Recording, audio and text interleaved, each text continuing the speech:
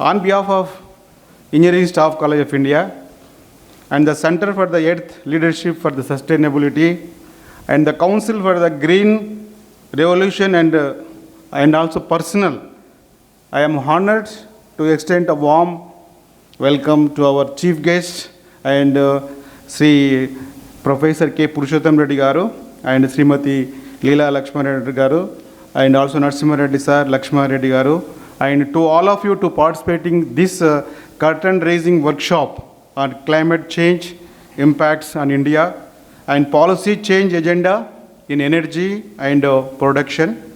This program with all the experts are now, we are expecting very shortly, all experts are coming.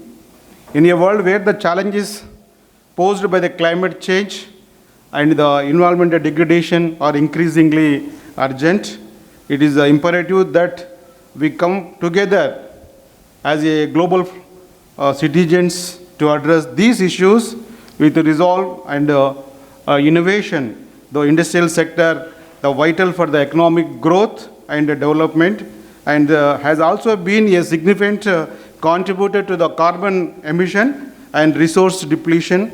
This curtain-raising workshops serves a unique platform. This is a unique platform to explore the ways in which we can strike harmonious balance between the industry and also environment. So today, this workshop, we are going to discuss into critical issues surrounding the intersection of the climate change and energy policies and production practices in our nation. All your presence here is underscored the importance of the collaborative efforts to address the pressing issues. Let us engage insightful conversation to pave the way for the sustainable solutions. And thank you for being a part of this vital dialogue. So today we are having very good eminent personality here, Dr. Narasimha Reddy Sir, D, and independent consultant. And also we are expecting very shortly Dr. K. Babu Rao, the retired scientist, and also Professor Dr. D.V. Reddy Garu, here only is a retired professor, NIT Surathkal, and also advisor to our Engineering Staff College of India. And also we are expecting D. Prabhakar Reddy, no? Prabhakar Reddy, economist, and Shirisha, and also Keshav, and Shalini Mol, and the climate change and sustainable professionals we are expecting. We have the privilege of the engaging all the brilliant minds, the vibrant leaders today we are expecting, and pioneering the experts from around the world. Through this interaction session and enlightening the discussions and thought-provoking presentations also there. So we aim to foster a deeper understanding the challenges at hand and identify the tangible solutions that can be driven toward the energy and the production. As we deliberate on topics ranging from the sustainable manufacturing process and also circular economy to clean energy adoption and also innovative technology, let's keep in mind the significance of our collective efforts and COP27 and representing the sustainable and a portion of the world economic activities and have a unique role to play, setting of example for the responsible the industrial practices that transits the borders and also create the lasting impact. So this definitely, this workshop is not only the meeting of the minds, it is a commitment for the future. We want to the shape, it is about laying down the foundation of the greener and cleaner and also more resilient industry that will not only for ensure the economic prosperity, but also safeguard of the planet for generation to come. So I encourage to all the delegates and participants to share your insights, challenging existing paradigmship and also collaborate across these disciplines and borders. Let us harness the power of the innovation and research and also international cooperation to drive the economic and to drive the systematic change to accelerate the transition towards the energy and the production. This is you are all going to be today. We have a very important presentations. Definitely, we will get the good knowledge about this, how to face our challenges. So now this is the time to tell about just only brief overall overview of our institution I want to tell, because whenever any program is conducting in this premises, that is our duty to brief the overview. I am not going to tell details about our Engineering Staff College of India. It is an autonomous organ. It is autonomous organ of the India's largest professional body, that is Institution of Engineers, which is established in 1990. 1920 is almost 103 years is completed. That organ is the Engineering Staff College of India. This is the heart of the Institution of Engineers. And it is established in 1981. This is also 43 years completed. ISKE has to provide the only quality training and education in engineering techno-management domain.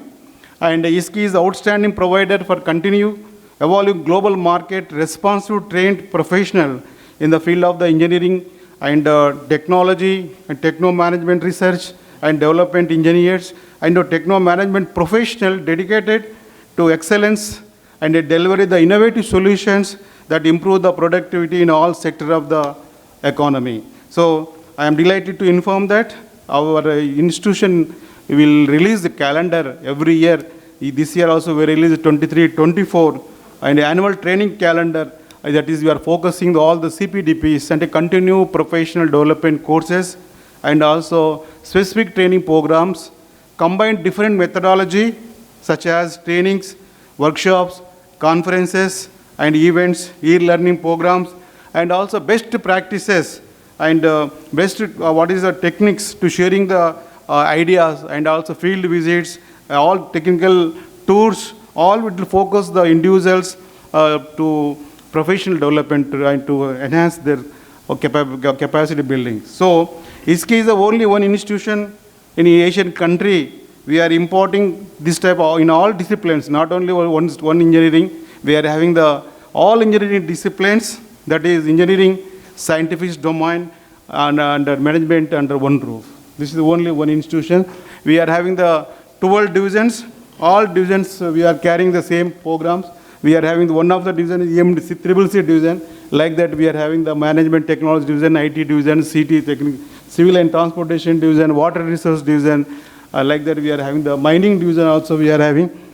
We are also having the World Bank assignments we are doing, include the programs of international organization, UNESCO, UNICEF. We are doing the programs in India and also abroad. It is my privilege to inform to all the participants and our chief guest and all our eminent personality here. This is one of the key resource center for the 8 ministers. Under 8 ministers we are working. The training activities by the Central Electricity Authority we are doing. And also Ministry for the Road Transportation and Highways, Ministry of the Rural Water Supply and Department of Science and Technology. ISKE is selected as a key resource center for the Ministry of Jal Shakti under Jal Jeevan Government of India. For the next 3 financial year, we are the responsible part of the very important mission providing every household the functional tap connection. For that, we are giving the 3-level training. That is L1 means senior level we are giving training, and middle level L2. L3 means first time we are doing the community level training also, how to conserve the water, how to use the equal distribution of water. Like that, we are conducting the Pan-India program. Ours only the one institution throughout India we are conducting 3 levels training. I am very proud to say that we are doing the community level training also. So this is one of the great achievement we are doing, sir. About 300 to 350 in-house programs we are conducting every year. And it means 7,000 engineers and managers from the government and the central government, state government, private sector, and also education institutes are trained in our campus. And we are also very active part, we are taking whatever the government of India, the national mission objectives such as Swachh Bharat. We are doing the many programs under Smart City 500 the cities are declared under the government of India, the smart cities, then the rural water supply and also renewable energy, solar, and also initiatives for the skill development also. This institution is especially venturing to the all emerging technology. Whatever technology comes, emerging technology, such as additive manufacturing, climate change, and intelligent building, IoT, AI, like that, whatever the new emerging subjects that we are conducting the training programs here, our faculty especially, we are having the very good experience. We are having the 494 visiting faculty, all the subject experts throughout India. Whenever we need, we are calling that experts to take the classes. So, especially our faculty development division is also focusing accreditation and proficiency development. Already we have done many programs at TCUB, and we are doing many programs there. And especially the faculties in the panel of the ISKI have the very rich industry and academic and research experience. So in their domain, the students, those who are training here also, we are having the School of Postgraduate Studies, that is the PGDM Journal, PGDM Infrastructure, and PGDM Industrial Safety Environment Management. The students having the very good, what is called, you can interact with the international delegates, and also they can attend the guest lectures, and they will get the good experience, and placement also 100% guaranteed those who are joining in our college. So I am very happy. Last, we are also having the ISKI's, the consultant service we are doing, sir. Consultant service, that is the preparation of DPRs. We are a lot of, now also we are doing the lift irrigation schemes of DPRs, and also third party quality control, and also water monitoring, water audit, energy audit, and this is all doing for our project division. In addition to that, the ISKI makes various bilateral agreements between our parent department, Institution of Engineers, and also with all professional bodies. Now Lakshman sir is asking, no, definitely we can have the MOU with the professional bodies, and you should do some, whatever it may be. We are doing the many programs to achieve our goals and objective of the institution. This institution is the non-profitable organization. We are not the business organization. We are also serving to the nation. We are also serving to our fraternity. That's why we are also willing to take the many more programs in association with our organization. So why I am telling, sir, ISKI, whatever the programs we are designed in our college, all are planning to meet the latest industry requirement. What industry requirement, and also especially skills, whatever now enhance the skill set to competence, the working, especially working officers, engineers, and definitely all the participants, those who are coming to our programs, definitely they will get the good knowledge and the efficiency in all what is the latest technology that is useful for all the participants when they are coming to our college also. I express our gratitude all the today's speakers and resource persons, and extended the heartfelt welcome to all the participants. And also I am very confident that this today's curtain raising, that ceremony, definitely it is useful for the climate change. We are seeing that because of climate change, we are facing a lot of problems.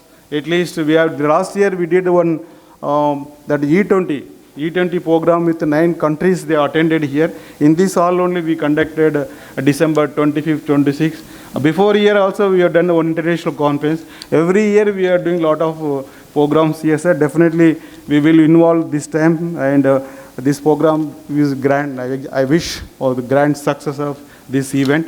And with these few words, once again extend hearty welcome to all of you for this program. Thank you very much.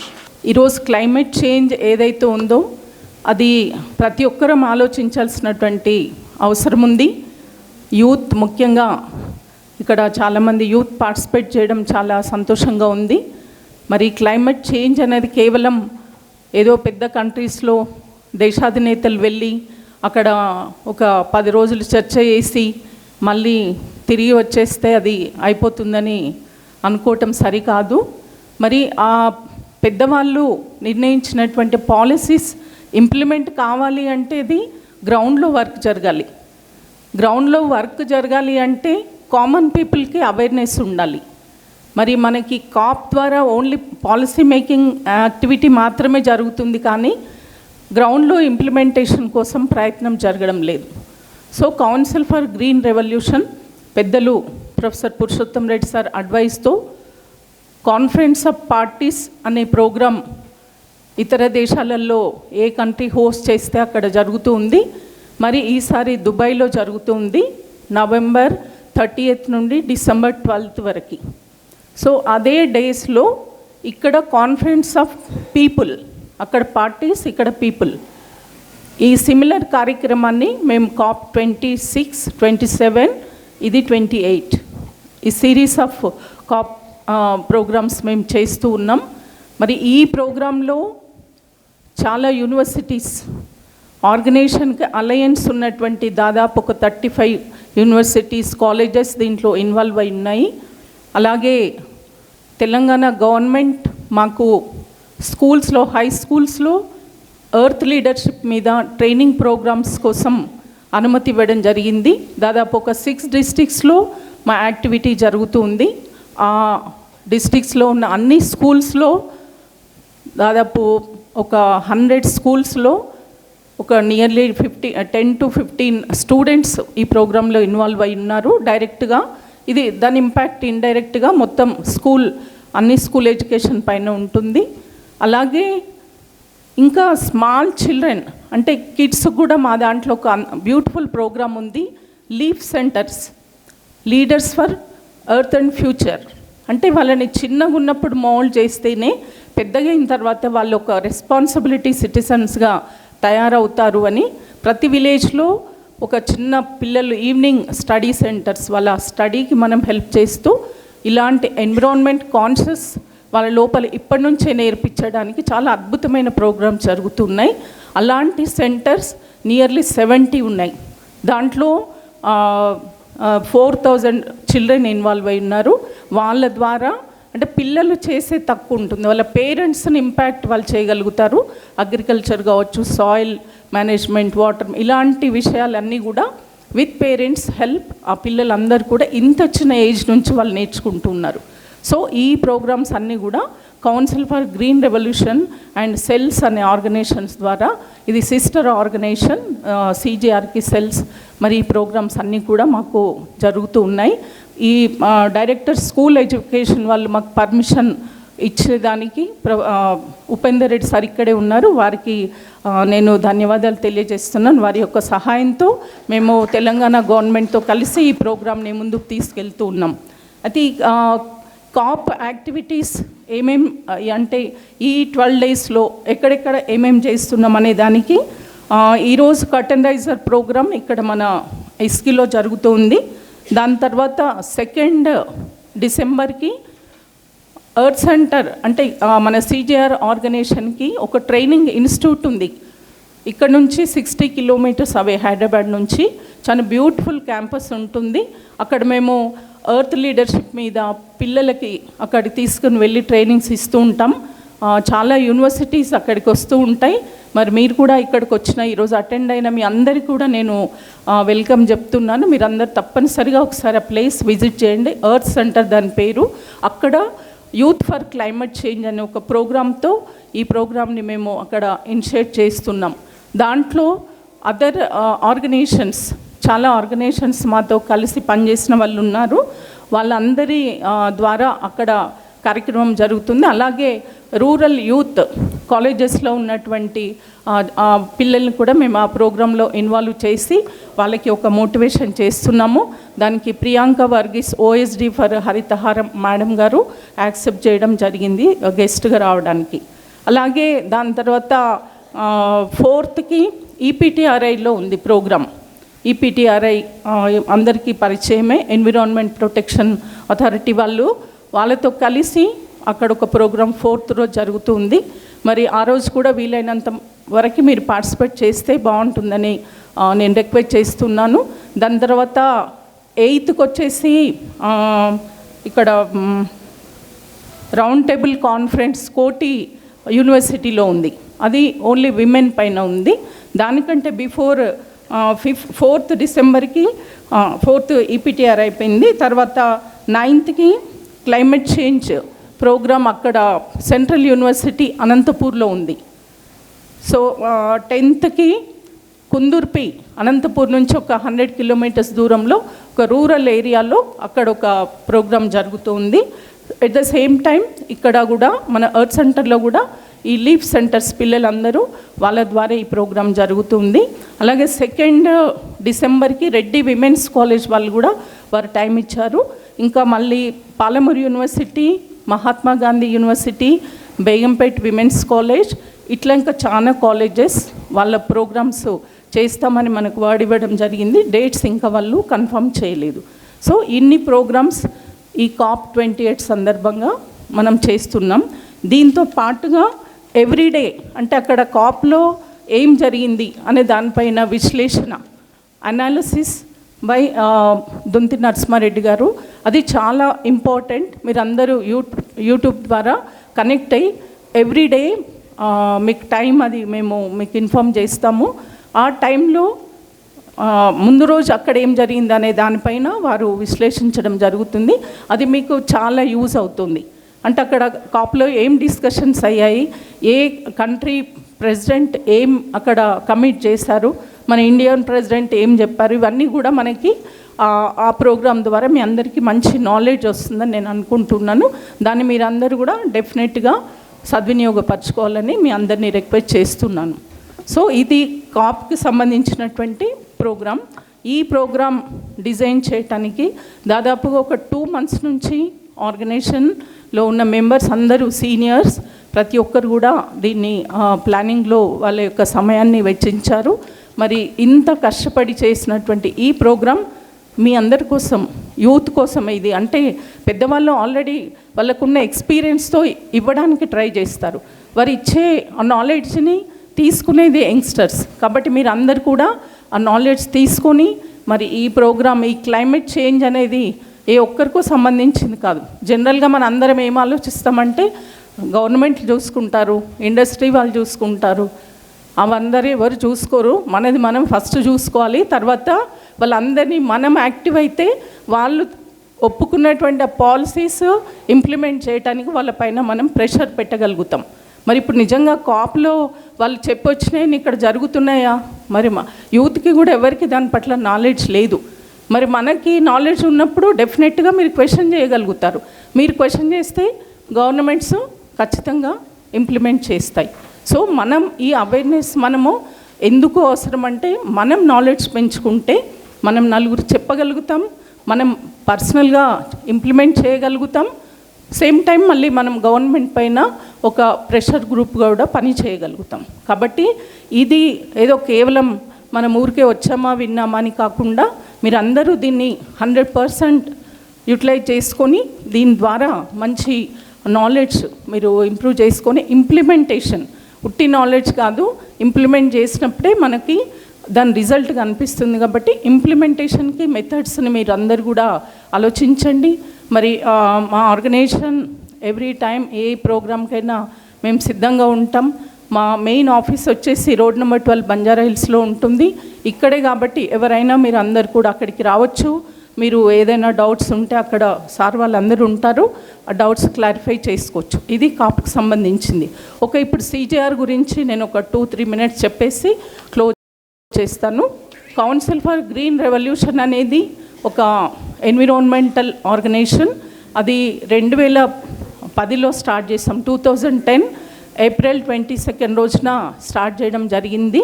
మేము ఇది start చేసినప్పుడు first plantation పైన activity చేశాము. Nearly ఒక 11 lakh students, government high school స్టూడెంట్స్ని involve చేసి throughout state, అప్పుడు combined state ఉంది, 36 lakhs ప్లాంటేషన్ చేయడం జరిగింది. 36 lakhs. దాంట్లో దాదాపుగా 60 to 70% సర్వైవల్ రేట్తో మేము ఆ ప్లాంటేషన్ చేసాము. ఈరోజు మేము నాటిన ఆ మొక్కలన్నీ కూడా మహావృక్షాలు అయ్యాయి. 14 yearsలో అవి చాలా పెద్ద పెద్ద చెట్లు మా కళ్ళ ముందే మంచి ఆక్సిజన్ ఇస్తూ కార్బన్ సీక్వెన్సెన్స్ అది అవి వర్క్ చేస్తూ ఉన్నాయి. అంటే చాలా హ్యాపీగా అనిపిస్తుంది. అంటే మనం చేసిన ఒక గ్రౌండ్ వర్క్ రిజల్ట్ మనకు కనిపిస్తుంది.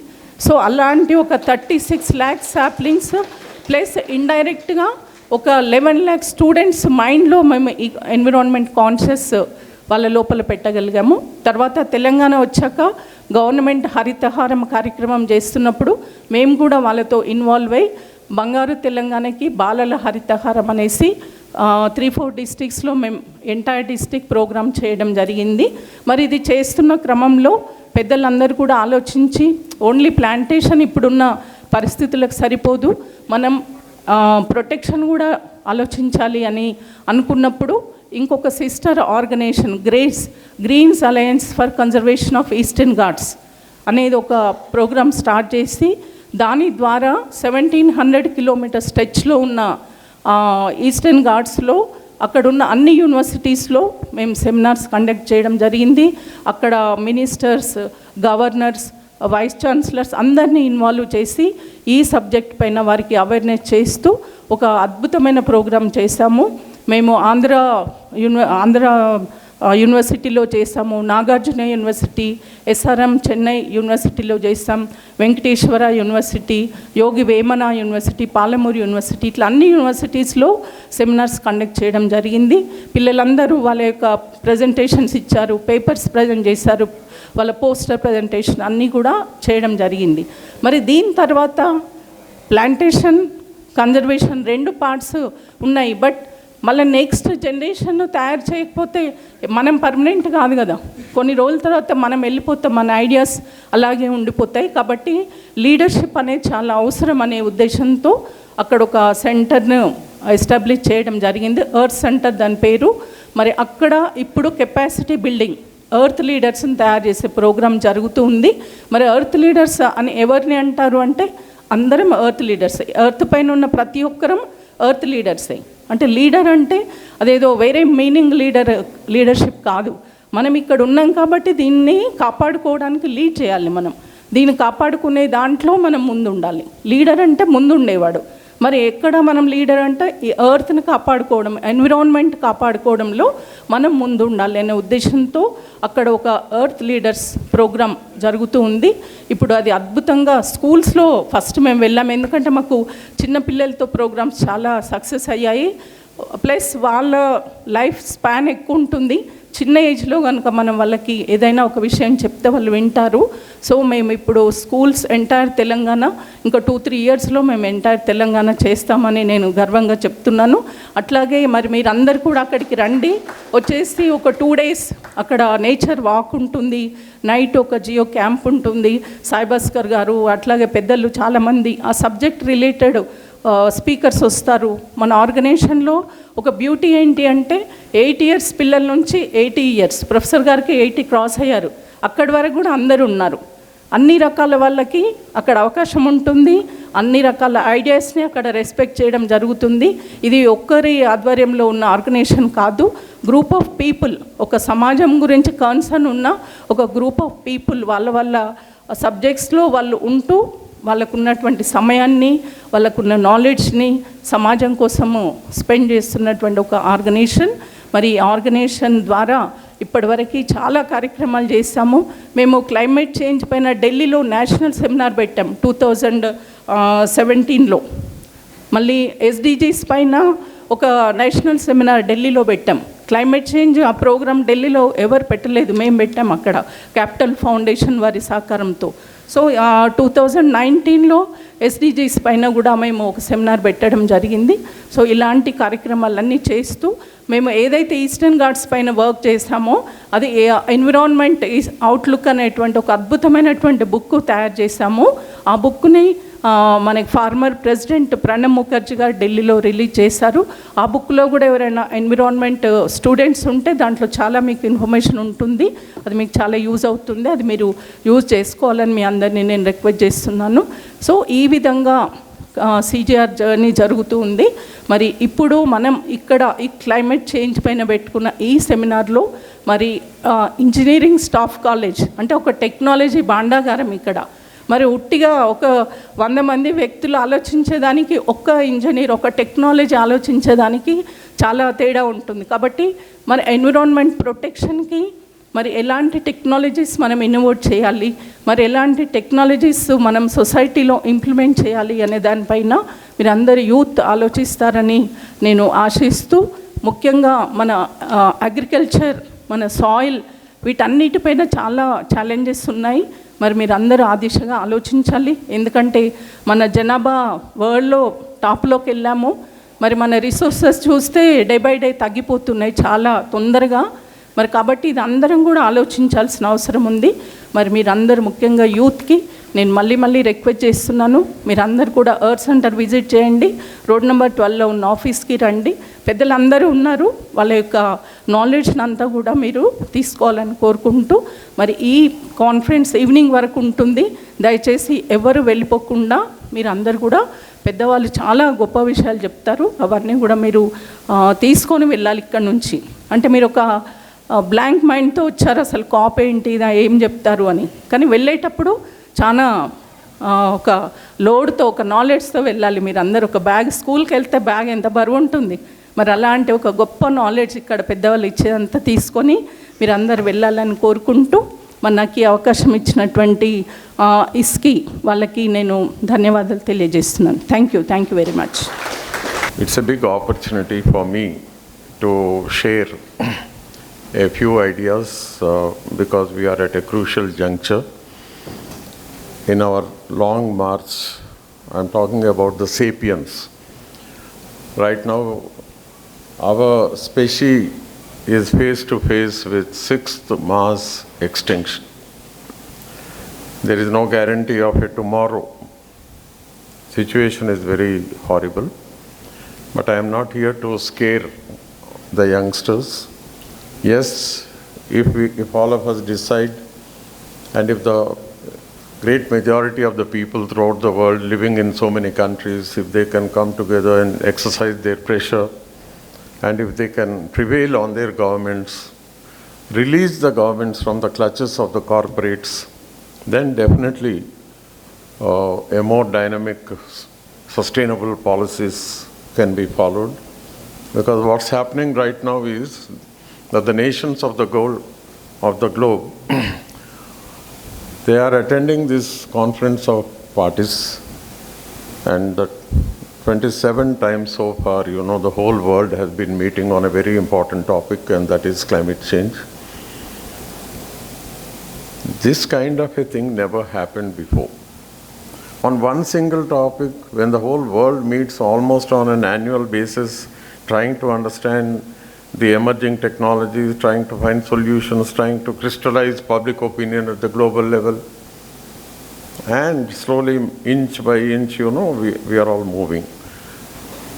I'm not here to say that nothing has been done. Let us realize that at multi-level activities are going on. On one side, you find people trying to sensitize the society. We can see the greening of political parties and also political processes in several countries of the world. This we have to recognize. We are also a witness to the greening of the educational syllabus. Environment as a subject is part of the curriculum throughout the world. There is no choice. We have to adjust, each one of us have to adjust our lifestyle, our entire aspirations, and try to live a life which recognizing the constraints of modern times. Therefore, friends, for the benefit of all the youngsters, I am happy all of you have come. I do not intend to repeat the often repeated path, but it's my duty to remind you that this entire debate of environmentalism, it started with Rachel Carson. So paying respects to her contribution and to her most important book, The Silent Spring, I request all the youngsters, now that you are all equipped with technologies, you can connect through YouTube and internet. So you start with Rachel Carson, and then the next important date is the Earth Day. I request all of you to, particularly the Senator Gaylord and his student from Harvard Law School, together a two-man army which changed the world forever. For the first time, they organized the Earth Day, and two people organizing at a time when there was no internet, 1970. You can imagine their difficulties, under what conditions they worked, but yet look at the success. In more than 200 cities across all the continents of the world. 2 million people came onto the roads to declare their support to the planet Earth. That was, and looking at that kind of response, then the UN entered. It was just till then it was wavering, thinking, karenge, kuch to bhi karenge, that kind of approach. But then when they found that the civil society at the global level had awoken, and they were very particular on this very important issue of protecting the planet Earth, UN then took up and it organized the most important, the first event was 1972, United Nations Conference on Human Environment, which was organized in Stockholm. And then it was attended by Mrs. Indira Gandhi, I request all of you to note. And she was the only elected head of the government to have attended that particular conference. The credit, and immediately thereafter, she came up with a series of environmental legislations like the Water Act, Air Act, and after the Bhopal gas disaster, Environment Act. But then the ball stopped after that, the ball of change, the ball which was set into motion after the Stockholm conference. It came to a grinding halt. And this country which should have set up Environment Protection Authority, it has not done it. And the people also don't bother. None of the youngsters ever articulate, why can't you call for a bandh? All the colleges in Hyderabad, all the universities, a bandh call and demand, we want Environment Protection Authority which should be autonomous and all powerful. Why should you? Dantla mohamatam emundi? When your future is at end, ma future అయిపోయింది, మాకు only past ఉంది. Okay, we go further. But one certain good things happened after 1972. The academic world in the US and Europe, they immediately caught up with the subject of environment, and almost in a large number of universities in Europe and America, departments on environment were set up. PhD programs announced, recruitment of professors took place, and several research programs were taken up. That particular period, I request all the youngsters from 1972 to 1982. That was the period when this subject of environment, moodu poolu aaru kayalu annatuga, it developed like anything. Hundreds and thousands of articles published, hundreds of books published, hundreds of PhDs done, and the whole world was discussing nothing but environment. Because by then it was known that the ozone layer was getting depleted, and that was a big scare in Canada, America, and also Europe. It was that scare which drove them to do more and more research. Now, looking at the response of the academic community, then UN did the greatest service to humanity by commissioning a commission. And the name of that commission is, they set up this commission, WCED, World Commission on Environment and Development, which was headed by Mrs. Gro Harlem Brundtland. And this came into being in 1983. It worked for 4 years. 1987, they submitted the report, which was published in the form of a book, Our Common Future. And that book was circulated throughout the world to all the governments, political parties, bureaucrats, universities, and environmental activists. It is that particular book which talks about the 5 major challenges faced by the planet Earth.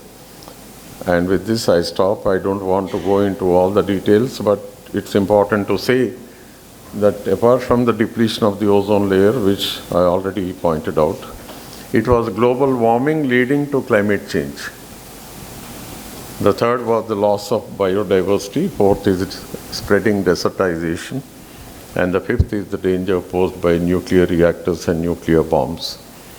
Friends, today we are dealing with the second identified problem, and that is global warming leading to climate change. Now, I'm not going into the chemistry of all that, but it's important, just a few observations. I request all of us, all the youngsters, to be conscious of the increasing accumulation of greenhouse gases.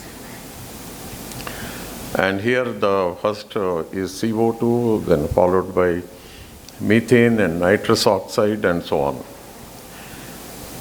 Now, why the crisis? Because we human beings, after particularly in Europe and America, we developed a psyche of exploitation. We started exploiting the natural resources. And with that, we industrialized. Industrial revolution is an outcome of that. And that led to colonialism. And that led to a kind of imperialism of technology, industry. And finally, we come to a stage. ఏంది timing నాకు నిన్ను చూస్తే భయం అవుతుంది.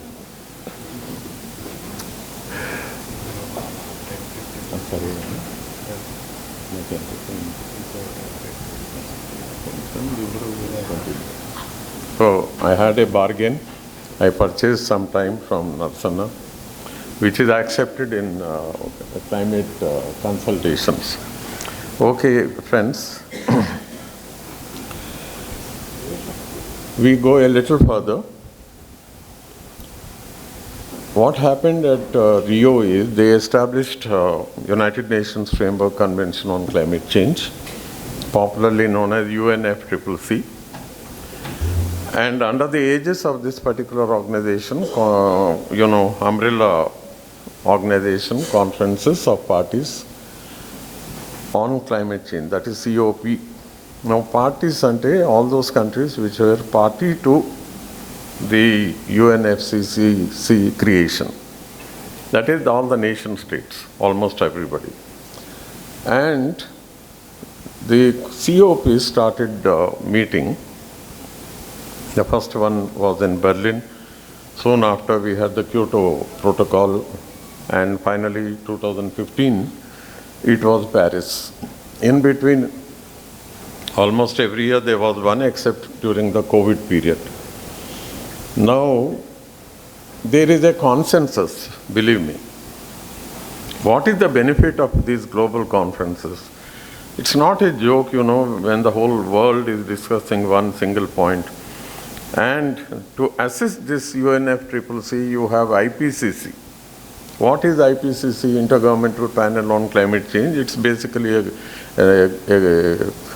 synergy of environmental scientists, climate scientists working in different countries and universities and research labs. So this IPCC, it has come up with 6 reports. For all the youngsters, I'm telling you, it's very important because whatever competition exam you are going to attend, there will be questions on IPCC reports. And for you youngsters, I request all of you to please follow the synthesis report. It is just about 12.5 minutes, which is there in YouTube, and excellent communication. I'm not agreeing with the conclusions, but it's important that we understand. There, the stand taken by the synthesis report is, first of all, they explain why the crisis or where the path went wrong. Then what are the consequences? And finally, what needs to be done? It's as simple as that. Now, why the crisis or where the path went wrong? It is nothing but the kind of life, all the nations of the world, particularly the corporate class, the capitalist class, with in their hurry to conquer, to become the richest of the rich, competition among them, they stooped down and several compromises were made, and that is, they started using the natural resources without ever understanding the environmental implications of such usage. As a result, there was a hurry to burn the coal, oil, natural gas, and as a result, we see increasing accumulation of CO2 in the atmosphere. Friends, I request all of you to please listen to the speeches of Al Gore, Earlier, I took his speeches very lightly, but I am convinced that he is one of the greatest articulate personalities when it comes to global warming. And his very famous quotation is that we are all using the atmosphere as if it is the open sewer. ఏదాంట్లో మనం CO2 పంపొచ్చు, ఇంకేదైనా పంపొచ్చు, there ends the matter. But let us realize that it's not going to be so. And the more the CO2 in the air, the greater the temperature trapped. And that is how, because CO2 is a gas which allows sunlight but traps the heat nearer the surface of the earth. Okay. What is happening as a result of this? Increasing accumulation leading to increasing temperatures, leading to increasing melt of ice near the North and South Pole and on the mountain tops. And that has its own bearing apart from the rise in the sea level. But I am not oversimplifying, I am only saying that there are several other critical areas. And as a result of this global warming, the climate is changing, but nobody has yet been able to come up with a pattern of climate change.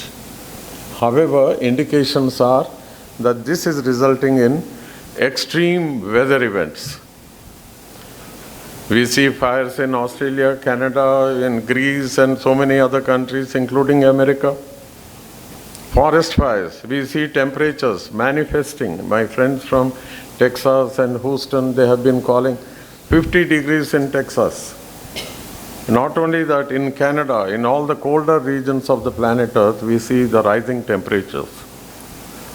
And now the bigger danger is, as per that particular report, the ice in the Arctic is on a melting spree. And you youngsters, you are going to witness another 10 years down the line, you are going to witness an ice-free, at least for a few days in September. 10 years down the line. 2033, come September, and there won't be ice there. What does it mean? If the ice is there, at least it will reflect back. But now the entire, solar, it will be absorbed, and that will leads to even quicker warming. And that has its own bearing. I am not going into all the details, but I request each one of you to please follow. In addition to this, we human beings, Homo sapiens, who are highly selfish, self-centered, and we don't want to compromise, each one trying to live a more comfortable life at the cost of others. What are we doing? We are poisoning the oceans. All the industrial effluents and the sewage of all the cities in the entire world, that is reaching the ocean. And that is resulting in its acidification. In addition to that, even the CO2 and other greenhouse gases that are let into the atmosphere, they are absorbed by the land and the ocean. And you are going to be a great witness to the reduced functioning of the oceans and the land as carbon sinks in the days to come.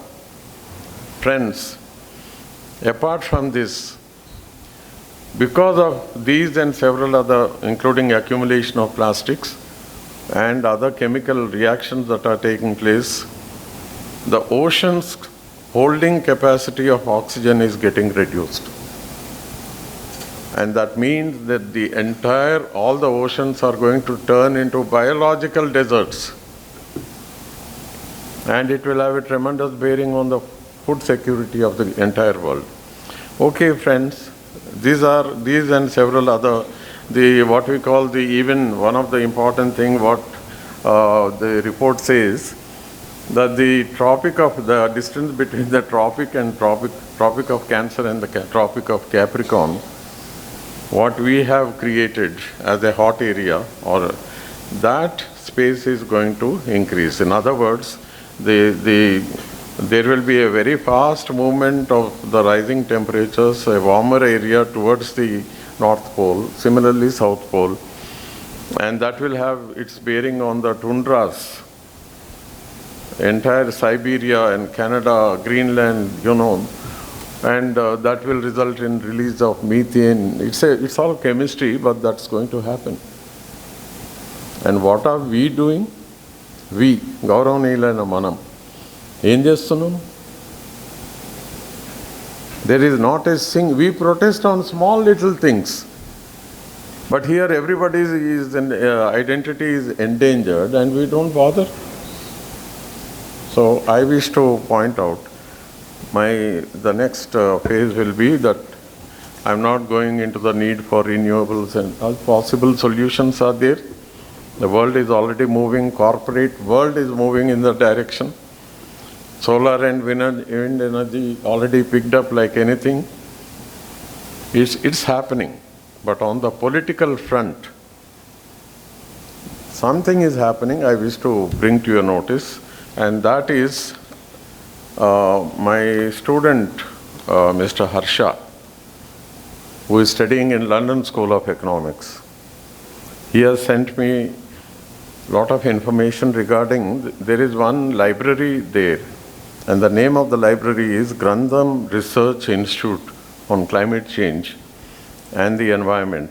And this was established in association with IPU, Inter-Parliamentary Union, and it has so far tracked 300 laws and policies, 300 laws and policies. I request all of you, there are only 200 countries in the world, but when we are talking about, 3,000 laws and policies, 3,000 laws and policies means that all the local governments, the city-states, the cities of America, Europe, and the, counties, the small and the big towns in most of the developed world, they are responding, and locally they are taking all precautions and coming up with legislation, rules and regulations, the way they handle with garbage or sewage or, regulating the burning of fossil fuels. So many things are happening.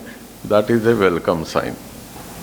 But what's happening in our country? Local governments are suppressed in spite of 73rd, 74th Amendment. What is the big protection we are giving? We don't even raise our single finger when it comes to GHMC and its helpless position. GHMC cannot appoint its own municipal commissioner, police commissioner, or the Director General of Fire Services. Everything is controlled by the state government, and it doesn't, in other words, I'm putting it very plainly, that all the state governments in this country,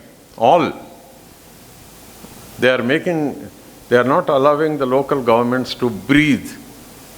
I'm using that word which was used in America, where a white policeman was crushing the throat of the neck of a black American. That is exactly what is happening here. We have local governments, the entire wonderful, beautiful Panchayat Raj system for which India was famous, but today, Naam ke vaste it is there, but it is not allowed. And we, all of us highly educated, we are there in urban areas. We don't bother, we don't take. So, I have taken a few initiatives along with my young friends. I've been giving a lot of lectures in law colleges, and we are planning, we are drafting a legislation which will be submitted to Parliament, and with the help of independent members of Parliament or even political party MPs, we wish to submit a private member bill. Of course, the bill will be in their name. It is known as the private member bill. At least it will have educative value, and maybe it will act as an impetus for the ruling parties to take up. That's not the only thing. We need to come up with, there's a beautiful concept known as environmental justice, and here, for all the benefit of all the youngsters, I request, please read a book, Dumping in Dexy. Dexy is a slang in English language meaning the South, where the poor and the black live in America to a great extent. And that particular book, written by Robert Bullard, who is known as the father of environmental justice in America, I request all the youngsters to follow. We are also, you have a right, why don't you file a public interest litigation? It is your future which is endangered for the advancement of a few corporates in this country. ఎందుకు మొహమాటం ఎందుకు పడుతున్నా నాకు అర్థం కాదు. Don't you want to secure your future? You are all majors, you are having right to vote. You file a PIL, your draft will help you. Earlier we have helped our Mufakkam Jar students to file on what is known as Musi. Mr. Naeem and Aftab, they filed, we guided them, and they got excellent orders. Similarly in Symbiosis, we helped them to file on this garbage dump yard at Jawahar Nagar. A seminar like this should compulsorily discuss academically, understand, but then we should be pioneers in the way forward. Because if we don't move, who else? Who else? There is only one engineering staff college of India, as rightly pointed out by Dr. Rameshwar Garu. And the people who have gathered here, we should be moving. We need to become trendsetters. Okay? So with these few words, there are a lot of things, but my submission is that several countries have taken already initiative. In America, the Inflation Reduction Act, that's helped doing wonders, but even UK, the first climate change legislation was enacted. 6 other countries have taken the lead, and let India not lag behind. We are attending all the conferences of parties, but we are not doing what we are supposed to do. This country does not have EPA, Environment Protection Authority. It's an insult. I don't know with what face our people attend conferences of parties, but at least we youngsters, particularly the youngsters of Hyderabad, we need to throw light on this and show this country a way. Thank you very much. I'm grateful to Professor Narasimha Reddy and also to Professor D.V. Reddy for giving me this wonderful opportunity. Thank you very much. Professor Purushottam Reddy mentioned, this is the only topic on which 27 conferences have happened, and 28 is going to happen now in Dubai. But you should know why he said that. There are more than 250,000 international treaties. More than 250,000 international treaties. And multilateral treaties are at least 59,000 treaties. Multilateral is between several countries, all the countries.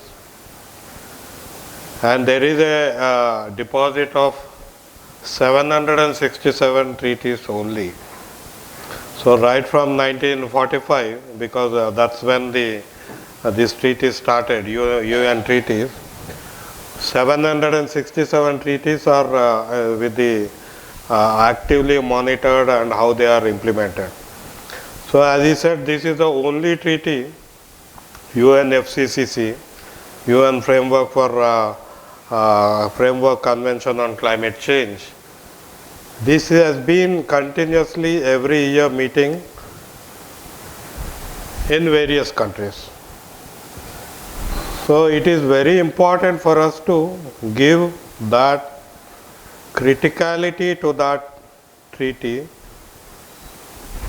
and the objective of us meeting here, and we have been organizing, as Leela Lakshman Reddy has mentioned, we are organizing all these activities here because we want all of us to participate in the action, climate action. Because it is about our life.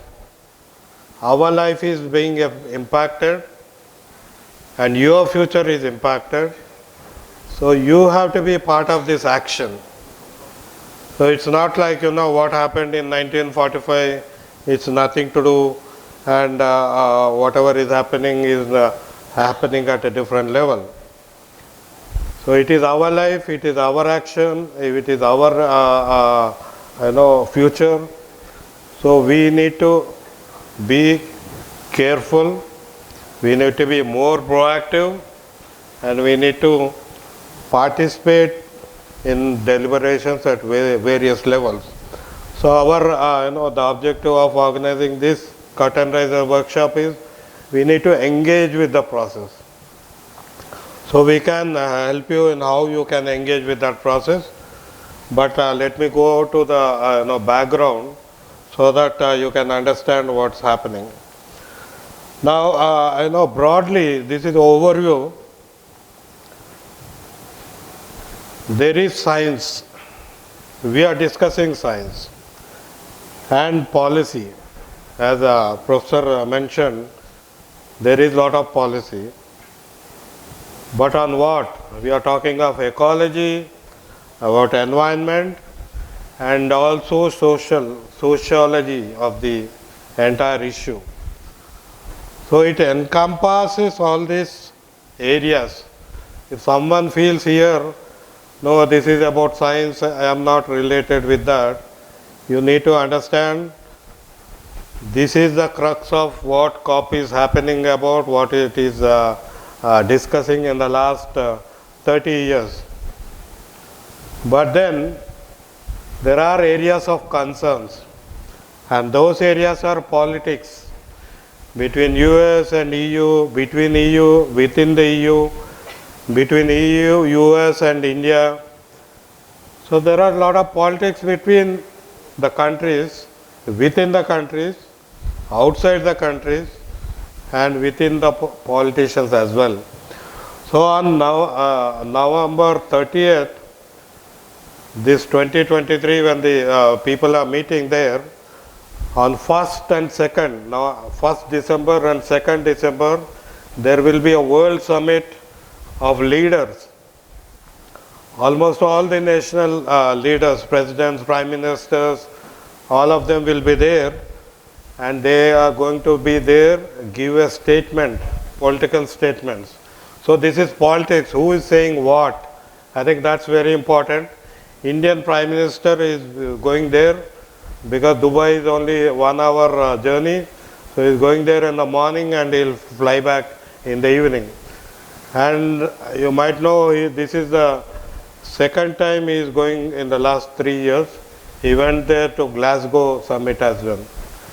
But earlier prime ministers were there, but there is a lot of gap. But this shows that the urgency of the issue and how it impacts India is also there. And of course the concern is about business. A lot of businesses are getting involved. They want to make profits out of it. They want to continue their business. And I think that's again a concern. And power politics. So it is also about power. Power to decide, power to profit, and power to change lives. So World Economic Forum says, we are here to change your lives. So they have a different line of thinking. Bill Gates has a different line of thinking. Richard Attenborough, they have a different line of thinking. So everyone has a different line of thinking. So there is a power game which is going on.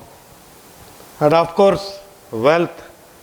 The people want to make wealth out of it. They want to accumulate wealth. And some people want to distribute wealth. So this is all just to give you an overview. You can understand what is happening at COP. Now the Conference of Parties, basically, they discuss IPCC reports, International Panel on Climate Change. So as the professor pointed out, 6th assessment report is very, very important, which came in 2021. It's called Code Red. You can read, it's available on the net. You can download it, you can hear it, you can also create your own opinion or knowledge on that. So I am not going into detail, but there are a lot of reports. There is science. This is the science I am talking about. Now the history is there where it started, the entire process on environment and climate change started in 1972. And the crucial step was in 1992 when the Rio conference has happened, and then the UNFCCC emerged. I am rushing because I have only 15 minutes, 20 minutes. So there is a history, you can get it on any platform. But you should know India also hosted a COP.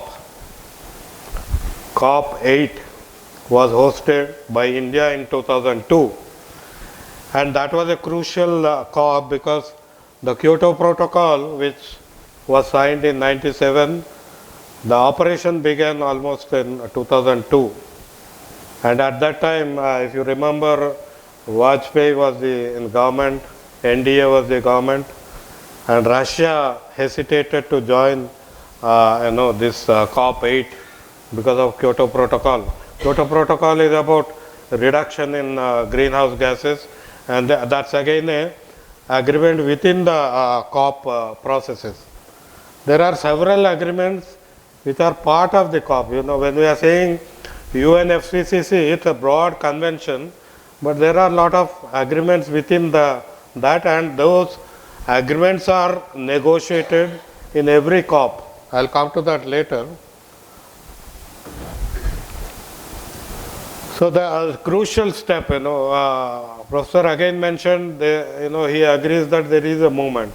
I don't agree, but he says there are milestones. The milestone is Paris Agreement. The Paris Agreement, COP15, at that time, on the penultimate day of the COP, almost 2 days later, they agreed that every country will voluntarily commit themselves to a timeline of reducing carbon emissions.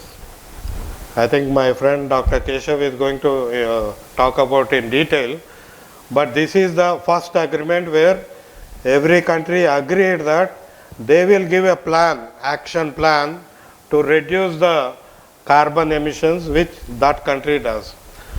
So that means there is a broad agreement that we need to reduce, and we need a timeline for that, we need targets, and we need a commitment. So that has happened in Paris. But then later, after Paris Agreement, because we are talking of COP21, and now we are entering COP28. So in the 7 COPs, the progress is being discussed, how to implement this Paris Agreement. So there are a number of streams again of discussion and negotiations. So this is crucial, this COP28, I'll come to that later maybe. So this is a list of COPs, are the key years, what has happened when. So now in COP28, what are the expectations? So as I mentioned, the COP21 where the Paris Agreement happened, in that agreement, one of the clauses was every 5 years they will take a global stock take. That means they will take an assessment of where we are, whether we are moving or whether we have stopped. And that global stock take report came just this year. So the first global stock take has come this year, and that report is going to be discussed, and they are going to see which country has moved, when, how much they have moved in reduction, and if we are not moved in reduction of gases, then we need to reformulate our goals. So most of the countries, they gave 2030, that is, we are in 2023, next 7 years, they are going to reduce their emission, greenhouse gases emission, carbon emission. They are given different levels of reduction. Almost 75% countries have given their target as 2030. Remaining, like India, China, they gave 2050, our target is 2070. So there are few countries which are given their target goal to reduce pollution, to change their economy, all that they are given long period. So this global stock take is going to be a crucial discussion point in COP28. So we will also understand who has done what. Again, for you, importantly, you need to listen to Dr. Keshav, because we will understand which country is doing what. Then the loss and damage. Loss and damage is a part of the process where there is a historical emissions which has been happening because of industrialized countries. So carbon emissions started somewhere in 1800 because of industrial revolution, first industrial revolution. So UK, most of the European countries, and later United States. So all of these have started guzzling environmental resources, and they agreed, we did that. So, but because of climate change is impacting on everyone else, right? So it is impacting Pakistan, it is impacting India, it is impacting Bangladesh, it is impacting Vanuatu, it is impacting West Indies, it is impacting Philippines, and most of the African countries. So they are saying, because of you, because of your indulgence, we are facing the loss. So in the loss and damage, the principle of polluter pays principle has been agreed, and they said all these countries which are only at the receiving end but have not contributed to climate change, they will get funds and compensation for their losses. So that's what loss and damage is there. So in last Egypt COP27, they agreed to establish a fund, loss and damage fund, and the progress on that will be discussed in COP28. But of course, still they are dragging their feet. They are not ready to give funds, and now their discussion is whether that fund will be with World Bank or not. Most of the developing countries are not agreeing that World Bank should be the custodian of this loss and damage fund. So there is a lot of conflicting area which is happening.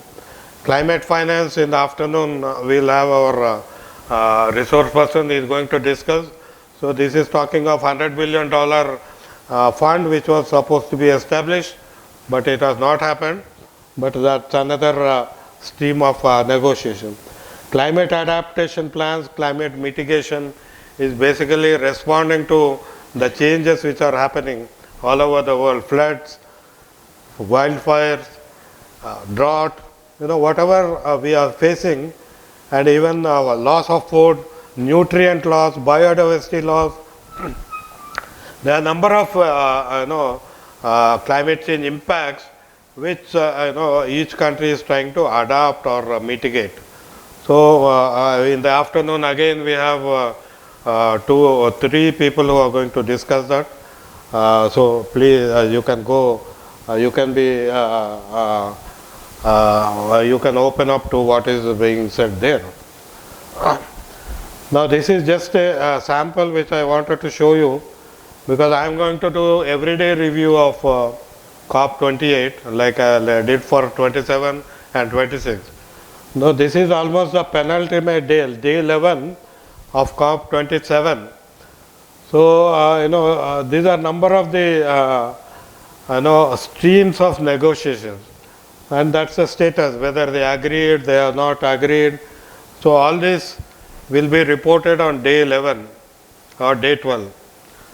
So in COP28 again on December 11 or 12, we are going to see such status reports. So we will understand what is happening. Article 6.2, Article 6.4 is about carbon markets, bilateral cooperation. Now carbon markets is again a major area of concern. That's where I said business. Most of the companies, global companies, they want to continue their businesses. They want to continue to get profits on that. So they are talking of carbon mechanism, market mechanisms. If I have time, maybe in the afternoon I'll speak. So COP28 expectations, as I mentioned, it's about nationally determined contribution. This is, each country has given a commitment in a written form. You can find that on UNFCCC website. You can, all the countries submitted NDCs. You can get a document, you can download, understand who said what and all that. And they have to submit progress reports as well.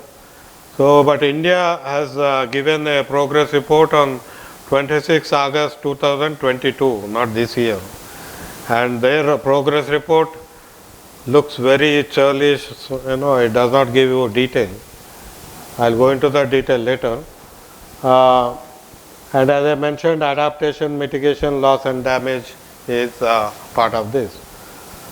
Now, Paris Rule Book is what I mentioned, Article 6.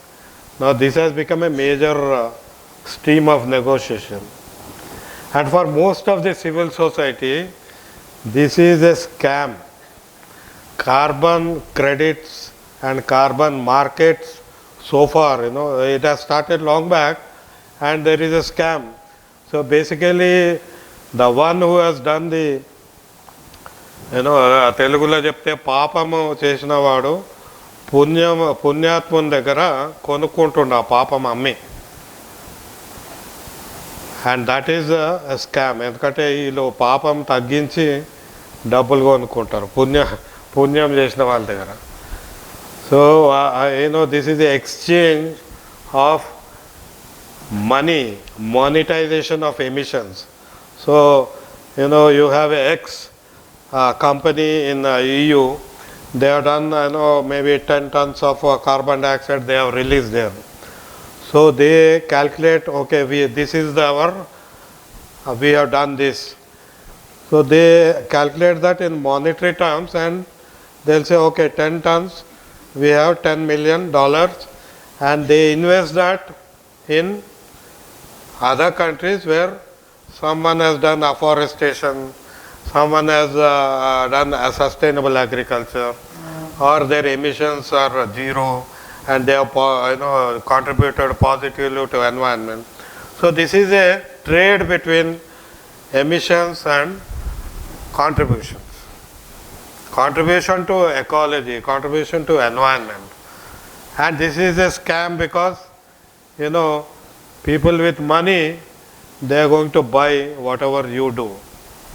But are they buying it at a cost which they have done? Meaning, is this a penalty on them or is it an incentive for them? So there are a lot of discussions on that. So broad brush again. What happened, overall in COP27, all the 27. First they said there is no climate change. Even now there are a lot of people say there is no climate change. They say it's all geoengineering and it is a conspiracy by US, it's a conspiracy by Russia, it's a conspiracy by Rockefeller. So there are conspiracy theories, there is a denial. They say no, there is no climate change at all.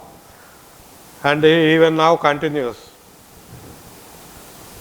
And the second stage was ignored. They said, okay, those people are meeting every year. They are going to keep meeting. Let we continue what we want to do. So the World Trade Organization, which emerged in 1995, ignored what is happening in 1992, which has begun from 1995 exactly. So UNFCCC started in 1995. Same year World Trade Organization came. And World Trade Organization promotes consumption, promotes trade, and it has been, in my view, it has been a major contributor of the wrong path that the world took in guzzling environmental resources, contributing towards carbon emissions in various ways.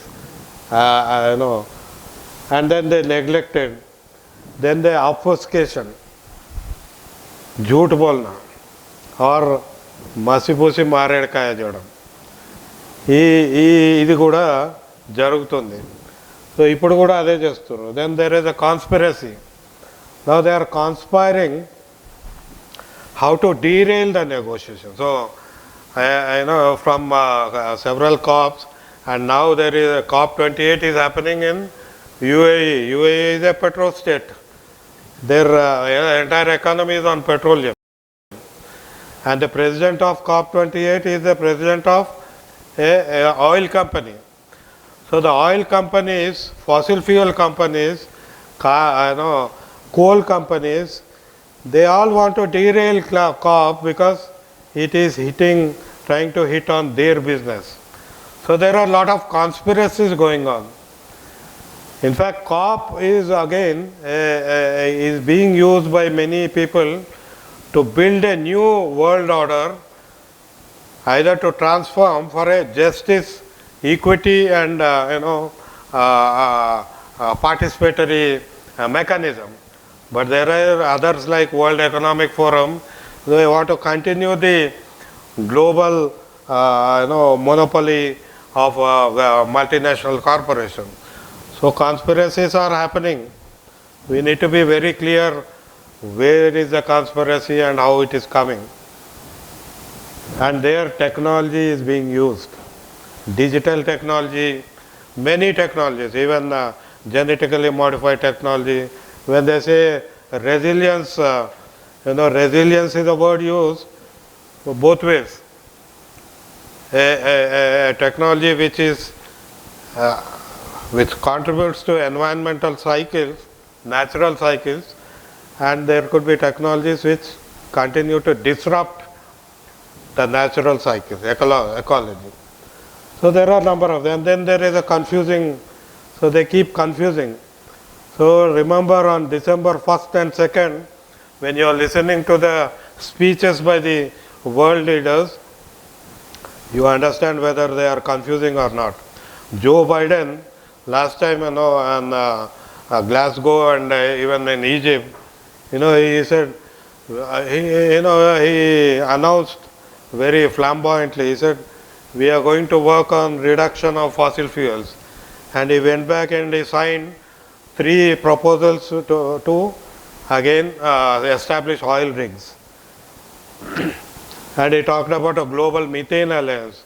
But then again he went back and they are now using methane as one of their traded products.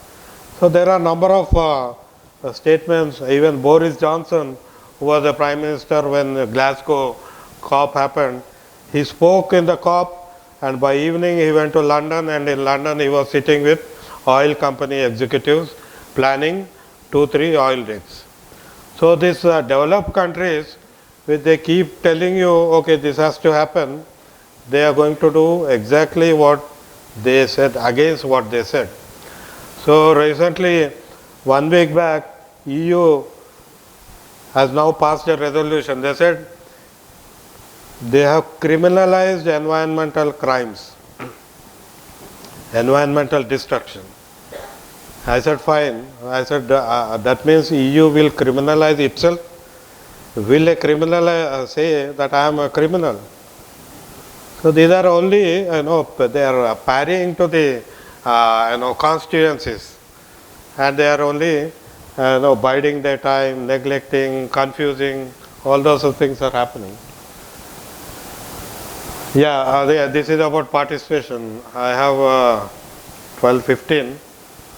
I'll take my own time, another 5 minutes. In participation, there are conference of parties. That means each country sends a delegation to COP, and they are called conference of parties. This is Glasgow. They had 11,700 observers. So apart from the parties, civil society organizations like Engineering Staff College of India or Council for Green Revolution or any research institute, they can be sitting in the negotiating rooms as observers. They will not participate in negotiation, but they can observe what is happening. But in Glasgow, even though there were 11,000 observers, only 36 were allowed inside. No space. But some people say it is conspiracy because 11,700 are registered. Why did you plan? It's like, we invite 500 here and we know only 100 seats are here. So that's the kind of planning sometimes happens. So observers, civil society participation is very important, but it is disciplined in Egypt and it is again disciplined in Dubai. So now they have, I'll come to that. Now this is again the registered participants in COP27 Egypt. So you can see how many are participating from states, only 3,000 to 4,000 conference parties. But registered participants were 33,000 in Egypt. So even here in Dubai, there are going to be 40,000 participants. And they are expecting 70,000 overall. Now Indian delegation, you should get a natural question. Who is going from India? Did you get that thought? Anyone got the thought? Thank you. This is a list which was given by UNFCCC, not India. Indian government does not have a practice of declaring Indian delegation going to COP. In the last 28 years they have not done. We don't know. But this has come from UNFCCC and you can see who are there in the delegation. You might expect delegates negotiating on loss and damage, emissions. You will expect scientists, you will expect bureaucrats, you will expect civil society, or you expect consultants, you expect knowledgeable people or youth or women. But you can see here, you see photographers, helping staff 10. And you know who are those helping staff? There are 3 cooks in that. Cooks. Cameramen are 3, Doordarshan, from Doordarshan 7. So that means the media was there. Media as part of delegation. They could go differently, but they were there. So anyway, only, Environment Ministry, 26 people. So when Professor Purushottam Reddy says, why we don't have an Environment Protection Authority, when you have an authority, people expect you to send a delegation, they'll question you. So there is no authority. So whom will you question now? Bhupender Yadav? He is not available. So this is the kind of delegation which is going from India. So in COP documents there are at least, now you can type and check. There are 58,640 documents which are available for any negotiator to learn and discuss. 58,000. Now imagine when a delegate, you need a continued delegate, not just someone going for COP and going for shopping in the evening. We need a delegate who is continuously a delegate, who can participate, who can protect our interests, who can share our concerns. But this is the kind of delegation which is going there. So we need to question that delegate, who is part of Indian delegation. Prime Minister will be there on the first, and by afternoon or evening he will be back. But for the 12 days, who is there from India, who is protecting our interests, who is there from India, who is contributing about what we are concerned about. We are concerned about our future. We are concerned about Himachal Pradesh. We are concerned about Uttarakhand. We are concerned about Hyderabad. We are concerned about biodiversity, Eastern Ghats, Western Ghats. Number of issues are there in India which are coming from climate change. But who is there? Who is going there? Who is talking? What? This question has to come from all of us. And this is what we expect from you people, because you are the future policy makers. So exclusion, we feel it is an inclusive process. They exclude many people from participating. One is civil society from south, it's very expensive going there. Now Dubai is nearby for Indian civil society, it might be cheaper. Delegate composition, which we discussed. Meeting arrangements, as I mentioned, in Glasgow, there are at least 40,000 people, and they took half a day to enter the venue. There were security concerns, and some people there. Glasgow is a very small town, not bigger than maybe our Banjara Hills and Jubilee Hills. So they have to stay away. So the meeting arrangements are very constricted, and that will eliminate people. So in Egypt, Sharm el-Sheikh is away from Cairo. There is only one road which goes to that Sharm el-Sheikh. So that one road, you have a lot of security forces. So they have a lot of checkpoints. No one can just walk in. And Dubai, it is now an expo city. They are going to control who can be there, how they can come. So all that is planned. Language barrier, it's all English. And the English is again very loaded English, There are a lot of words which, as I mentioned, resilience. What does resilience mean? So how it is being used. So there are, it's not just the language I am saying. It is about the concepts, it is about the way the words are used. So human resources, we need people who are empowered with knowledge, who can be there as delegates. We have not prepared them. We don't have a group of negotiators in India. And India is the third biggest carbon emitting country. We don't have a trained human resource to negotiate on our behalf. Poor countries, they don't even participate. As I said, simultaneously there will be 15 to 20 negotiating rooms. America will send 300 or 500 people.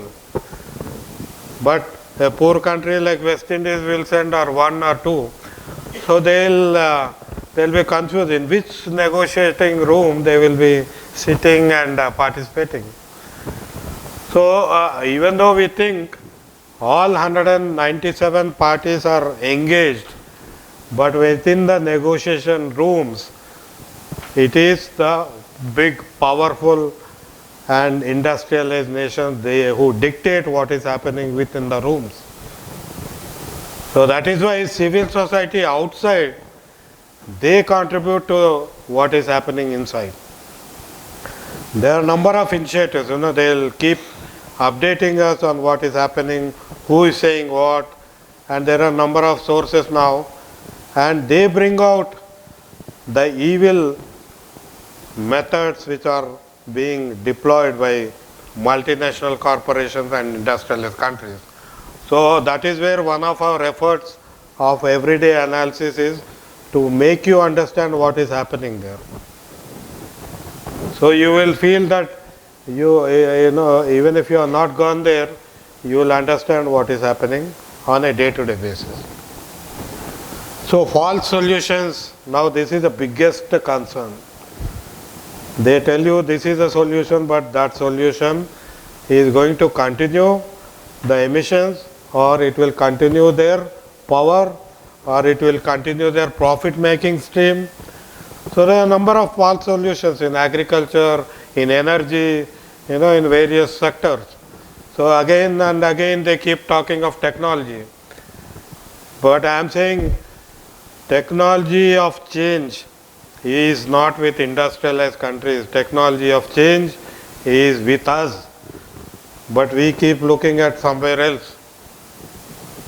We have within ourselves to change. The transformation technology is everywhere. But these people keep showing you, वहाँ दिख रहा है वो चांद दिख रहा है वो चांद वहाँ है हम यहाँ हैं. And it continues every night. This is a false solution, Now everything is named green. So they say it will become a solution. So green packaging, green cars. So everything is now labeled as green and they say it has become green. So like, most of your engineering students here, I'll say green building. Okay, what does green building mean? I questioned Google is building 5 lakh square feet building in Hyderabad. And government says it is the biggest and that's our achievement. I said Google has come here because building a 5 lakh square feet, environmentally impacting building in US is very expensive. It is cheap in India. No one will question. You go to any building in financial district, ask them, आपका मोरी कहाँ जा रहा है? आपका गंदा पानी कहाँ जा रहा है? It is going into a nearby talab. You have swank glass buildings and someone keeps taking photo. Oh, we are in New York, we are in Dublin, we are somewhere. गंदा पानी कहाँ जा रहा है? It's worse than a village. All these areas, Kokapet, where we are sitting, they are worse than villages. So false solutions are being pushed. So this is a 2-week agenda. Sorry, I took almost 45 minutes. This is an agenda I think we can share, you can visit our website. We are going to put up everything there, cgrindia.org. We are going to share with you all the details continuously. So this is a layout, in Dubai they have a blue zone and there's a green zone. So in the green zone anyone can go. Even now you can go and participate there. But blue zone is only for the delegates and observers who are going to be part of the negotiating stream. So India has given Panchamrit. Panchamrit is 5 principles, and I'm not going into detail because we don't have time. But Indian program of decreasing emissions is very, very limited. They are talking of renewable energy, but we are very slow in achieving that. I'll show you this. You can see here our dependence on coal is 47%, and our electricity, 73% of our electricity still comes from coal. And now we are importing coal from Australia, Indonesia. This is after 10 years of commitments. And if you look at the future plans, the government is not ready to get down the thermal path for electricity. And now electricity is seen as the most efficient way of energy supply. So you can see in 2022, this is a concern which is raised about employment. So this transformation, how it can happen without displacing, without causing livelihood loss, without our economy becoming weaker. So that's why there are very deep concerns and deep streams of discussion which need to happen. So finally, I feel this is the biggest threat. All others really. we ignore, and policy makers ignore. Together, this is the biggest threat, because in November we already reached 2 degrees centigrade. The humidity in Hyderabad is unprecedented. The temperature changes is also unprecedented. We can no longer be comfortable, We are sitting in AC hall, we think, okay, गर्मी बढ़ा तो क्या होता, कुछ नहीं होता, AC में बैठते. गर्मी बढ़ा तो करंट नहीं आता, गर्मी बढ़ा तो खाना नहीं मिलता, because plant does not survive. गर्मी बढ़ा तो पानी भी नहीं मिलता. So people think I can drive in SUV, बाकी के लोग मर गए तो भी मेरा कुछ नहीं होता. I think it does not work. So it affects all of us, everyone, including the baby which is going to be born today. And the threats are already there. If you look at China, yesterday, I don't know if you have seen, children in China are affected by pneumonitis. They don't know why and how it has come. Some children are attending school with saline bottles. So the problem is no longer with elderly people like Professor Purushottam Reddy, who is 83 years. It's not with the people like me. It is not even with people like you. It is for your next generation who is going to be born and who is now coming into this world. They can't live a normal life because the climate change is already set in and we have very serious problems coming up. So all of you wake up, engage with the process, define what kind of life you want, and I think we'll be better off. Thank you. I'll stop here. I'm not the smartest person, so I like things very simple. So I'll try to, I try to explain also things very simply. And if it is beyond your, or it is, you think you know a lot more, you can step up and later we can discuss and learn more. But I try to keep things very simple and so that all of us take something away from the discussion. The other thing I have is, I have three, I think I have broken down my presentation into 3 parts. Can you all hear me? Yes. Okay, 3 parts. The first one is I'll try to lay out and give you a small success story so that it really stimulates your thoughts. The second one is we'll look into what is happening right now as far as pollution is concerned around the globe. And the third one is, as I'm an activist too, apart from being a professional engineer, I take pride, especially we have learned it from most of the environmental activists, Purushottam Reddy sir is here, Narasimha Reddy sir is here. So you learn, you've learned some things in life for being an activist, and I'd like to share that with you. More than technical information, it is an outlook or attitude. Okay, let's go to the first one. This is an inspiration story. This is inspirational to me because no matter what the discussions say, you can see this is in USA after the enactment of the Clean Air Act in 1970. Yeah. Okay. Yeah. Parle. It's okay. Thank you. So you can see from the year 1980 here, their population has grown up 47%. Their GDP has gone up 196%. The energy consumption up 47%. Now you can see the pollution. It's gone down.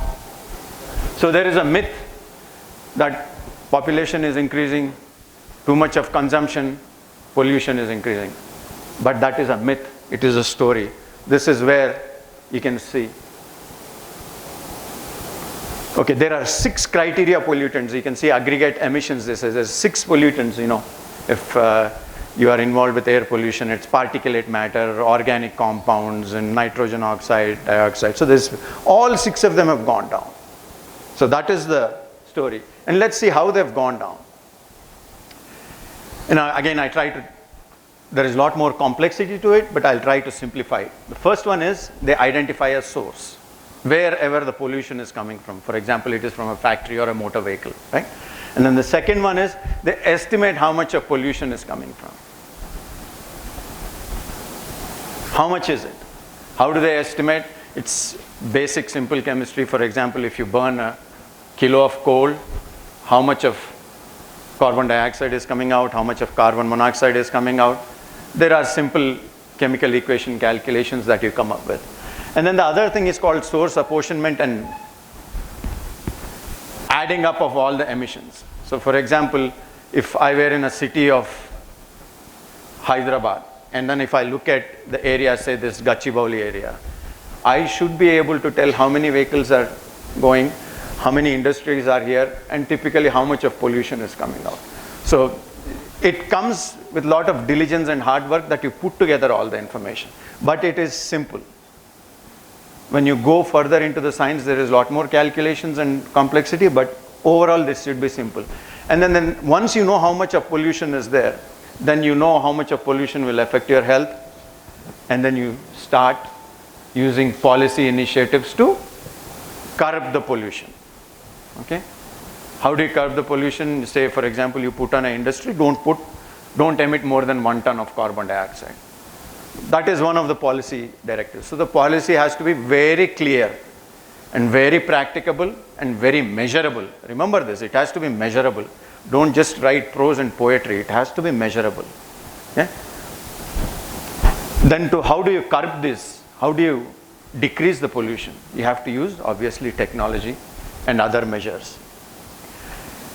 And also the most important part of it is, I'm sorry, I think I went too far ahead. Okay. Another important point is the regulatory regime and continuously monitoring it. So you have to continuously monitor your pollution, whether it's decreasing or increasing. So in a nutshell, they did all this to achieve this. I hope this, I've made it clear that, it is possible that you can curb emissions. And now let's get into the second part of it, which is the global emissions as far as the global warming is concerned. Most of it is carbon dioxide equivalent. So forget about all other things, there are other greenhouse gases, but let's stick to the simple one gas, that is carbon dioxide. So how is it affected? You can argue 1700, temperature was like this, carbon dating, ice age, forget about all that. Ever since there were clear measurements, 1900, you can see that especially after the rapid industrialization, actually this is an average line, so you can just ignore that for a little bit and focus on this. This is how much the temperature has risen right in front of us in the last 50 years. I mean, especially some of us would have been born and seen these things grow up right in front of our eyes. It's almost 1.5 to 2 degrees up in the last 30, 40 years. This is incontrovertible evidence. There is no argument about it. And this is the temperature rise, right all the way to the troposphere, even to the lowest level of the atmosphere. So we are well packed, like Purushottam Reddy sir kept telling us, we are in a sealed dome, all the way to the troposphere, no escaping. Now how do they affect? There are a lot of things that happen, the polar ice caps will melt, a lot of islands will sink, the weather changes will happen. Agriculture, for example, if anybody has followed farming this year, most of the rains didn't happen in June, July. Just when your plants are growing, a deluge of water comes, floods that. So there is a change that will affect all. As far as the health is concerned, I'll give you a very good example. There is something called a wet bulb test that they do. Now it has come, it's there in Bangladesh, a lot of people are experiencing it. The humidity and temperature go so high, they go so high that the sweat on the body does not evaporate all day. So imagine how hot the body can get.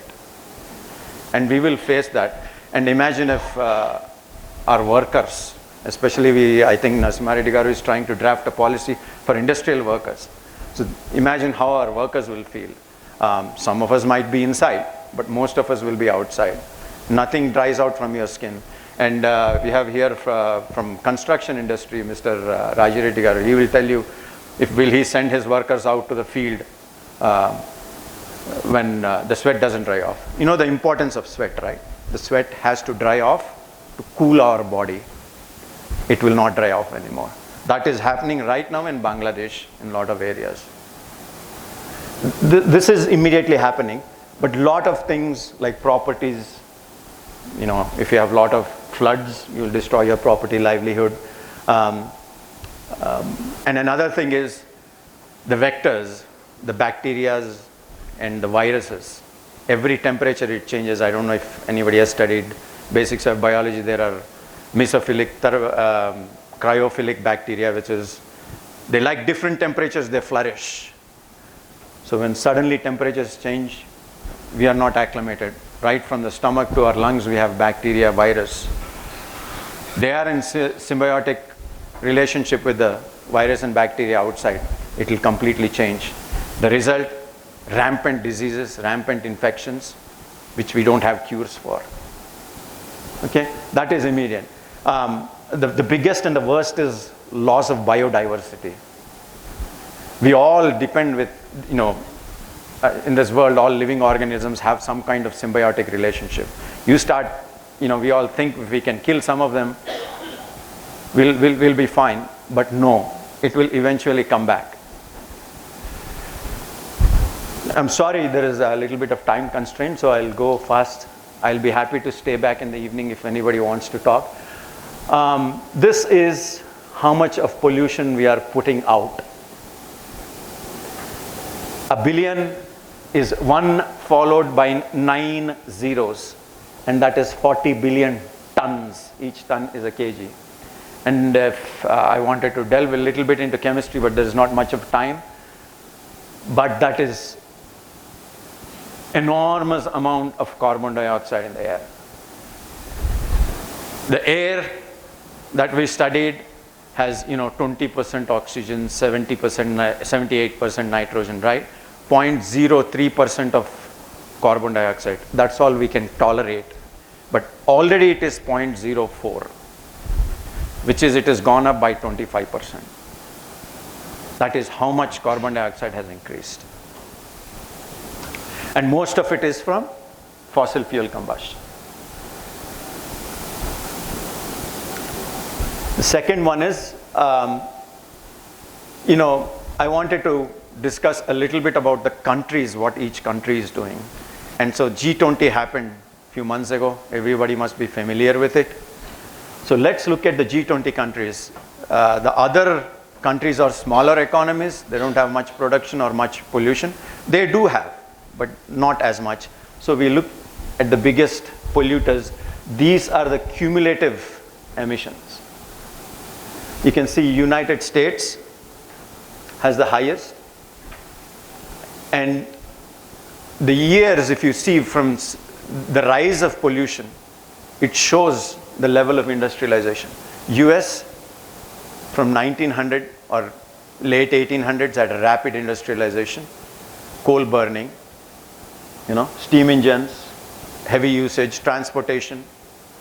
You can see that it's accumulated. You know, China, if anybody has studied Chinese history, it's after the reformation by Deng Xiaoping government in 1980. They started their production on the same path as the Western model of growth. You can see their pollution going up. India, you know, we started from 1990, so you can see that we are going there a little bit. Not anywhere close to the bigger countries in tonnage. Quantifying the tonnage, it's a number. but you can see how much of carbon dioxide is increased in the world. It is more than 25% what is existing. So these are the other G20 countries, out of which, Russia is the biggest. At this point, if someone has any doubt on this particular thing, you can raise your hand. I'll try to answer it. If not, I'll move front, because these are charts that you read and understand. This is not something I made up. All this is available on the web. That is the website. I'm sorry. You can go into that website. It's free.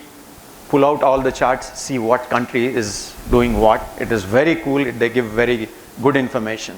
How much is the tonnage of, what Russia did, or what Brazil did, or any, for that matter, all of European Union. There are a lot of countries that has information.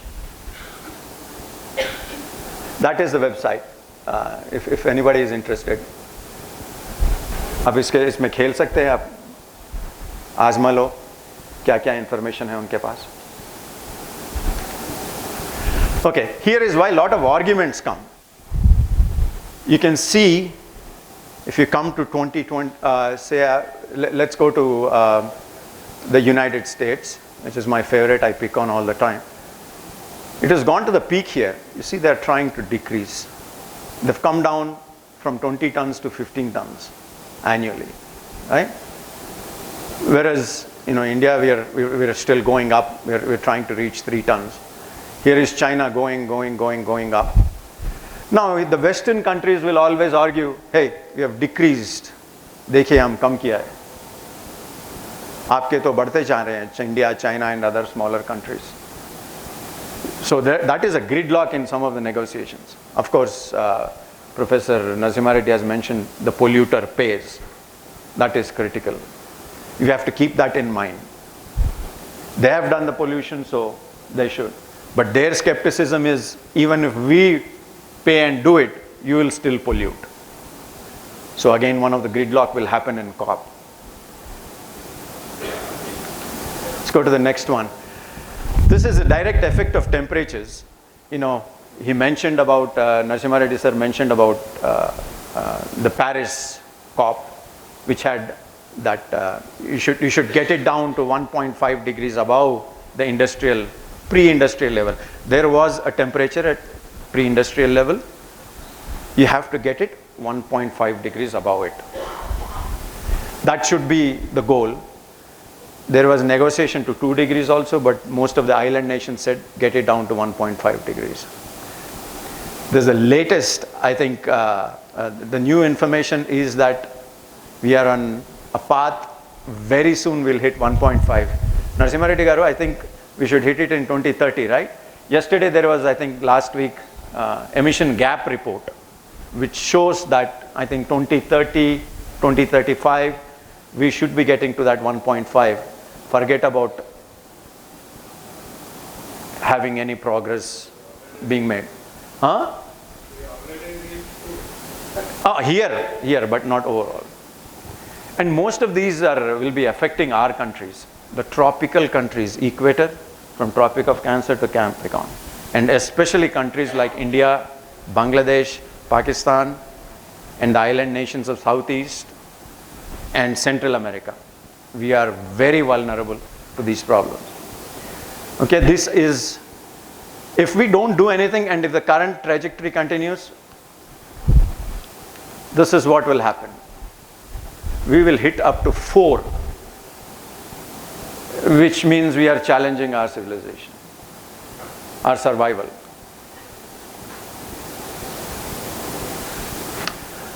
If anybody has specific questions, I'll be happy to stay back and answer, because time constraint and this being a little bit technical, I'll move on to the next one. This is the second part about emissions and global warming. See the temperatures and the trajectory we are going on now is very bad, very bad. And the current policies are this way, but they're not being enforced. So we're not too happy about it. Let's go to my third part that I suggest. The first one was an inspiration example. The second one was about global warming and carbon dioxide. The third part, the more interesting part, which all of us environmentalists and activists and workers should know. You know, Dr. Purushottam Reddy had mentioned about Rachel Carson. Rachel Carson was the one who wrote the book Silent Springs. How many of you have read it? I suggest you strongly read it. Here is a story. I'll quickly give you a synopsis on it.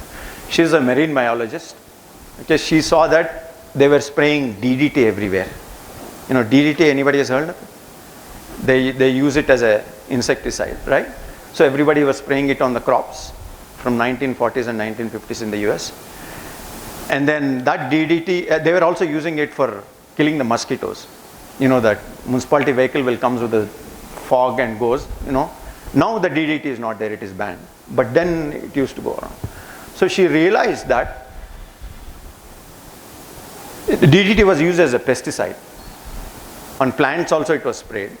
She realized that DDT was not only killing the insects that they wanted to die, but it was killing all other insects. So when the small insects died, the birds that usually come in the spring, that chirp, sing, you know, flap their feathers and perch on trees, they were not there. So she said, the spring is silent. Usually spring means it's beautiful, all the leaves will come out, the birds are flying. So that was the story she wrote. But she didn't just write an emotional story. There was a lot of methodical, systematic proof of how all these insects died, how the birds were not coming. And she showed all this on human health effect, how the kidneys were affected, how we are also consuming DDT.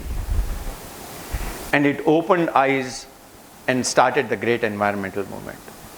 But a lot of it was science behind the work, hard facts that she could gather to make her argument.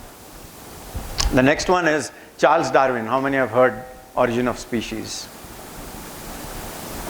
Charles Darwin, survival of the fittest. You know, he said, he collected samples for 5 years in South America and Central America, went back to his hometown.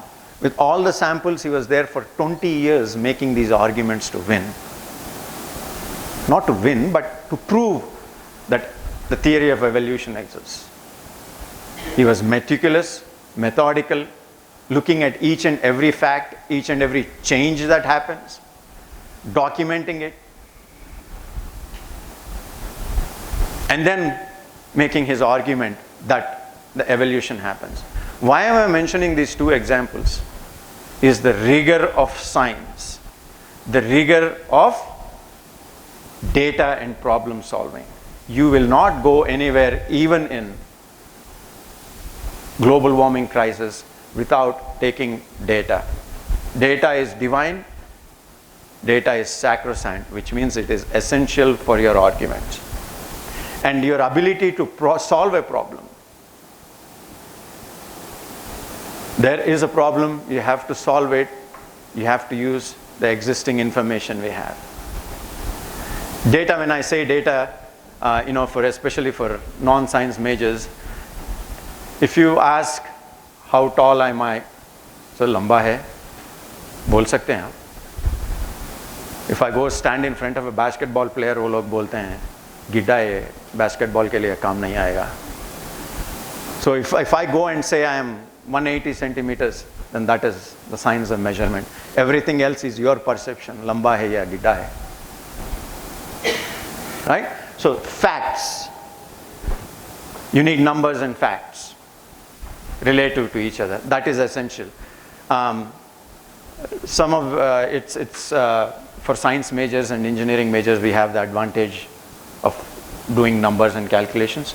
But for non-science majors, it's very important that you look at facts. Professor Narasimha Reddy gar mentioned no obfuscation, means no, there is clear water, you see a coin down, but you put some kitchad on it or some dirt on it, you can't really see the coin. right? Telugulo masibusi అని చెప్పారు కదా. So you cannot confuse people. That is obfuscation. Obscurantism is not showing everything. You will do the biggest disservice to environmentalism if you don't show all the information, the good, the bad, the ugly. And other important thing is the technology breakthrough and deployment. We cannot go tell everyone to stop using their cars. We cannot go tell everyone to stop using this. We can only push for embracing technologies, although it is expensive. I cannot come here if you tell me, about 20 years ago, if you told me you cannot use your scooter and put petrol in it, I could have not come. But now I have an electric scooter, I will think and come in an electric scooter. So there is a technology change. If there was no Windows and operating system, you would have not been operating your laptops and doing your computations, which would have been much easier. You'd have been writing with your paper on hand. So technology is very important. So learn about technology, understand the technology, the deployment of technology. And finally, the broader picture is the policy directives, which, Leela ma'am in the beginning mentioned, there is policy made, but we have to translate it into action. So from this COP, what we can take away is that the policy directives that come out have to be, even we have to participate as Indian government will have to, but whatever has to be translated into action. If not, a policy remains on paper and it just becomes a directive. So these are my thoughts that I thought I'll share with you. Maybe they'll help you in thinking or having an attitude towards the environmental problems, or not just environment, any social issues that you're working on in your life. And finally, the most important aspect is your argument with facts, of course. That you all, whether you're writing an argument or speaking, it doesn't matter. If your arguments don't have the strength and the clarity, अगर उर्दू में बोलना है तो आपके लिए अगर उसमें ताकत नहीं है या तेज़ी नहीं है या फुर्ती नहीं है, आपका गुफ्तगू बहुत दूर नहीं जाएगी. In Telugu పసలేని వాదం అంటారు, పొదును లేని వాదం అంటారు. So for you as activists and environmentalists, I think these are essential. I'm sharing my thoughts to you. And with this, I think I'm running up on time and the generosity given by Anita ji and Narasimha Reddy Garu. And so I always say this, no nature, there's no future. And I'll stick by it. I think it's not just a philosophical slogan, it's the hard truth that we have to face in life. And thank you so much for your time and attention. I really appreciate it. Thank you. Infrastructural developments India. I think you know about our country is developing infrastructure way. Even for the civil engineers who build the nation, we are all planning for development of the nation. So infrastructure is, I think, basic definition, you can see that one. And we can have the development of the nation basically depends upon how best we can develop our infrastructure facilities. This is the nation, and there are several projects are coming in the world and related to the infrastructural developments. The infrastructural soft skills are there, but I am going for the technical skills. So particularly in case of the infrastructure developments, development of the nation is very important. Even today, still developing, we are unable to provide the infrastructure to the common man also. Madam already told us about how best we are developing with not reaching to the common man. And we are discussing so many issues, how the carbon is rising, how much we are impacting, how the environment. Still, development we not reach to the, as per we expected requirement. Still we are going for the development in the nation to how best we are cope up, then how best we can sustain the climate issue. These are most or the important features. I think all our students, youngsters are there. Just you can think about what is the definition, basic definition of climate change. The climate change completely depends upon how vast interaction taking place. Many may not knowing about what is the real impact of the climate change is taking place. Just think about what are the changes are taking place, and it depends upon various aspects. You can't imagine how much climate change was past, present and future. And just now I mentioned about the people are telling about, I stayed in NIT Surathkal in a coastal region. Our campus is near to the sea coast. We know about, now people are expecting about how much of the sea rise will take place and how much taken. You know the impact? The earlier the sea is completely almost 70 to 80% land is covered by the ocean already. Ocean is receded back. The very few people knows about. And ocean is now rising, and we are expected to rise. This is the correct picture. But earlier the ocean and continents had played a lot of things. That is rise of things. Oceans are there, covered, and retreated back. This is the present conditions. That will lead to the development. I think that is a lead to the how the coal we are getting, Singareni coal deposits. We are getting all energy. Every government claiming about giving the 24 hours current. Why? What for? On the basis of the coal. Coal, how it is formed? Coal is formed by the, particularly about the coal geological formations of taken places, is occupied. That is the reasons. So we think about how the past, what is the present, what is the future is taking place. Very things, I think lot of research is ongoing in the world.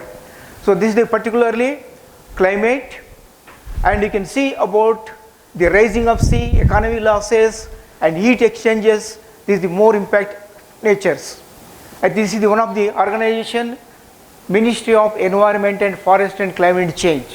Everybody knows about this Parivaram Bhavan, and I am also fortunate to have a present 2-3 projects. I think one of the consultants in NITK, we attended these programs and we satisfied the environmental experts. Very difficult.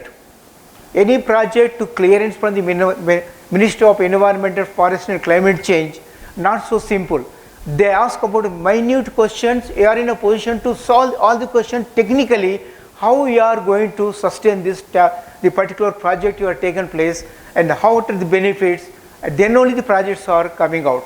Only exceptionally the defense projects and coastal zone projects, which are purview, not purview of the Ministry of Environment, and that can be taken place. So I think all projects we have to take, there is no other way. And particularly in case of the construction industry, I will come to the construction industry. One of the most important areas we are working in the particular in the world, even for India also, still we have to develop. Then the pollution sectors, you can see the construction sector 23% air pollution, drinking water, these are very common, we can know about. Then how it will take place? In reality, now we are coming about a large skyscraper type of the building constructions. You know, everyone knows about this, the Burj, I think in Dubai, and we can also see several times the advertisements of this one using about the skyscrapers and high-rise buildings are coming out. And even for our India also, I think you can see the high-rise buildings or construction environment. You know, latest research with the help of the IIT Bombay and IIT also, we done of the building construction with civil engineering point of students are work. I think some researchers worked out, and latest findings also come out. How these high-rise buildings having the impact on the climate change and how much is it affecting. This is the latest research. You can see about the high-rise buildings when coming about the high-rise buildings and taking place in Hyderabad also. You can see the My Home project. I think the coming about the several the high-rise buildings coming. What is the problem? High-rise building is one of the, I think everybody, even myself also staying in Aparna Serene Park, high-rise building, 16th floor. And you can see all types of the floors are coming, and you can see about the rising of all the high-rise buildings in and surrounding. What is the impact is taking place? climate change is very micro level impact. You can't imagine how it changes. And that is the one of the important we have to think about. Climate is not completely change what you observe. Your individual parts are going to change very minutely, and you are not going to impact very slowly by yourself. You can see about this is the construction taking place, and the high-rise buildings. What is the impact? The impact taking place is thermal radiation. Even myself also, we stayed 4 years back. From 2 years, we are feeling this something unusual temperature is taking place. So some of the researchers finding about, and the velocity of wind, you can see the velocity wind here. On the top you can see about these are these presses. The wind direction when comes and hit to this the particular high-rise buildings, there are a lot of components, because the components civil structures built, the components inside the also problem. They technically they are proved. You can see the wind on high-rise building, and this is the this is appreciate yourself. So these are buildings are there with the numerical way I think displayed the. So the wind is flowing, you can hitting to this one, and you can see about the how the impact is taking place. These will be height, dimensions, and width, and materials. And you can see this is one of the best slide you can appreciate here. So the wind direction, this is happening. So we are feeling slight but is very change, but something is unusual, that is called climatic change. And you can demolition, I think recently taken about the large scale of demolition of the buildings. In Hyderabad also I think the buildings are demolished, that is called controlled blasting. Myself also work with the mining stop in our NIT Suratkal also. We are also involved in about the controlled blasting in a tunnel excavation in Bangalore also, and controlled blasting about some of the tunnels also. Nowadays the building, the technology of the blasting so advanced, you can entire the building can be collapsed without the impact of the other areas. So this is a technology. Controlled blasting is the most important. Infrastructural engineering students, they can know about the nowadays construction impact and demolition, and the demolition takes a lot of impact on the pollution impact also. You can see here large scale the pollution, and you can see the blasting impact is taking place here. So blasting is one technology. Nowadays the blasting can be used for a civil engineers also, not only mining engineers, civil engineers, they can control blasting can be used about tunnels excavation. We done a lot of tunnels. The tunnel boring machines they can use. We can also use the blasting. The blasting so designed effectively can be possible to drill and blast, and you can excavate. This technology is so advanced. I think please don't expect about, apart from climate change, technology also so advanced. You can also control, numerical control, technical control, artificial intelligence. So many aspects are planning meticulously to do for the development of the nation also. This is also one of the important aspects. Youngsters, you must know about how much of the development of technology taking place. And you can see about the one more impact about seaports or environment. Why the seaports or environment? India is one of the gifted nations in the world. You know about what is our sea coast? Anybody can tell, any student can tell what is the total Indian coastal length, how many kilometers? Approximately 5,000, 6,000, 7,000? Only Andhra Pradesh is 900 kilometers. No, total India's 7,650 kilometers of the total east coast and west coast. Coastlines are the one of the most important, the channel ways for economy, shipment, and even today also. The most nations will have the prosperity on the development because of the sea coast. This is one of the important here, the development of the sea coast, the impact of the coastal environment. You can see the coast also not only taken place, even the island gas exploration. Nation required about the island gas exploration. The island gas exploration, we are also using on the even oceans.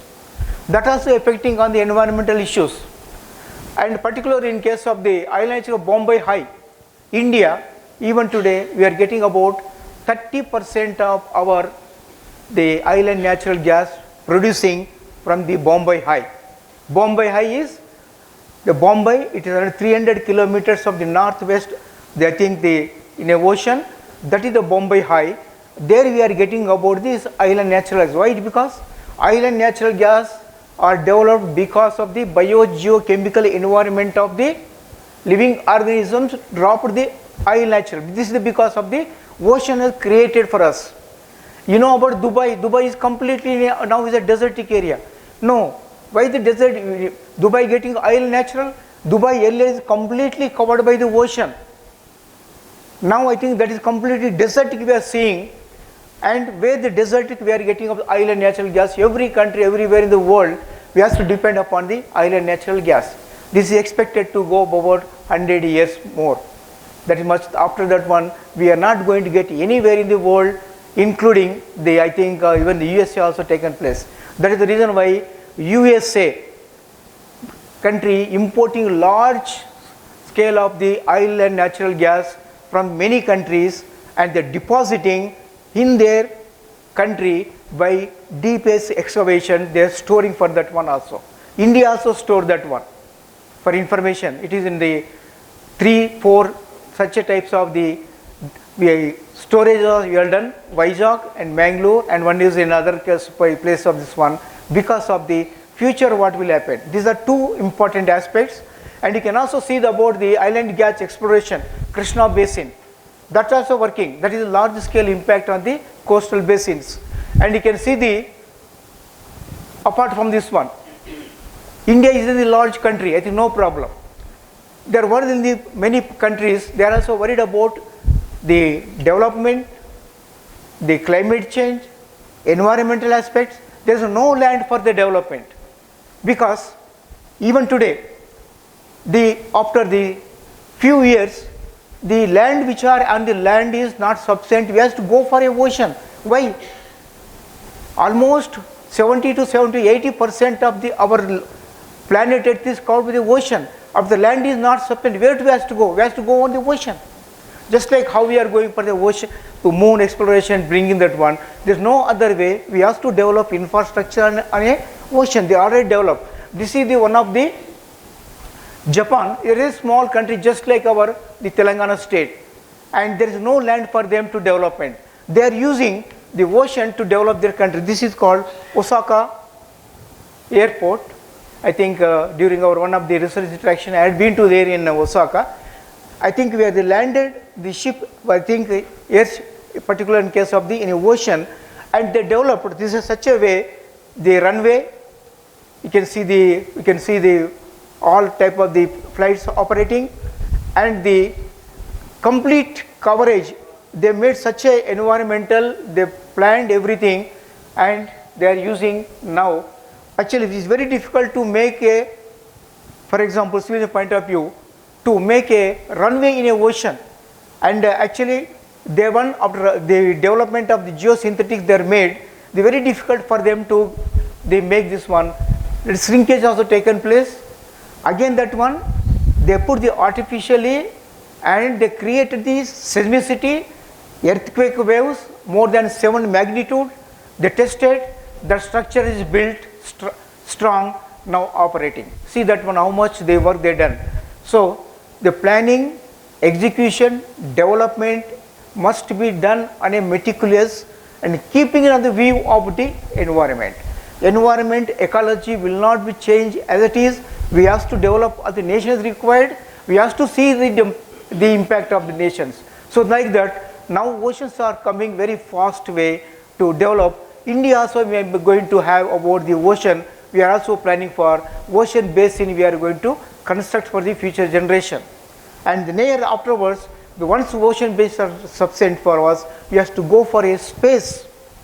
For information, even space also they are going to construct the infrastructure facilities, that is in the planning stage. So how we are going to go now, we have to develop research, what we are going to tomorrow we have to do now, then has to plan and execute. 3 things will be different, and this will plan differently on the various paths. So this is the construction, I think I will not go for all these things because environmental clearance, EIA projects, how we are going to take this is very difficult for us to that one.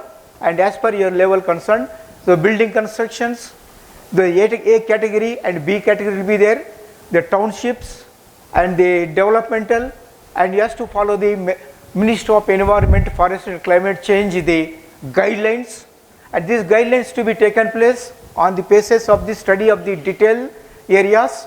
And myself also involved in our environmental impact townships, that the A category, B category townships are the more category, we have to get the permission from the central grade, we have to give the all the developmental activities, environmental clearance.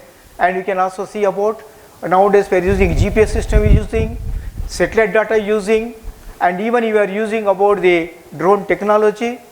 And you can also find about very clearly about the aspects. This is the state of our, I think, the cartosat image. Cartosat images are very, very vital. I think for information, just like our taking about the all important data is available in our Hyderabad itself. National Remote Sensing Servicing Agency is one of the agency from ISRO products. The cartosat images will get very accurately for all developmental projects. We are getting the cartosat imageries, and that will be useful for planning, execution. We can plan for the road network, we can plan for a railway network, we can plan developmental activities, and all images are available. Even for the your images are using for the defense areas, and where you are requirement to get the perfect type of the things are available. The data is available for even research purpose also. The cartosat images are useful. I think some of the students are using the particular areas.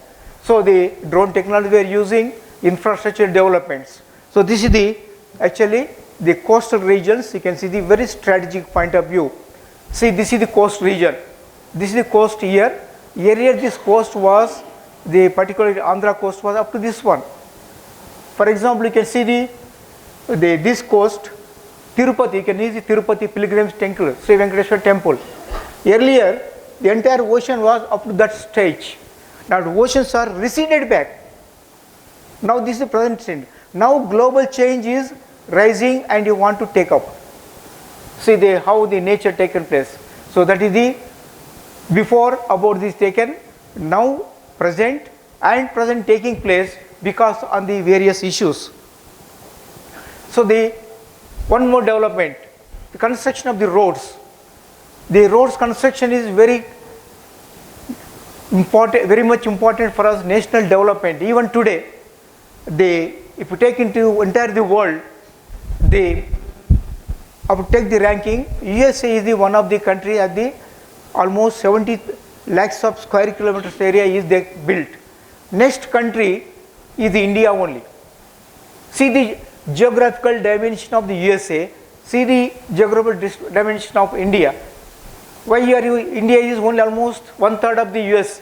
Still our roads are in the world second or third. But because our lands we are using, USA large areas lands are not at all used, not touched, because they are not required for their public and areas. And even today also still we are not reached to roads. Rural roads are not. We have discussed about our many of the programs, our engineering college also. The still roads are not reached to the poor levels. Still we are not reached to up to the level of the common man also. That is the reason why you can see the roads are planning. Bharatmala, I think this is one of the area. This is the coastal zones, and the coastal zones were taking high tide, low tide zones are planning. This particular in case of when the coastal zones regulations, we should not construct any buildings near to the coast. There are 2 buildings, I think, in case of the Cochin, I think they are demolished because they are violated the coastal regulation zones. Coastal regulation zones, they are very critical for CRAZ 1, 2, 3, 4 rules on the basis of the how much of the coastal rising and zone and sea waves. On that basis, they are given the permissions and not permission to build the areas. That is, I think, many parts, even that one also. Earlier it is I think exempted because of the coastal zones. Still they are given amendments like Bombay. We have to develop I think and if you go for as per CRZ rules, as per environmental laws, very difficult for the development. So for that is the reason why you can see the how best we are taking place, and this is the road. We are going to connect to the new international terminal. I think Bombay, I think when I fortunate to work for 2 years in L&T also. At that time, we had worked about this project. I think new Bombay International Airport is coming because of the lot of traffic congestion. Now they want to take about the new terminal, and that new terminal to be connected, and they are planned very well because there is no other way they have to go for a ocean, because CRZ rules are they amended for exclusively these areas. So like that environmental some issues will be taken place. Then pace of the green roads are constructions, highways are development. You can see the state wise of the highways, and this is the one of the which is the longest national highway. Anybody can tell? It passes through Hyderabad. 7 earlier was, now become to 44. This is the almost starts from the Kanyakumari up to this one. This is the national highway number 44.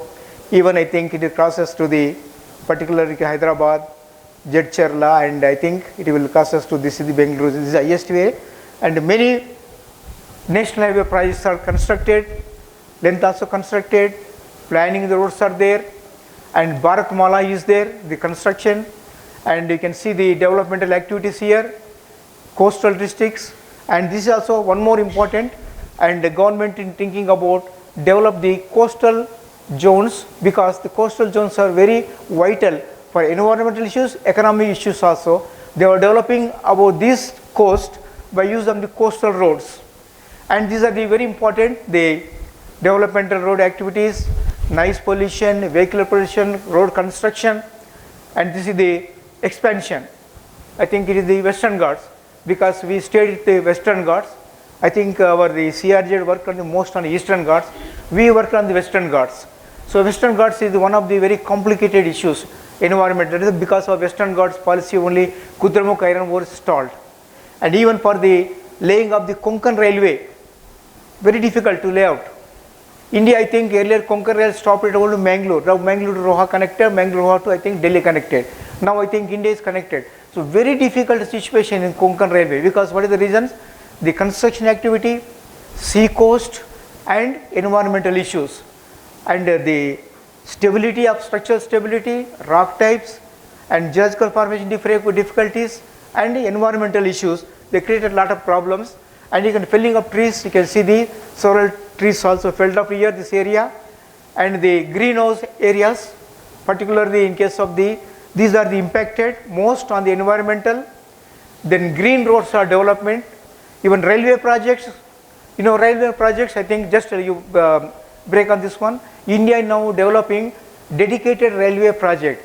The dedicated railway project are working almost to eastern coast and western coast, particularly in case of the 2 dedicated tracks are coming only for transport about the materials. Now it is under planning stage, and it is under the execution of some of the areas, and there are a lot of issues also coming out. And you can also the now latest way using about the construction of the bullet trains, the high speed HRD screens. Now I think high speed trains also coming out to connect with our India, because the earlier trains are there. Now Vande Mataram trains also came. Next generation we are going to high speed generation, 300 to 400 kilometers per hour we can travel. Japan we travel one place to another places is less than 1 hour. There that the bullet train cost is more than the flight, because students will give the concession for them to use about this. They can get about how trains will go so fast under the sea. We come out. We are not in a position to know how we are experiencing. This is one of the fascinating way coming. India also planned about go for. Then problem is coming about Mumbai to Ahmedabad, the first connecting, but several environmental issues also coming out, and they are solving one by one to come up these areas. The high speed trains, the areas are worked out, the tunnels are excavated, some of the tunnels also created problems. You can also see about yesterday papers, you can see about how the trappists are workers in a tunnel. What is the reason why? The reason is because they are not studied the stability of the slopes. Sometimes stability of slopes will problems we are not expected.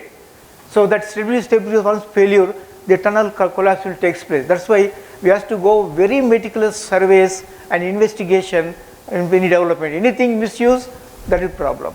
Even our interpretation also goes wrong sometimes. We have to go so many corrections. Still, it is the probability for that one. Now I think the planning, the drilling operation, then they brought out. So such issues will become about the areas. These are the environmental assessment, the energy efficiency areas, even bridges. Bridges construction, one of the most important. Every country requires most of bridges. India is one of the largest areas. We constructed many bridges. This is, I think, a bridge in a Pambam area. I think you know about this is the latest one, and even Durgancheru cable stay. We can technically Durgancheru extra dose is not a cable stay bridge. It's called extra dose technically. The extra dose, and they also constructed some environmental impact also assessment came here. Then particularly the climate change, any infrastructure takes place, the experts are given, so many inputs for us, how best we can develop, how can sustain, what are the impact taken place, how to mitigation, and the development nation is important. We can't restrict for only for this one. We have to develop, we can also conserve, and we can also go for this, because the development takes place, the people can progress. So without development, no problems. So that is one of the climatical issues. So how changes, climate changes, the impact on weather, everybody paper may be given about a lot of changes in case of Warangal. This the reason is not only climate change areas, but technically I think our director conducted one program, Madam also conducted about the Hyderabad floods in that one group discussion. The most problem in Hyderabad region, what only problem is, the construction of the roads. Raja Reddy sir is there, I think, the expert in, I think, is submitting thesis on the roads and the payments also. So, topography of the roads, you go see any roads, there is no channel way, water will go back. If any rain comes, water will store. It is not only rainfall, water falls on the topography of the road should move. In USA, I think Dr. Keshwadi just now spoken about, in USA, I am very wonder about how best they develop the roads. Any rainfall, water will rise and go, that one. Here, any rainfall, water flow, topography are not planned properly. So, roads must be improved to flow the water first, then we will go for a climate change aspect. Climate change impact is there, but problem is even not planned properly to how best we can use the roads and road drainage pattern, even national highways, ORR also not planned properly. Even coming up the next, because they are not channelized given this year. This will make the problem for the future. So these are the Hyderabad city problems, bridges, and even the climate change also impacting on the turbulence of the, for example, flights. Flights, once we go to top of the, I think there will be a turbulence. The turbulence are now expecting more rather than the past. That experts of aviation engineers are expect that given about, this is because of the climate change in the areas, turbulence are increasing, even the, and throws war using of the travel air. So these are the areas, climate change impacted, and the conclusions as per the madam, just 5 minutes. So these are the construction activity in India is to be taken place. Then we have to study for the environmental impact assessment. We have to study, follow as per environmental impact assessment given by the Ministry of Environment and Forest. We have to follow, and then also we can also develop at the nation and thinking about the how best we can also given. So these are the some of the inputs are given to you, which is specified time, and thankful to madam given 5 minutes extra time for me. So sorry for the inconvenience. We are waiting for the lunch. Thank you very much. Andariki namaskaram. Council for green revolution ఆధ్వర్యంలో వాతావరణ మార్పులపై ఇక్కడ సదస్సు నిర్వహించడం జరుగుతున్నటువంటి ఈ సదస్సుకు ఇచ్చేసిన అందరికి కూడా నమస్కారం.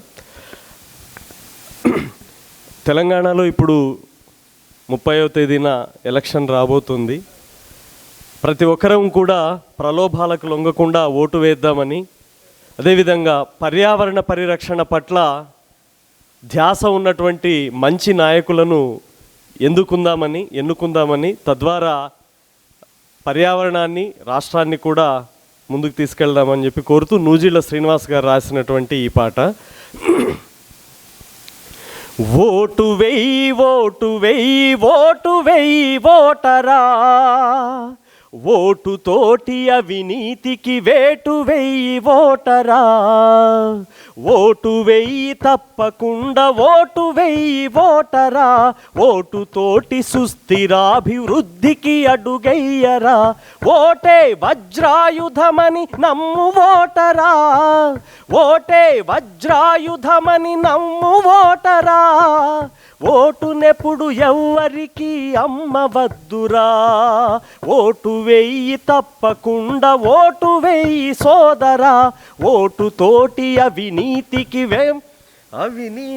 వేటు వెయ్యి సోదరా, ఓటు వెయ్యి తప్పకుండా ఓటు వెయ్యి సోదరి, ఓటు వెయ్యి తప్పకుండా ఓటు వెయ్యి ఓటరా, ఓటు తోటి అవినీతికి వేటు వెయ్యి ఓటరా, ఓటు వెయ్యి ఓటు వెయ్యి ఓటు వెయ్యి ఓటరా, ఓటు తోటి సుస్థిరాభివృద్ధికి అడుగయ్యరా, ఓటే వజ్రాయుధమని నమ్ము ఓటరా, ఓటే వజ్రాయుధమని నమ్ము ఓటరా, నీ ఓటునెప్పుడు ఎవ్వరికి అమ్మవద్దురా, ఓటు వేయి తప్పకుండా ఓటు వెయ్యి సోదరా, ఓటు తోటి అవినీతికి వేటు వెయ్యి సోదరా, ఓటు వేయి తప్పకుండా ఓటు వెయ్యి సోదరి, ఓటు తోటి సుస్థిరాభివృద్ధికి అడుగయ్యరా,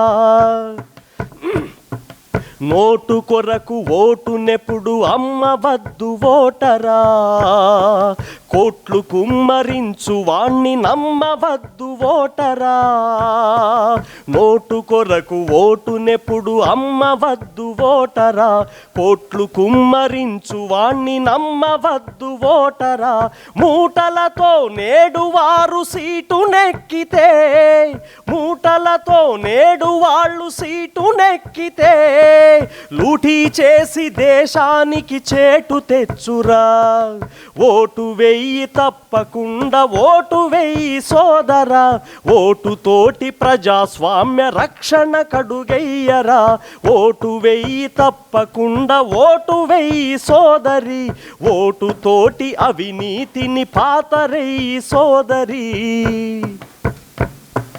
మద్యానికి ఓటునెప్పుడు అమ్మబోకు ఓటరా, మంచి చెడుల విచక్షణను మరువబోకు ఓటరా, మద్యానికి ఓటునెప్పుడు అమ్మబోకు ఓటరా, మంచి చెడుల విచక్షణను మరువబోకు ఓటరా, మత్తులోన నేడు నిన్ను మూచిన వాళ్ళు, మత్తులోన నిన్ను నేడు మూచిన వాళ్ళు, అదను చూసి దేశాన్నే ముంచివేయురా, ఓటు వెయ్యి తప్పకుండా ఓటు వెయ్యి ఓటరా, ఓటు తోటి అవినీతికి వేటు వెయ్యి ఓటరా, ఓటు వెయ్యి తప్పకుండా ఓటు వెయ్యి సోదరా, ఓటు తోటి అవినీతిని పాతరెయ్యి సోదరా,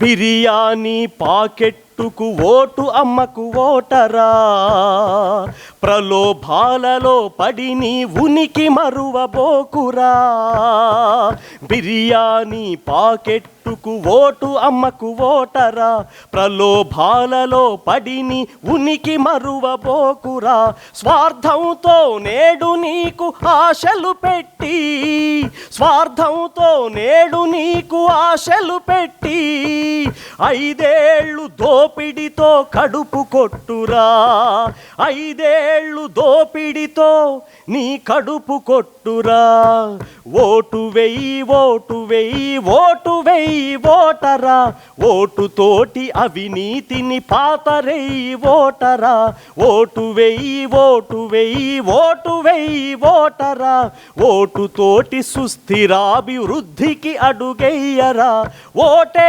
వజ్రాయుధమని నమ్ము ఓటరా, ఓటే వజ్రాయుధమని నమ్ము ఓటరా, నీ ఓటునెప్పుడు ఎవ్వరికి అమ్మవద్దురా, ఓటు వెయ్యి తప్పకుండా ఓటు వెయ్యి సోదరా, ఓటుతోటి సుస్థిరాభివృద్ధికి అడుగెయ్యరా, ఓటు వెయ్యి తప్పకుండా ఓటు వెయ్యి సోదరి, ప్రజాస్వామ్య రక్షణకు అడుగెయ్యి సోదరి. తప్పకుండా అందరం ఓటు హక్కును వినియోగించుకుందాం, మంచి నాయకత్వాన్ని రాష్ట్రానికి దేశానికి అందిద్దాం, తద్వారా పర్యావరణాన్ని కాపాడుకునేటువంటి ప్రయత్నం చేద్దాం. ఓకేనా? గ్లోబల్ వార్మింగ్ మీద ఈ పాట రాయడానికి ఇప్పుడు నేను చేస్తున్న ప్రతి పని కూడా జరగడానికి, నా చేత జరిపించడానికి ప్రేరణ మేడం గారే. ఒక ఊరికి వెళ్తూ ఉంటే యువతని ఉత్తేజపరచడానికి ఒక పాట ఉంటే బాగుంటుంది లెనిన్, ఆ పాట పర్యావరణ పరిరక్షణ మీద అన్నప్పుడు మేడం గారు చెప్తూ ఉన్నారు, నేను రాశాను. ఆ పాటని పాడి వినిపిస్తాను. మీరేమి నాకు ఏ పని చెప్పినా అది చేస్తే నాకు చాలా మంచి పేరు వస్తుంది మేడం. మీరు చెప్పిన చెట్టు పాట పాడితే ఆనాటి ముఖ్యమంత్రి నన్ను అంబాసిడర్గా నియమించారు. మీరు చెబితే రాసిన పాటకి ఆంధ్రప్రదేశ్ ప్రభుత్వం బంగారు నంది కూడా నాకు వచ్చింది ఈ పాటకి.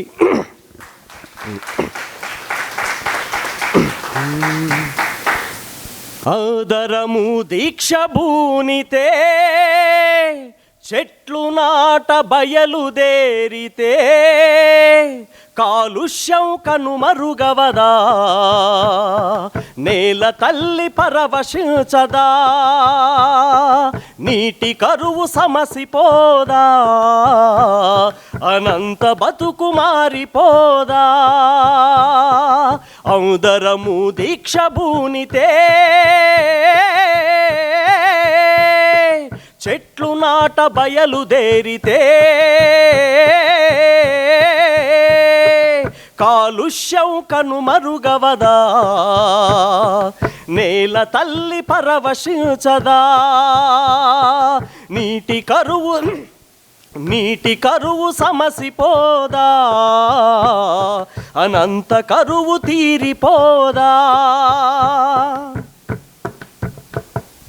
అభివృద్ధి పేరుతో అడవులు నరికేస్తుంటే, పరిశ్రమలు వాహనాలు కాలుష్యం వెదజల్లితే, గాలి నీరు ఆహారం కలుషితమైపోతుంటే, భూతల్లి తాపంతో అడుగంటి వల్లాడిపోతుంటే, రక్షణిచ్చు ఓజోనుకు చిల్లులు పడిపోతుంటే, భూగర్భ జలాలని అడుగంటిపోతుంటే, భద్రతూద భవితకు ఛిద్రమవద మన బ్రతుకు, భద్రతూద భవితకు ఛిద్రమవద మన బ్రతుకు, ఇకనైనా మేలుకో అందరము దీక్ష భూనితే, చెట్లు నాట బయలుదేరితే, కాలుష్యం కనుమరుగవదా, నేల తల్లి పరవశించదా, నీటి కరువు సమసిపోదా, అనంత కరువు తీరిపోదా. మనమంతా ఐక్యంగా హరితయాత్ర సాగించితే, మనిషికొక్క మొక్క నాటి సంరక్షణ చేపడితే, ఊళ్ళన్నీ వనాలై పచ్చ చీరనే చుడితే, చెట్లు వీచు చల్లగాలి మేఘాలను కరగిస్తే, ఆకాశం పరవశించి వాన నాట్యమాడితే, తెలంగాణ రాష్ట్రమౌత నీటి బీజాలు పారితే ధాన్యలక్ష్మి పండదా, సిరి సంపద నిండదా. ధాన్యలక్ష్మి పండదా, సిరి సంపద నిండద, మన జన్మ ధన్యమవ్వదా. అందరము దీక్ష భూనితే చెట్లు నాట బయలుదేరితే కాలుష్యం కనుమరుగవదా, నేల తల్లి పరవశించదా, నీటి కరువు సమసిపోదా, అనంత కరువు తీరిపోదా. Thank you. Nature holds the key to our aesthetic, intellectual, cognitive, and even spiritual satisfaction. The word, this is given by Wilson. Right. So here we'll start. What we want really, why we are sitting here. So what we want to take out from these sessions, what activities we have to do after this session. So this is going to be a challenge for us. And another thing, this is the era of information. Everybody can get access to any information. Why? Because the gift of technology, right? Once upon a time we have to go through and it is going to be hard copies. But now we can get access any information, right? In seconds, right?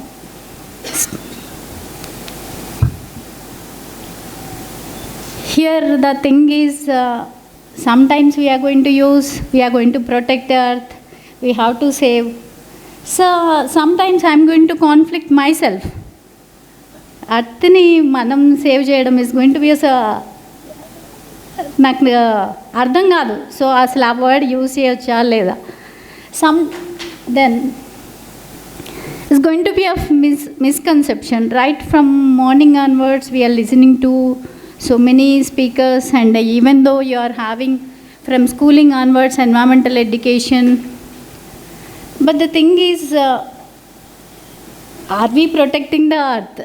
Earth is protecting us, right? We are in the womb of earth, we are taking all the nourishment from her, then we are challenging her, we are going to protect you, we are giving the word to her, right? And another word, combat climate change. So are we going to fight with climate change? The word itself, combat, itself is having fight in the word, right? Global warming, ozone depletion, what not we are talking. Because all of our past mistakes, that's all. What we did and what we are doing now, because of that reason we are taking those words. Then can we do anything for it? The data given here, left side, Delhi is 99.7% the worst air, right? That is going to be of capital city of India. Definitely it should be ideal, but it is going to be least in the environmental aspects. Then all the politicians, if before this we talked about vote, and then we have to where our strength is there to change all those things, right? We listen to the song, right? We inspired for 5 minutes, then that is going to be there just out of the hall, then some percentage depletes, then when we go out of the, then once we enter into the traffic, then again we are going to be in the confusion, right? But the thing is, we should know what we want really, what actually we want. So simple logic, everyone want to be happy here on the earth, right? Without knowing we came here, without knowing we go. But the thing is, everyone knows that, and everyone's aim is maybe engineer, maybe doctor, maybe politician, definitely they want to be happy here.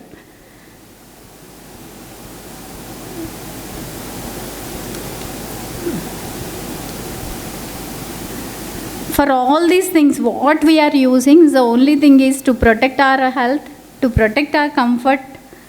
For that we are talking, really. So without us, nature is going to be as it is, and earth is going to be as it is, it's going to be comfortable. Only thing is, we are not comfortable. That's why we are talking all those things. So this is what? Only thing, we want to be comfortable. Our progeny and the next generation should be comfortable. Why? Because we are dependent on environment. In the bigger word, we can say it as a nature. Environment means simply, if we are sitting in this room, we are going to say it as environment. Then this nature is going to be big word. Right. Even though, actually where we started, again we are there only, like circle. We try to develop medical technologies such an extent that we can even get back from the death. But even though that is going to be again challenge because of pollution, again we are facing so many health problems. Then this advanced technology will be able to answer that. Is it giving proper answer for this? Right? So maybe every one of us is carrying electronic gadgets of simple mobile phone. Is really having, you are carrying 38 to 40 elements of periodic table. In this mercury, you know, maybe in the childhood you played with that liquid metal, cadmium, chromium, what not, 38 to 40 elements you are carrying with the hand. With the no time it is going to be, if it is not in use, technology advancement, or sometimes it may become obsolete, it is not working, it is going to be become obsolete electronic waste, it going into the soil. So this is how we are taking elements from the earth, right? Again we are throwing into the earth. What is happening in between these two things? Those elements are taken from the earth by the extraction, we put it in a format, then again we are dumping in the soil. Then why we are saying it as a pollution? Why it is affecting us? Can anyone from the audience? Because they are making them non-decomposable. Non-decomposable. They are taking out pure elements from earth, then combining them and making them hazardous to the earth. Yes. So somewhat correct. If anybody want to add? Thank you. Using more plastic, right? Any other? The only thing is whatever there in, only thing either right or wrong I'm not asking. Just I'm asking you to express your opinion, right? So no question of doubt here. Idi correcta kada anukodu, just express your thought. So where we are logging. So at the morning session, the Purushottam Reddy sir asked us to question. The only thing is always we are stopping our mouth, stopping our voice. So please, whatever is there here, please mention it. Okay, right. Why means we are getting. I'll try. Right. I think there is an equilibrium and balance that we human beings have evolved to survive in. If you change, take pure metal out and make this into some form and then dump it back, it disturbs the equilibrium that makes it difficult for us to survive. Yes. So only thing is, if really you know your body parts already, right, where the place of brain, if this brain place is going to be changed, then it is not. Same like that, metals are in the present in the earth crust. So we are taking them out and we are putting on the other place. That is where it is causing the problem. Nuclear radioactive materials are already there on the earth. The only thing we are taking out, then we are using other end, then it is creating the problem. Right? Where actually all the things are having right place in the nature. So we are taking them and we are changing their places. That is also one of the reason. So one is the answer. We are taking in the crude form and we are purifying and we are giving back. So that is one more thing. And another thing, we are mixing the unnecessary combinations for our purpose is going to be, right? Right. So this is going to be common as young engineers and we together, right? What we can do to stop climate change? Right, this I think what I feel is this. So we should be sensible, and second thing is more economic, what is needed, what no. Then know your limits, when to interfere, where to interfere, how to interfere, how much. If we know this barriers, then everything is going to be fall on right place. I'm not only going to question only engineering field, in anything. So if we know these things, we should be economical with our words, we should be economical with our food, we should be economical with energy, we should be economical with everything. Then there is no question of wastage. If it is not wasted, then it is not going to be polluted.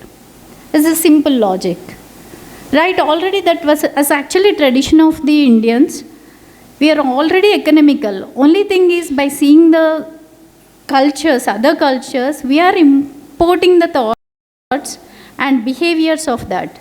Otherwise, we all are economical. And one more thing, we are in a big family, right? There is actually isolated families. Their land is very big. Their population is less. Why should we have comparison with our behaviors and lifestyles with the other countries?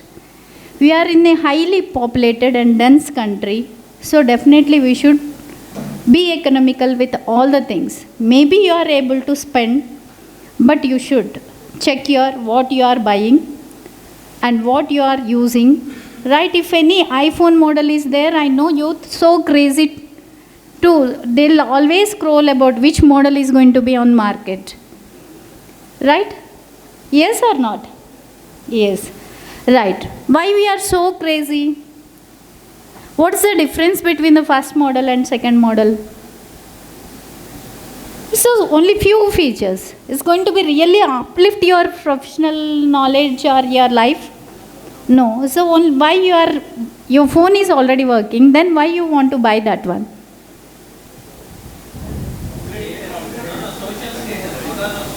Yes. Yes. That's the only thing. Yes. It's a little bit upgradation is not going to uplift your professional knowledge immediately or your life immediately, right? Even that old phone is also going to support yours. But the thing is social status. Please take out that from your mind. Then most of the problems are going to be solved.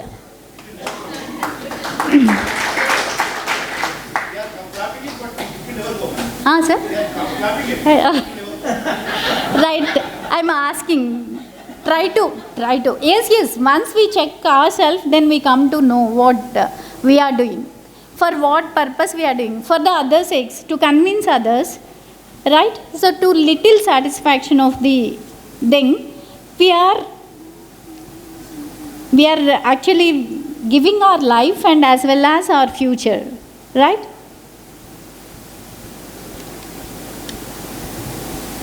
Right. So most of the keys are fine with the nature, present in the nature. Then no scientist or nobody is going to give in the nature name there, right? Actually, if you observe both the things, it's going to be of biomimics, right? Then already, so with minimum energy they are running. For the same work we are spending more energy. If we understand more nature and nature principles, then we can give the better designs and with minimum energy we can live comfortably. I'm not asking you. So, Keshav sir pointed out, with the good, and we need to address the technology. We have to appreciate the technology, no doubt about it. But the thing is, and even sir also said, D.V. Subbarao, what sir suggested, actually there's going to be airport is already running on water, right? Even I heard about Andaman Nicobar Islands. So water ship, exactly I did not get, I'm not getting now. The harbor, I think so, planned water air base from the water, from the Andaman Nicobar Islands. So this is how, until that ends we reached, peak of the technology we reached. Thing is now, if anything is going to be straight, there is a chance of falling down. So we need to be balanced. Maybe you have observed cross symbol plus, right, in mathematics is going to be most balanced symbol, right? It's going to be vertical and it is going to be horizontal. The growth should be horizontal and should be vertical. Then it is going to be most balanced. So as a technologically we developed vertically, but now we need to balance horizontally with the environmental conscious. This is what we need now, right? So by listening from the morning lectures, we come to know, we acquired some knowledge, how the technology improved. So what ways the technology is utilizing, right?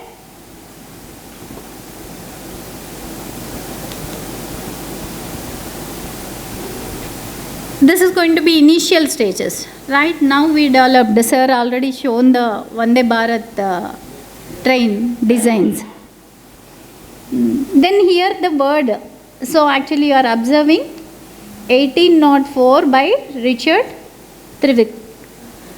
He designed, but where actually I searched in the whole net where he got that inspiration, but I did not get. Actually this is going to be of design of the nature.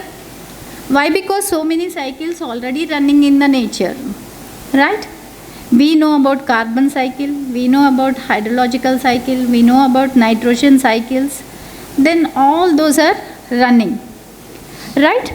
With the force of the nature without harming. So then same resources. Actually this I searched about the birthplace of this person.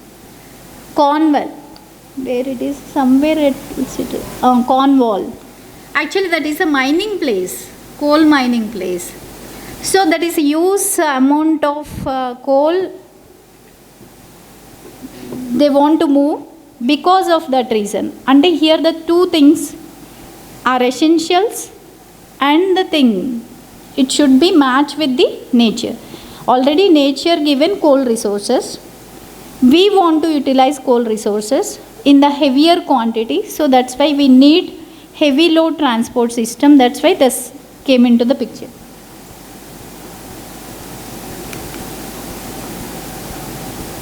Even aeronautical designs.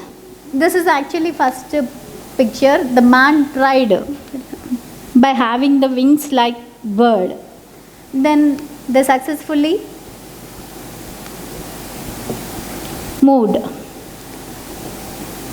We thought that it is going to be engineering marvel, but the inspiration for this engineering marvel is going to be of bird. The design, the weightless bones of the bird. Even though if you find the position of wings, tail, washrooms, everything of aeroplane, if you design, the same with the bird. But we won't give, our inspiration is going to be bird. So here we written. Actually this person who tried is a German engineer. He had engineering degree in aerodynamics, right? He tried about the human powered flight from the birds. Actually he given the proper word. He got inspiration from the bird. Right, this was how design was, aerodynamic designs were. Right, the technology is developed to this level. And which bird is flying more, taking more flight and moving faster, that design we are taking now.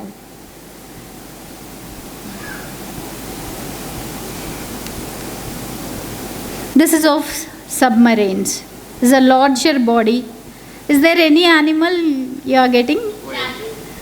Shark, whale, right. So maybe if you are going to observe so many countries' flags, but the design is going to be same, right? Only whole size is going to be different. But this thing is, the design is, One thing after observing while doing the presentation, I realized that basically, if they are not there in the nature, if they are not there in the universe, we won't get anything into our brain. A picture even we cannot design, even we cannot imagine. So everything is, if we are getting something into our brain, definitely it is there in the nature. Otherwise we won't get. Right, such a huge body moving in the water weightlessly, freely, happily. Then we thought of submarines. Right? We dared to take that project because of whales.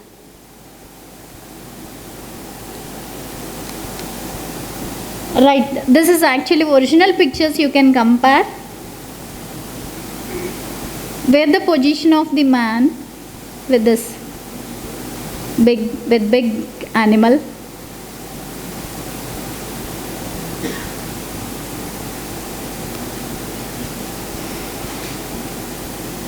Here one sentence I written, we can increase the efficiency and sophistication by synthesizing the knowledge of marine engineers and marine biologists. Generally we want to separate every time, right? But the thing is, nature is, if with the more combinations, if more synthesis, you are going to achieve more. So as a single person you can't achieve more, as a group we can achieve more. This is going to be logic. The same logic is applied here. So if generally marine engineers knowledge is combined with the marine biologists, we can do more sophisticated and more pollution less, more efficient engines. Right, even for the designs also, right, even everything, what if it is not there in the, definitely it won't come to our brain. Just it is my opinion, maybe I don't know. So while doing this presentation I come to know. Right, this is Nepenthes plant. By observing this you can come to know where the models are coming. By observing Victoria lotus leaf, a plate, lunch plate, right, designs, even ornamental designs, and a simple design to even utensils, from big machinery to aeroplanes, everything we are taking the designs from the nature. So definitely the keys are with the nature. If any problem is there, if you are not finding any solution, so please search in the nature. Right. We thought that information technology is developed a lot. Right. Suppose if suddenly I am crying, is there any communication with you? Are you going to understand anything from my crying? Yes, what you understand? I am feeling sad, right? I didn't spoke any word, just only I cried. So my tears, what?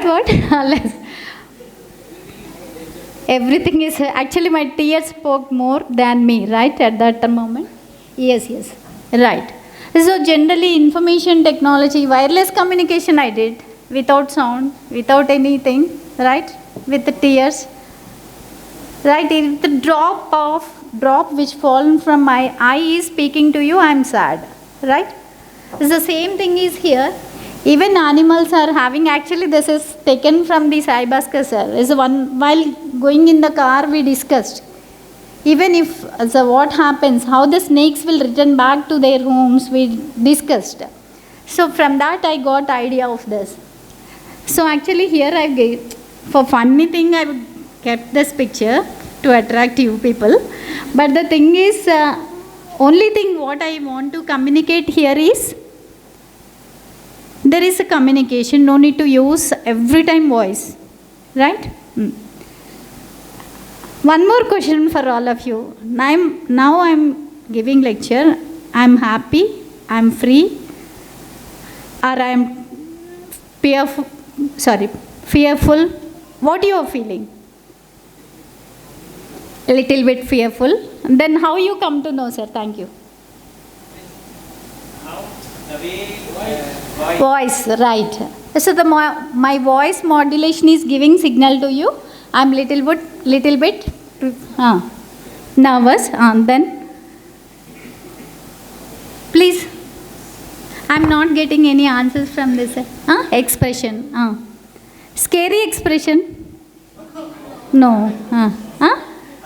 Happy expression. Right. Okay, I'm happy, but little fear.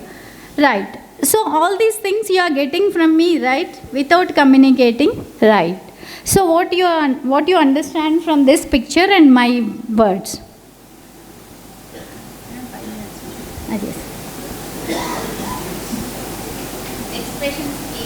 Yes. There is a world language. Maybe we are fighting for Telugu language, we are fighting for English language, Hindi language, whatever it may be. Other than this, there is a language for all of us as a humans. Ante advanced humans kante mundu kuda manaki language undi. We conveyed our information. Why? Because animals are having, right? They are using ultrasonic sound and other signaling processes, right? Always, how can they get back to their homes? How can they exactly find how they are going to fly to different places, birds, insects, how they are getting again back to their home, how honeybees travel kilometers together and coming back to again comb. So all these things there is already communications, wireless communication system. We able to tap that. Now wiring system is gone, right? We are in wireless. Maybe suppose we talked about if pollution. There is invisible pollution definitely in this room. Maybe we are in the 70 acres of campus with greenery. Still I can confidently say that there is a pollution in the room. Yes, every mobile phone is receiving signals, right? With some radiation, right? So we are talking about visible pollution. What about the invisible pollution? Right? If we are doing all those things, we are using wireless technology, wireless network, what happens their communication? Is it going to affect their life? Will they able to communicate properly? If mic is not there, my voice is not reaching, then you people are talking, can I able to speak properly? No. Is it going to be communicate what I want to talk now? No. So it means some congestion, some interference is there. Why? Because my voice level is less and your group voice level is more. Because of that reason interfere. So we are using such a powerful radiation with the 4G technologies and we are going for 5G technologies. Then what about their life and how they can communicate? They are very sensitive communication they are having. What happens to them? What we can do at this point for this? Maybe all of us not going to work out for the same issue, right? Maybe some point is sensible to you. So you take off that task and work out for that. Right. So that advanced sciences and where everyone is using, even that is also the model of. We are thinking, so is there any instrument can we make more faster? Like that we tried and we made that. Right? So even this is also designed with the nature. Right? Thank you all here. And one more thing. I forgot the one picture. Right. So actually here a different group of people is there. One more small example, I'll close my session. Where the snake and earthworms are going to be present. Snakes are earthworms. Tell me.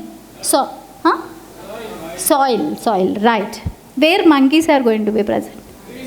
Trees. Very good. Forest area. Right. Where squirrels are going to be present? Trees, they are going to be stable or they'll move up and down? Right.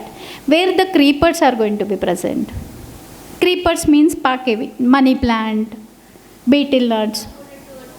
They'll take support and they'll move. Right? They'll climb up, right? Shrubs అంటే middle height plants. ఎప్పుడైనా soil థిక్నెస్ని బట్టి plant growth ఉంటుంది. Soil thickness humus content less ఉంటే grass land ఉంటుంది. Soil thickness more కొంచెం మీడియంగా ఉంటే షర్బ్ ల్యాండ్ ఉంటుంది. హ్యూమస్ కంటెంట్ సాయిల్ డెప్త్ బాగుంటే క్వాలిటీ సాయిల్ ఉంటే ఫారెస్ట్ ఉంటుంది. Logic that is.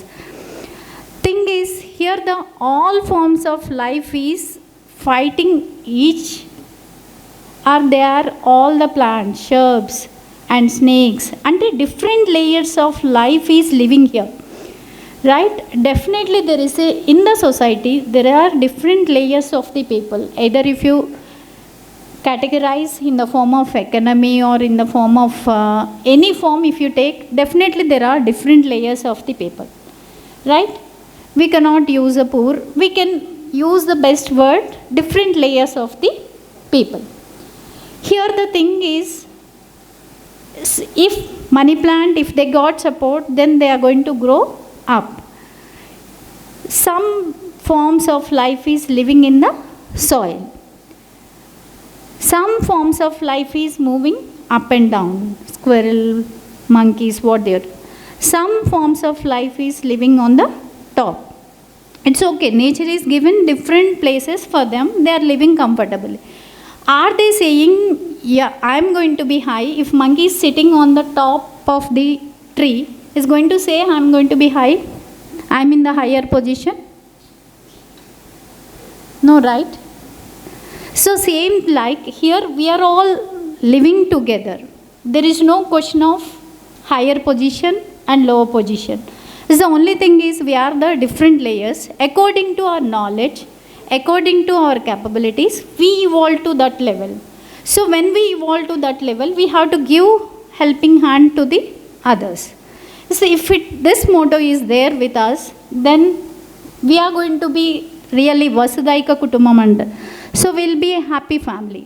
And another thing, all forms of life, plants, insects, animals, together they are living. Right? All cultures, all traditions, all religions are going to be live in the same place very comfortably. Is going to be individual flower is good or bouquet is going to be good and looks good? Bouquet. So if you consider every flower as one religion, then you are supporting the bouquet. Why not the all religions? So then all these conflicts also leading. Why? Because every culture, every religion is linked with some type of biodiversity. Different forms of biodiversity is going to be protected. Even peacock is prayed, tiger is prayed, snake is prayed, trees are prayed by us, right? In all religions. So we need to, even in our religion, in our culture, they given the teaching of protecting the biodiversity, protecting the nature. So I hope you'll take any form wherever you like to, but start at some point, take some measures to protect the nature. Thank you one and all. Thank you CGR and thank you SI. So climate emergency మనకు already ఉన్నది, గుర్తుపెట్టుకోండి. We are not out of this. Okay, already UN declare చేసింది. మనం కూడా ఎవరన్నా హాస్పిటల్లో ఉంటే ఎమర్జెన్సీలో ఉన్నారంటే ఆలోచన చేస్తాం, కిందికి మీదకి ఉన్నాడని అంటాం కదా. సో భూమే కిందికి మీదకి ఉందనేది పాయింట్. ఇప్పుడు అర్థం చేసుకోండి, అర్థమైందా? కోడ్ రెడ్ అనేది కూడా హాస్పిటల్ లాంగ్వేజే, ఇది కూడా ఆల్వాడేదే. ఈ రెండు పదాలు వాడేసారు యుఎన్ వాళ్ళు ఆల్రెడీ. 6th అసెస్మెంట్ రిపోర్ట్ అప్పుడు కూడా చెప్పేసారు క్లియర్గా.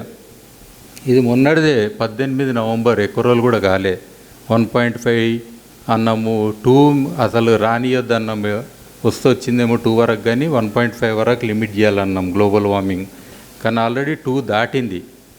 ఇది హిస్టారిక్ డేట్, గుర్తుపెట్టుకోండి. యుఎన్ చెప్పే 2 డిగ్రీ సెంటీగ్రేడ్ యావరేజ్ దాటొద్దు అన్నదానికి మొన్న 18th నవంబర్ మంచిదైంది. ఈ కాప్ ముందట అయింది. ఇది కాప్ అయినా తెల్లారి ఉంటే మళ్ళీ 1 year పడుతుండే ఆలోచన చేయడానికి. సో అట్లనే కార్బన్ సైకిల్స్ అంటాము, ఇది మీకు అందరికీ తెలుసు. అంటే భూమి మీద కార్బన్ ఎంత అవసరమో ఆక్సిజన్ అంతే అవసరము. ఎందుకంటే ఫస్ట్ చెట్లు పుట్టినాయి కాబట్టి వాటికి కార్బన్ డైఆక్సైడ్ అనేది అవసరం, మీ అందరికీ తెలుసు. కానీ అది అతిగా ఉన్నది, ఏం చేద్దాం? భూమి మీద చెట్లు మళ్ళీ ఎక్కువ ఉండడానికే మనకు భూమి కూడా ఎక్స్ట్రా ఏం లేదు కదా, లిమిటెడ్గా ఉన్నది. సో ఉన్న చెట్లు కూడా కొడుతున్నాము, ఫాజిల్ ఫ్యూయల్ వాడుతున్నాము. So there are so many cycles. జనరల్గా చెట్టులో ఏమవుతుందని అంటే తొందరగా అది కార్బన్ తీసుకుంటుంది, మళ్ళీ చెట్టు డీకంపోజ్ అయ్యి 1.5 ఇయర్లో మళ్ళీ అది కార్బన్ డైఆక్సైడ్ గాలికి వస్తుంటుంది ఇండైరెక్ట్ కూడా, లేదా ఓ పశువు గిశో ఏదో ఒకటి దీన్ని కూడా మళ్ళీ కార్బన్ డైఆక్సైడ్ మీథేన్ రూపంలోనే మళ్ళీ ఈ సైకిల్లో కలుస్తూనే ఉంటుంది కంటిన్యూస్గా. బట్ లాంగ్ టర్మ్ కూడా మనకు ఈ కార్బన్ సైకిల్స్ ఉంటాయి రకరకాలు. ఫర్ ఎగ్జాంపుల్ ఓషన్స్లలో మనకు షెల్స్ ఉంటాయి కదా, మెరైన్ షెల్స్, దాని రూపంలో స్టోర్ చేసుకుంటే కూడా లాంగ్ టర్మ్ ఉంటుంది మనకు.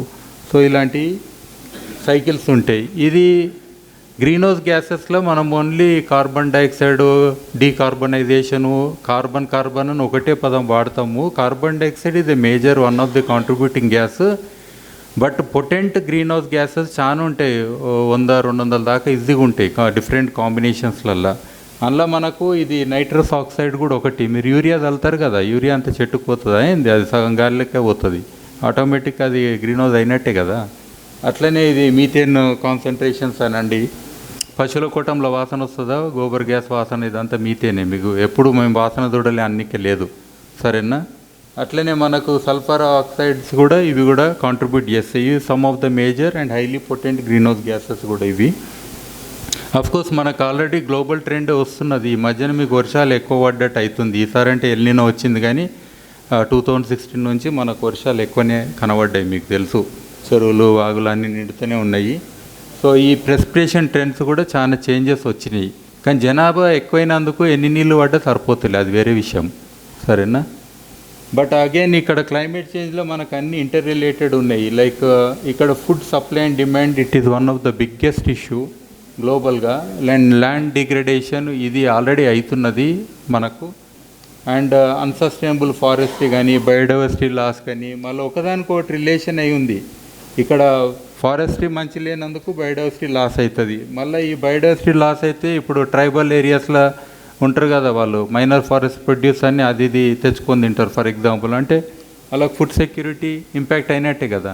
అట్లా అన్ని సైకిల్స్ రిలేటెడ్ ఉన్నాయి మొత్తం ఓవరాల్గా. సో అట్లనే ఇది విజువల్గా కూడా మనం చూస్తే agriculture, crop yields, irrigation demands పెరుగుతున్నాయి, లేదా ఫారెస్ట్ యొక్క కంపోజిషన్, హెల్త్, ప్రొడక్టివిటీ ఇవన్నీ ఇంపాక్ట్ అయినాయి. తర్వాత water supply and water quality ఇవి కూడా మనకు major issues. Biodiversity modifications of ecosystems ఇవి కూడా స్పీసీస్, అంటే కొన్ని కొత్త జాగాలకు స్పీసీస్ పోతున్నాయి, లేదంటే స్పీసీస్ ఎక్స్టింక్ట్ అవుతున్నాయి. సో షిఫ్ట్ అంటాం మనం, ఇవి కూడా అవుతున్నాయి. దెన్ ఇన్ఫెక్షస్ డిజీజ్, ఇప్పుడు పైన ఫారెస్ట్లో ఒక రకమైన బీటిల్ వస్తున్నది హై ఆల్టిట్యూడ్స్కి పోయినప్పుడు. సో అట్లా కొత్త కొత్త డిజీజ్ కూడా కొత్త కొత్త ప్రాంతాలలో వస్తున్నాయి. ఇది అన్నీ కూడా మనకు కనబడుతున్నది. అఫ్కోర్స్ ఈ stubble burning is one of the issue that is happening no currently. We are widely discussed. నేను at the end of this presentation I will put that case why it is happening అనేది. Then vulnerability గుర్తుపెట్టుకోండి, vulnerability, adaptation, mitigation. Vulnerability అంటే ఏంది చెప్పండి, exposure, sensitivity and adaptive capacity. అర్థమైందా? మూడే ఉంటాయి. Exposure అని అంటే ఇప్పుడు కరెక్ట్ ఏసీ కింద కూర్చున్న వాళ్ళు ఎవరు, లేదంటే ఏసీకి ఏం జీవితాలకు వచ్చి ఉంటారు. అంటే మీరు ఆనే కూర్చుంటే డెఫినెట్గా మీ ఎక్స్పోజర్ ఎక్కువ ఉంటుంది. ఫర్ ఎగ్జాంపుల్ సముద్రం పక్కన ఉంటే మీకు ఏ తుఫాను వస్తుంది, సైక్లోన్లు వస్తాయి, అవి వచ్చి మళ్ళీ కొట్టుకోవే ఛాన్స్ ఉంటుంది. లేదా నది పక్కన ఉంటే ఎక్స్పోజర్ ఉన్నట్టు లాజికల్గా. సో ఇది ఎక్స్పోజర్ అన్నట్టు బేసికల్గా. అట్లనే సెన్సిటివిటీ అంటే ఇప్పుడు ఇంతమంది అలా కూర్చురు, రేపు ఎంతమందికి సర్ది అవుతుంది చెప్పండి ఏసీలో కూర్చున్నందుకు. ఇదే సెన్సిటివిటీ. అందరికీ సర్ది కాదు, అర్థమైందా? కొంతమందికి తీర్థం తీసుకుంటే కూడా సర్ది అవుతుందంట, అంటే ఆ నీళ్ళు ఏందో అని డౌట్ వచ్చి. అందుకే ఇంత తులసాకులు అవి కర్పూరం వేస్తుంటారు జనరల్గా సెన్సిటివిటీ ఉన్న వాళ్ళకు. బట్ ఇది కూడా చాలా ఇంపార్టెంట్. అంటే ఫర్ ఎగ్జాంపుల్ మన coastal communities, sea level rise homes ఉన్న వాళ్ళు అవుతారు. అగ్రికల్చర్ ఏరియాస్ ఇవి ఓపెన్గా ఉంటాయి కాబట్టి టెంపరేచర్స్, ప్రెసిపిటేషన్ ప్యాటర్న్స్కి ఇవి డైరెక్ట్ ఎక్స్పోజ్ అవుతాయి. తర్వాత ఇక్కడ సెన్సిటివిటీలో లైక్ బయోడైవర్సిటీ మనకు తక్కువ ఉంటే కూడా మనకు ఈ టెంపరేచర్ చేంజెస్ ఇవన్నీ అయినప్పుడు ఆ ఫారెస్ట్ కానీ ఎకోసిస్టము సర్వైవ్ అయ్యే ఛాన్స్ తక్కువ ఉంటుంది లాజికల్గా. ఎక్కువ బయోడైవర్సిటీ ఉంటే అట్లీస్ట్ కొన్ని స్పీసీస్ అన్నీ ఉంటాయి కదా. అందుకే మనం అక్కడ మిక్స్డ్ కల్టివేషన్ ఇవి చేసేటోళ్ళం, క్రాప్స్ కూడా రకరకాలు చేసేటోళ్ళం. So population with poor access to health care may be more sensitive to climate induce disease. ఇది కూడా ఇంపార్టెంట్. అందరికీ అంటే దాన్ని తట్టుకునేది ఉండడానికి కూడా అవకాశాలు లేవు. చాలామంది చూస్తారు రోడ్ల పోనీ చలికాలం బట్టలు లేకుండా ఉంటారంటే కప్పుకొని కూడా ఉండదు. అట్లా ఎండల కాలం కూడా సన్ స్ట్రోక్ వచ్చి చచ్చిపోయిన వాళ్ళు చాలామంది ఉన్నారు. అది తెలియదు చచ్చిపోయేటోళ్ళది. అట్లనే అడాప్టివ్ కెపాసిటీ అనేది ఇది ఇన్నేట్ కెపాసిటీ అన్నట్టు. అంటే మనకు లోపట కెపాసిటీస్ ఉండడం, అలాంటి పరిస్థితిని కూడా అధిగమించడానికి ఏదో ఒకటి ఉండాలి. అయితే communities with strong social networks and access to resources have higher adaptive capacity. ఈ సోషల్ నెట్వర్కింగ్ చాలా ఇంపార్టెంట్. ఆ నలుగురు అంటాం కదా, నిజంగా మనకు కష్టకాలం వస్తే ఆ నలుగురే ఇంపార్టెంట్. గిద్దాలు ఇట్లా ఏమన్నా అయినా కూడా మనకు ఆ కమ్యూనిటీ అవసరం, గుర్తుపెట్టుకోండి. చాలా మటుకు పైసలైన కొద్దీ రిలేషన్స్ దూరం అవుతాయి. పూర్ కమ్యూనిటీస్లో సోషల్ క్యాపిటల్ పెద్దగా ఉంటుంది. ఊర్లలో మీరు చూడండి, ఈవెన్ ఒక స్లమ్ ఏరియాలో చూడండి, బల్గం అంటాం కదా, బల్గం ఏడు ఉంటుంది, పూర్ ఫ్యామిలీస్ ఉంటుంది, రిచ్లో ఉంటుందా? రిచ్లో తగ్గుతుంటుంది. అంటే అడాప్టివ్ కెపాసిటీ వాళ్ళకి ఎక్కువ ఉంటుందని చెప్పనీకే. అందుకే మహిళా సంఘాలు, ఈ ఫార్మర్స్ క్లబ్స్, రకరకాలు ఇవన్నీ గవర్నమెంట్ చేస్తుంటుంది రెగ్యులర్గా. ఇవన్నీ కూడా ఇంపార్టెంట్ మెజర్స్ అన్నట్టు. Governments with proactive climate policy and disaster preparedness plans enhance adaptive capacity, ఇది కూడా గవర్నమెంట్ తరఫు నుంచి చేసే కొన్ని యాక్టివిటీస్. అయితే ఈ 3 అడాప్టేషన్ అని అన్నా కదా, ఇది చాలా ఇంపార్టెంట్ ఆస్పెక్టు. సో ఇది ఎస్పెషల్లీ ఇమీడియట్ లైఫ్ లైన్స్ అనుకోండి. ఇది సింపుల్గా ఏంటంటే మనకు ఆల్రెడీ ఆ పరిస్థితిని ఇమీడియట్గా, ఇప్పుడు క్లైమేట్ చేంజ్ అనేది ఒక్క రోజులో సాల్వ్ అవుతుందా? ఎన్నో ఏళ్ళ నుంచి క్యూములేటివ్గా అయ్యింది. ఫాజిల్ ఫ్యూల్స్ కాలబెట్టి రేపు తెల్లారే సడన్గా ఒక పాలసీ లెక్క సాల్వ్ అవుతుందా? కాదు. అంటే దీని ప్రాబ్లం ఏంటంటే ఆ పరిస్థితి అట్లనే ఉంది, నువ్వు అడాప్ట్ కావాలి. ఇప్పుడు ఫర్ ఎగ్జాంపుల్ ఏమన్నా చెత్త ఉన్నది, నువ్వు అడాప్షన్ అంటే ఏం చేస్తావు? ముక్కు మూసుకొని పోతావు, అంతే కదా. చెత్త అయితే తీసేయలే కదా ఒక సెకండ్లో. రోజు ఆనే ఉందనుకో, రోజు అలవాటు అయిపోతుంది. అర్థమైందా? సో అట్లా అన్నట్టు. సో ఇది మనకు ఇది ఇమీడియట్ లైఫ్ లెన్స్ కాదు, కోపింగ్ మెకానిజం లెక్క అనుకోండి. అడాప్టేషన్ ఇమీడియట్గా అంటే తర్వాత అది అడాప్టేషన్ అవుతుంది లాజికల్గా. తర్వాత డెవలపింగ్ కంట్రీస్లో ఇది చాలా అవసరం. ఎందుకంటే మిటిగేషన్ అనేది మనం ఒక్క దేశము తగ్గిస్తే గ్రీన్ హౌస్ గ్యాసెస్, ఈ క్లైమేట్ చేంజ్ సాల్వ్ అయ్యేది కాదు. అన్ని దేశాలు చేసిన పాపం కలిపి మనం ఆ సూప్లు ఉన్నాం. సో మనం ఒక్కరు చేసే పరిస్థితి లేదు కాబట్టి సాల్వ్ అవుతుంది అయింది ఈరోజు. సో అట్లా అన్నట్టు. సో కాబట్టి ఎస్పెషల్లీ డెవలపింగ్ కంట్రీస్లో మనకి తప్పని పరిస్థితులు ఏం చేయాలనేదే ఆల్టర్నేటివ్.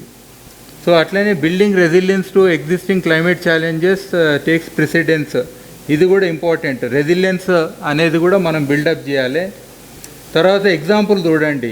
ఫర్ ఎగ్జాంపుల్ మనకు ఫ్లడ్ వచ్చే దగ్గర ఫ్లడ్ వాల్ ఒకటి క్రియేట్ చేయడం, ఆనకట్టలు, కరకట్టలు అంటాం కదా. ఇప్పుడు ఫర్ ఎగ్జాంపుల్ మనకు కోస్టల్ ఏరియాలో చూస్తే అలాంటివి. అగ్రికల్చర్ ఏమో షిఫ్టింగ్ క్రాప్స్, ప్లాంటింగ్ టైం కూడా చేంజ్ అవుతుంది. మీరు చూడవచ్చు, ఇప్పుడు క్రాప్స్ వేయాల్సిన టైంకి వేస్తలేరు, ఇంకో టైంలో వేస్తున్నాం మనం. అట్లనే డ్రాట్ రెసిస్టెంట్ క్రాప్స్, ఇవన్నీ వెరైటీస్ వస్తున్నాయి మనకు. అట్లనే వాటర్ రిసోర్స్ మేనేజ్మెంట్, ఇది కూడా చాలా అవుతుంది. Conservation, recycling programmes. సో ఇవన్నీ కూడా ఇంపార్టెంట్ ఆస్పెక్ట్స్ అయినాయి. అట్లనే ఎకోసిస్టమ్ బేస్డ్ అడాప్టేషన్ ఇది చాలా ఇంపార్టెంట్. ఇది restoring or conserving wetland, mangroves, ఇవన్నీ మాకు డాక్టర్ తులసిరావు గారు వారు చేసి రిగ్రీ అనే ప్రాజెక్టు కురింగా నేషనల్ పార్క్లో. సో అలాంటివి చాలా important to protect ourselves from this sea level rise కానీ, స్టోమ్ సర్జెస్ కానీ, ఇవన్నీ కూడా. అట్లనే హీట్ యాక్షన్ ప్లాన్స్, ఇది చాలా ఇంపార్టెంట్. నేను అన్న కదా, సన్ స్ట్రోక్ అనే తెలియని ఇది డిజాస్టర్ హ్యాపెనింగ్. ముసలోళ్ళంతా పోయేది ఈ మామూలుగా ఆకులు, పచ్చి ఆకు కూడా రాలిపోయిందనే పదం వాడతారు. పండు ముసలోళ్ళు కూడా టప్పు రాలిపోతుంటారు. డప్పు శబ్దం వినబడుతూనే ఉంటుంది ఎండాకాలం. ఈ సన్ స్ట్రోక్ సంగతి మనకు తెలియదు, అది పాలసీలో కూడా ఇంటిగ్రేట్ కాదు చాలా మటుకు. So designing cities with green spaces, ఇదంతా కూడా important. Reflective roofing, improved ventilation, all these things will add. అట్లా ఎనర్జీ సెక్టర్ అడాప్టేషన్, ఇది కూడా నాన్ ఫాజిల్ ఫ్యూయల్ బేస్డ్ ఫ్యూయల్స్కి వెళ్తే కూడా మంచిది. Renewable energy technologies, insurance, index based insurance అని అంటాము. ఎంత వర్షం పడ్డది, ఎంత ఎండ కొట్టింది అనే దాంతో కూడా క్రాప్కి డైరెక్ట్ ఇన్సూరెన్స్ ఇవ్వచ్చు మనం. ఇలాంటి సిస్టమ్స్ డెవలప్ అవుతున్నాయి. సో అట్లా కమ్యూనిటీ బేస్డ్ అడాప్టేషన్, ఇది కూడా అంటే ప్రిపేర్డ్నెస్ ఉండాలి. సివిల్ డిఫెన్స్ మెకానిజం అనేది చాలా ఇంపార్టెంట్. మనకు విపత్తులు వచ్చినాక ఎత్తుకుతుంటాం ఎవరు వస్తారు సహాయం చేస్తారని. అట్లా కాదు, చెన్నై ఫ్లడ్స్ మీరు చూసిర్రా, అట్లాంటి వస్తే నిజంగా ఈత వచ్చిన వాళ్ళు ఉండరు హైదరాబాద్లలో, మునిగేటోళ్ళే ఉంటారు. ఇవాళ రేపు పెద్ద వరద వస్తే ఒకరిద్దరు మునుగుతురు కూడా హైదరాబాద్లో, చూసి ఉంటారు మీరు. సో ఇవి అన్నీ కూడా మరి కమ్యూనిటీకి నేర్పాలి కదా, ఇవాళ రేపు సర్వైవల్ స్కిల్స్ అన్ని చోట్ల నేర్పాలి, కమ్యూనిటీకి సపోర్ట్ చేసేది ఇమీడియట్ లోకల్ పీపులే కాబట్టి వాళ్ళకి స్కిల్స్ ఇవ్వాలి, లైఫ్ సేవింగ్ స్కిల్స్ అంటాం, ఇవన్నీ కూడా ఇవ్వచ్చు. టెక్నాలజికల్ ఇన్నోవేషన్ ఇవి ఆల్రెడీ అవుతున్నాయి, డీసాలినేషన్ ప్లాంట్స్ ఇవన్నీ కూడా పెడుతున్నారు నీళ్ళు లేని జాగాలల్లో, అంటే సముద్రం, ఇప్పుడు చెన్నైకి వాటర్ సప్లై అట్లనే అవుతున్నది. అట్లనే education and awareness, this the biggest thing I think మన CGR సెల్స్ నుంచి మేము చేసేదే ఈ వర్క్. ఈ capacity building already school level, youth level, colleges, institutions అన్ని స్టేక్ హోల్డర్లను ఇన్వాల్వ్ చేసి that we are continuously doing this thing. అట్లనే మైగ్రేషన్ అండ్ రీలొకేషన్ ఇది కూడా తప్పదు కొన్ని ప్రాంతాలల్లో. సో ఇప్పుడు ఆల్రెడీ మీరు మునిగిపోతారు, కంటిన్యూస్ ఫ్లడ్స్ వస్తున్నాయంటే రీలొకేట్ చేయాలి కదా వ్యక్తులను అడిగించి. సో ఇవన్నీ కూడా అవసరం. So United nations framework professor Purushottama Reddy sir పొద్దున్న దీని గురించి ఒక మాట చెప్పారు, ఆల్రెడీ డాక్టర్ దొంతి నరసింహారెడ్డి గారు కూడా కవర్ చేసిర్రు.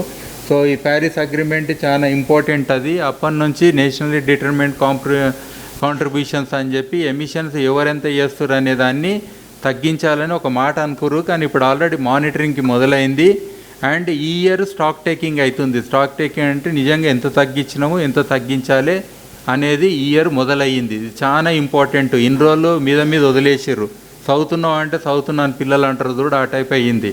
కానీ నిజంగా మానిటర్ చేసింది లేదు ఎంత తగ్గించారు అనేది. సో అందరు అన్నారు పాలసీలలో రాసుకున్నారు. సో అట్లనే ఇది role of inter governmental panel on climate change, ఇది చాలా ఇంపార్టెంట్. వాళ్ళు ఇచ్చే రిపోర్ట్స్ ఇవన్నీ ఎంతో సైన్స్ చెప్తుంది కానీ మనుషులు అర్థం చేసుకుంటలేరు. ఎందుకంటే ఎస్పెషల్లీ ఐ థింక్ మన పొలిటీషియన్స్ కానీ, బ్యూరోక్రాట్స్ కానీ, governments, systems, civil society, NGOs ప్రతి ఒక్కరు కూడా there is enough science to tell that we have enough climate change and there is emergency. Code red అనే పదాలు వాడిరు, but still we are not acting. So that is the biggest problem. IPCCకి Nobel prize కూడా వచ్చేసింది, ఇంకేం కావాలి దానికి రిపోర్ట్లు రాయంగా. పచౌరి గారు ఉన్నప్పుడు ఇచ్చేసారు, పని అయిపోయింది. సో ఇక life style changes for climate resilience అని ఉంది కదా. సో ఇది చాలా ఇంపార్టెంట్. ఇది లైఫ్ అనేది మన ఇండియన్ గవర్నమెంట్ కూడా అన్నది ఇది మినిమలిస్ట్ అనేది లైఫ్ స్టైల్ చాలా ఇంపార్టెంట్. నేచర్ బేస్డ్ సొల్యూషన్స్ కానీ, ఎకోసిస్టమ్ బేస్డ్ అడాప్టేషన్ కానీ ఇవన్నీ మనం ఇంటర్నలైజ్ చేసుకోవాలి. ఇది చాలా ఇంపార్టెంట్. రీయూజ్, రీసైకిల్ ఈ కాన్సెప్ట్స్ ఉంటాయి కదా. రెఫ్యూజ్, రెడ్యూస్ ఇవన్నీ కూడా ఉంటాయి. రిపేర్, మీ ఫోన్ ఖరాబ్ అయితే రిపేర్ చేయించుకోండి ఆ టైప్ అన్నట్టు. ఇవన్నీ పడేసిడే ఉన్నది ఇవాళ రేపు. పెన్ను కూడా పడేస్తారా లేదా, రిఫిల్ వాడిరు ఎవరన్నా? ఎవరు ఉండరు నాకు. థ్యాంక్ యూ, ఒక్కరే ఉన్నారు, ఇద్దరు, గ్రేట్. ఇద్దరికి అవార్డు ఇవ్వాలి నిజంగా, సపోర్ట్లు కొట్టుండి, తప్పేం లేదు. అవును మరి ఆనే మొదలవుతుంది. పెన్లు వాడేసి లాజిక్ ఏంది, తుపాకులు వాడేస్తారు మన లోకేనా మరి, బుల్లెట్లు అయిపోయినాయని లావ్ అంటారు అప్పుడు. తర్వాత importance of local and community level efforts కూడా ఇంపార్టెంట్ మనకి. ఇది reforestation, afforestation, water resource management, sustainable agriculture practice ఇవన్నీ కమ్యూనిటీ లెవెల్ అవసరము. Then business and industry adaptation కూడా అవసరం. Sustainable supply chain management, green infrastructure development ఇవన్నీ కూడా ఇవ్వాలి. అట్లనే CSR కింద కూడా వాళ్ళు ఎంతో చేయొచ్చు ఇండస్ట్రీస్. దెన్ గవర్నమెంట్ పాలసీస్ ఇవన్నీ కూడా లోకల్ లెవెల్ కానీ national level all action plan should be there in place. So climate resilient infrastructure గుర్తుపెట్టుకోండి. ఇవాళ రేపు మనుషులు ఓడు తక్కువ కానీ ఆస్తి నష్టం ఎక్కువ. ఒరిస్సాలో సైక్లోన్ వస్తే ఒకప్పుడు 1000 మంది చచ్చిపోతుండే, ఇప్పుడు మనుషులు చచ్చిపోతలేరు, మొత్తం ఆస్తులు ఖతమవుతున్నాయి. అమెరికాలో అదే ప్రాబ్లం, ఎందుకంటే ముందే తెలుసు కాబట్టి గడ్డెక్కుతున్నాం, ఆస్తులు అయితే పోతాయి కదా అట్లా. సో అది the human dimension, livelihoods and sustainability ఇది కూడా important. Sustainable agriculture, fisheries, renewable energy development ఇవన్నీ కూడా కావాలి. Then coming to mitigation refers to the action taken to reduce or prevent the emissions. అదే అన్న కదా, టోటల్గా అడాప్టేషన్ అంటే ఆ పరిస్థితి నుంచి మనం అధిగమించడానికి ఏం చేస్తాము. మిటిగేషన్ అంటే ఏంటంటే ఆ ప్రాబ్లమ్నే సాల్వ్ చేయడం, ఎందుకు గ్రీన్ హౌస్ గ్యాస్ పెరిగిందని తగ్గించేద్దాం అనేది డైరెక్ట్. సో ఇది చాలా ఇంపార్టెంట్ అండ్ చాలా ఖర్చుతో కూడుకున్న పని అది లాజికల్గా. అంటే మనం అది చేయలేం కాబట్టి అడాప్టేషన్కి వచ్చినాం అనేది పాయింట్. అర్థమైంది కదా, సింపుల్ లాజిక్ కాడ. Mitigation is crucial in kerbing global temperature. మీకు మధ్యరాత్రి ఫ్యాన్ వేసుకున్నాం అంటారు, 5వ నెంబరు ఫ్యాన్ నెంబర్ తగ్గిస్తారా, దుప్పటి కప్పుకుంటారా? అదే ప్రాబ్లం, దాన్నే అడాప్టేషన్ అంటారు. ఆ ఫ్యాన్ నెంబర్ తగ్గిస్తే మిటిగేషన్కి కొంచెమన్నా గ్రీన్ హౌస్ గ్యాసెస్ తగ్గించిన వాళ్ళు అవుతారు, ఆ పని చేయరు. అందుకే నేను నీళ్ళు ఎక్కువ తాగి వండుకుంటా, ఒక్కసారి నా టాయిలెట్కి లేచి నెంబర్ తగ్గిస్తా. అలారమ్స్ ఉంటాయి కొన్ని. సో ఇది difference between mitigation and adaptation. ఇది అర్థమై ఉంటుంది మీకు already. Mitigation focuses on preventing climate change, while adaptation focus on coping with its impacts. అర్థమైందిగా అందరికీ 2 పదాలు, 3 పదాలు మరవద్దు. వల్నరబిలిటీ అంటే ఏంది, అడాప్టేషన్ అంటే ఏంది, మిటిగేషన్. వల్నరబిలిటీ అంటే exposure, sensitivity and adaptive capacity. అంటే ఇప్పుడు కరోనాకి అందరూ పోలే కదా, కొంతమంది అట్టుకురు, కొంతమంది పోయిరు. అంటే అడాప్టివ్ కెపాసిటీ లేనట్టే వాళ్ళకు. అంటే తినే తిండిలన్న లోపం ఉంటుంది, వాళ్ళు తీసుకునే ఆల్టర్నేటివ్ మెడిసిన్ అన్న ఉంటుంది, ఏదో ప్రాబ్లం అయి ఉంటుంది. అంటే కెపాసిటీ లేదన్నట్టు లాజికల్గా. సో ఆ 3 అడగాలి వల్నరబిలిటీలో. సో అట్లనే ఎగ్జాంపుల్స్ ఆఫ్ మిటిగేషన్ స్ట్రాటజీస్ చాలా ఉంటాయి మనకు. ఇది ఇంక్రీజింగ్ సోలార్, విండ్, హైడ్రో ఇవన్నీ యూజ్ చేస్తే బేసికల్గా మనకు ఫాజిల్ ఫ్యూయల్స్ డిపెండెన్సీ తగ్గి గ్రీన్ హౌస్ గ్యాస్ ఎమిషన్స్ తగ్గుతాయి అనేది పాయింట్ ఇక్కడ. అర్థమైంది కదా లాజికల్గా. అట్లా తర్వాత energy efficiency improvements, retrofitting, buildings, insulation ఇవన్నీ కూడా చేసుకోవాలి. మన ఎస్పెషల్లీ ఇండోర్ మన కన్స్ట్రక్షన్స్ ఉంటాయి కదా, ఇప్పుడు ఇది హై ఎనర్జీ టైప్ అన్నట్టు.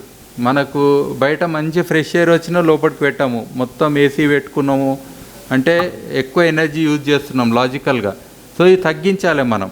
మా అర్త్ సెంటర్ చూడండి, మా వాల్స్ కానీ అవి ర్యామ్డ్ అర్త్ వాల్స్ అవన్నీ ఫ్యాన్లే వేయం దాదాపుగా అట్లా అన్నట్టు. సో అట్లాంటిది మనం అడాప్ట్ చేసుకోవాలి. సో ఇది రిఫారెస్టేషన్ అండ్ అఫారెస్టేషన్, ఇది ప్లాంటింగ్ ట్రీస్ ఇవన్నీ కూడా తప్పదు. ఎందుకంటే ఎన్ని చెట్లు పెడితే అంత కార్బన్ డైఆక్సైడ్ సీక్వెస్ట్రేషన్ అవుతుంది అనేది ఒక మాట direct. Carbon capture and storage ఈ జిఎన్ ఇంజనీరింగ్ కింద ఇవన్నీ వస్తాయి. ఇవి కూడా కొన్ని ఉన్నాయి, బట్ అవి కాస్ట్లీ ఉన్నాయి, అంత ఇంప్లిమెంటబుల్ కాదు అవి సిస్టమ్స్.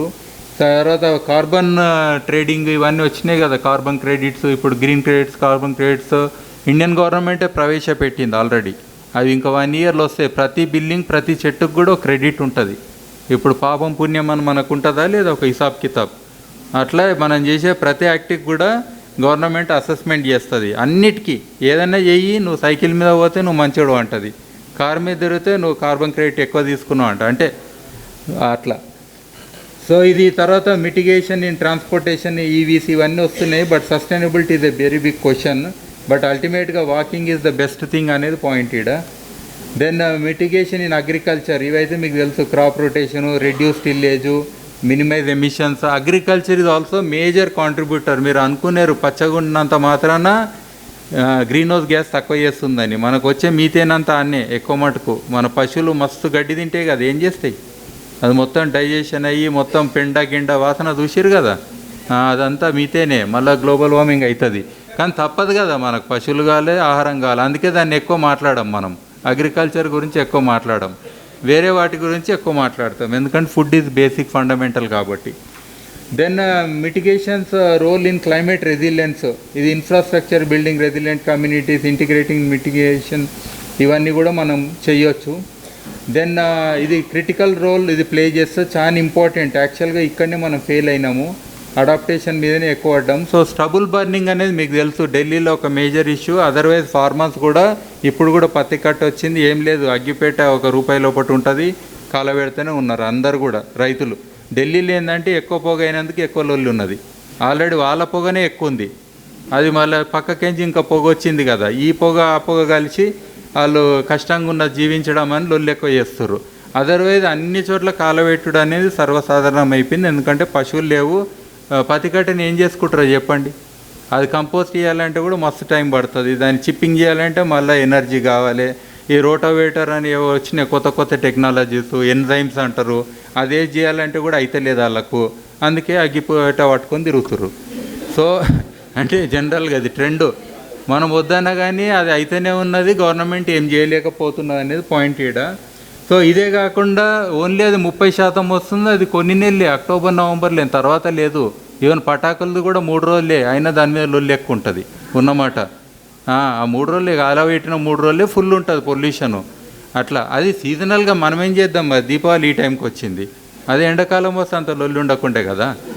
మొన్న క్రికెట్ మ్యాచ్ ఓడిపోయి నయమైంది అంటున్నా, పటాకుల గోలనన్నా తగ్గింది, అప్పుడు ఎవరు మాట్లాడరు.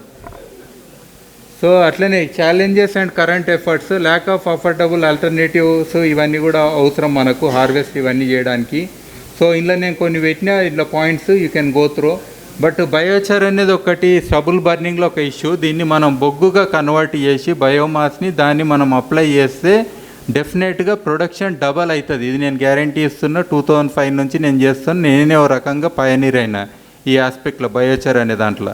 ఇప్పుడు పాలసీస్ ఎక్కువ అడాప్ట్ చేసుకుర్రు అండ్ చాలామంది international level even local level అందరు కూడా అడాప్ట్ చేసుకుంటారు. Very soon government of India కూడా దీని మీద a major announcement they are going to make very soon I'm telling. So అయితే ఈ పైరాలసిస్ అంటే ఏం లేదంటే తక్కువ ఆక్సిజన్ కండిషన్లో బొగ్గు అంటే నల్లగా ఉంటుంది, బూడిదే తెల్లగా ఉంటుంది. అర్థమైంది కదా అది. సో ఇది చెట్లకి వేసినప్పుడు ఇది చూడండి ఇంతే వచ్చింది కంట్రోల్లో. మీరు 4 kgs వేసి ఇంత వచ్చింది, 8 kgs ఇంత వచ్చింది, 12 kgs యాక్చువల్గా. సో ఎక్కువ వేస్తే కూడా ఒక్కోసారి ఉల్టా అవుతుందని చెప్పనీకే. నిజంగా బొగ్గున్న దగ్గరే చెట్లు మొలవాయి కదా, మీకు ఐడియా ఉంటుంది. సో అట్లా కూడా ఉంటుంది. అంటే ఎంత వేయాలి ఒక ప్లేస్లో అంటే ఇలాంటి చిన్న ఎక్స్పెరిమెంట్ చేసి ఏ కూరగాయలు పెట్టినా మనకు తెలుస్తాయి. 1.5 feet ఉంది మన కంట్రోల్లో, 6 feet అయ్యింది బయోచార్ వేసిన దగ్గర హయ్యెస్ట్. రికార్డ్ గ్రోత్ కూడా అవుతుంది, అంటే 4 ఇంతలు పెరిగిందా లేదా. సో ఇది స్టబుల్ బర్నింగ్లో వన్ ఆఫ్ ది ఇష్యూస్, ఇది వన్ ఆఫ్ ది సొల్యూషన్స్. ఇది మాకు డాక్టర్ తల్లడ భాస్కర్ గారు కూడా ఆయన పెట్రోలియం దాంట్లో పనిచేస్తున్నారు దేహరాదూన్లో. అక్కడ కూడా వాళ్ళు రీసెర్చ్ చేస్తారు, చాలామంది చేస్తారు ఇది గ్లోబల్గా అన్ని చోట్ల ఈ ఆస్పెక్ట్స్లో. ఇది చూడండి రూట్స్, ఇవన్నీ కూడా అరౌండ్ 2009 ఆ టైంలో తీసిన పిక్చర్స్. ఎంత మంచిగా వచ్చింది అంటే రూట్ బాగుంటేనే కదా చెట్టు బాగుంటుంది. సో దీన్ని నేను బొగ్గును ఉపయోగించి ఇటుకలు తయారు చేసి ఇల్లు కట్టుకున్నా. అంటే మనకు ఇక్కడ మనోళ్ళు ఇంజనీర్స్ కాబట్టి ఒక మాట చెప్పాలని చెప్తున్నా. సో అంటే మనం కన్స్ట్రక్షన్లో కూడా పెడితే ఏమవుతుంది, బ్రీతింగ్ బ్రిక్స్ అవుతుంది. ఇప్పుడు ఈ వాల్స్ బ్రీతింగ్ చేస్తాయా, ఉన్న ఎమిషన్స్ చేస్తాయి. Indoor air pollution is the biggest. Chemicals అన్నీ మనకు వచ్చి మన హెల్త్ ఖరాబ్ అవుతుంది. ఇవేమో అదే గుంజేసుకుంటాయి, గుర్తుపెట్టుకోండి. మీథేను, కార్బన్ డైఆక్సైడ్ ఏదన్నా గుంజుకుంటుంది. ఆ బొగ్గుక శక్తి ఉంటుంది అండ్ ఇన్సులేషన్ ఉంటుంది. అర్థమైంది కదా, వేడి ఎక్కువ రాకుండా చేస్తుంది. లైట్ వెయిట్ ఉంటుంది, అంటే కన్స్ట్రక్షన్లో హై రైజ్ అపార్ట్మెంట్లు బిల్డింగ్లు పోయినాకు then emit far infrared radiation. మీ హెల్త్కి కూడా బీపీ షుగర్ అవి తగ్గనికే కూడా రేడియేషన్ వస్తుంది. సో తర్వాత లో కాస్ట్ ఉంటుంది. తర్వాత కార్బన్ సిక్విస్ట్రేషన్ అవుతున్నది. ఒకవేళ డిమాలిషన్ చేసి వేస్ట్ చేసిన ఇది బిగ్గెస్ట్ ఛాలెంజ్. ప్రొఫెసర్ డివి రెడ్డి సార్ చెప్పారు పొద్దున, కన్స్ట్రక్షన్ వేస్ట్ ఇది అని ఇష్యూ అని చెప్పి. సో ఇది పడితే కూడా మళ్ళీ సాయిల్లో మొలుస్తాయి చెట్లు, గుర్తుపెట్టుకోండి, ఉల్టా ఇది. సో అట్లనే ఇండోర్ మాయిశ్చర్ రిడక్షన్ ఇది తగ్గిస్తుంది. అస్తమా ఉన్న వాళ్ళకు టెన్షన్ తగ్గుతుంది. అట్లనే మెయింటెనెన్స్ ఫ్రీ 1000 సంవత్సరాల బొగ్గు అట్లనే నిక్షిప్తమై ఉంటుంది. కాబట్టి మీకు 1000 ఏళ్ళు కార్బన్ సిక్విస్ట్రేషన్ అనేది నేను చెప్పలే. ఐపీసీసీ రిపోర్ట్లల్లో one of the best solutions ఏందనంటే ఈ బయోచారాన్ని వాళ్ళు చెప్పిర్రు. అది కూడా చెప్తున్నాను. ఎమిషన్స్ రాంగా కూడా ప్రొడక్షన్లో టోటల్. ఇది నేను కట్టుకున్న ఇల్లు, ఇది మన జనగాం దగ్గర ఉన్నది. ఈ ఇల్లు మొత్తము ఆ ఇటుకలతో కట్టిందే. ఇంకా ఉన్నది, మోర్ దెన్ 10 ఏళ్ళు అయ్యింది, ఇంకా నడుస్తున్నది. సో COP28 అజెండాలో ఇప్పుడు నేను అనేది ఆల్రెడీ మీకు గ్లోబల్ స్టాక్ టేకింగ్ అనేది one of the important issue అన్నాం. ఇంకో most important issue loss and damage అనేది ఉన్నది. ఇది లాస్ట్ టైం ఏదో తొందర మీద చెప్పుకున్నారు. నిజంగా కూడా మనకు మొన్న వరదలు వచ్చినాయి. తర్వాత పాకిస్తాన్ అయితే మొత్తం లోపటికి అయింది వరదలు వచ్చి. మీరు చూసిరు కదా, ఒక దేశమే ఒకరోజు రోడ్డు మీదకి వచ్చినట్టు అయింది కదా. సో ఇట్లా లాసెస్ అయినప్పుడు మరి స్మాల్ ఐలాండ్ కంట్రీస్ ఇలాంటి చాలా దేశాలు ఉన్నాయి, వాళ్ళ దేశమే కనబడకుండా పోతుంది. మరి వాళ్ళందరూ కంపన్సేట్ ఇవ్వాలి కదా, పైసలు ఉన్న వాళ్ళు వాలంటరీగా వాళ్ళు ఇవ్వాలంటే మాకు అది అర్థం కాలే, మేము ఇవ్వమన్నట్టు మాట్లాడుతారు అమెరికా వాళ్ళు. అర్థమైందా, తొండి అనుకుంటా. అంటే మామూలు చిన్నపిల్లలు అంటారు కదా, మీరు లాస్ట్లో ఏదో చెప్పారు మాకు అర్థం కాలే అని. నిజంగా అర్థమే కాదు పైసలు ఇచ్చే కాడ. సో గ్లోబల్ స్టాక్ టేక్ వాళ్ళు కదా ఎక్కువ పొల్యూషన్ చేసింది దునియాలో మరి. సో అట్లా అన్నట్టు. సో ఇది already ongoing process. Thank you very much. So already పిట్టగూడులు ఎందుకు పెట్టిందంటే కరువు వచ్చినప్పుడు నేను ఆల్రెడీ అబ్జర్వేషన్ చేస్తున్నా, సగం గూళ్ళు కట్టి వదిలేసిన పిట్టలు కనబడ్డది. ఇది కరువు వచ్చినప్పుడు తీసిన ఫోటోనే. ఆ గూళ్ళు తెగిపోయి పడిపోయినాయి. అంటే అంత బ్రిటిల్ అవుతుంది ఆ గడ్డి కూడా, ఎండలకు బ్రిటిల్ అయి పడిపోయినాయి ఇట్లా కుప్పలు కింద. అంటే నేచర్కి కూడా తెలుసు, ఒక కరువు అంటే తెలుసు, క్లైమేట్ చేంజ్ అంటే తెలుసు, గుడ్డు పెట్టాలన్నా పెట్టొద్దా అని తెలుసు. మనిషికి మాత్రం ఏం తెలియదు అని చెప్పి అది పెట్టినా. Thank you. My presentation is going to be very specifically on the global stocktake. In fact, the last presentation actually ended, that was one of the last slides on the global stocktake. And I'll try to keep it in time, probably a little before time.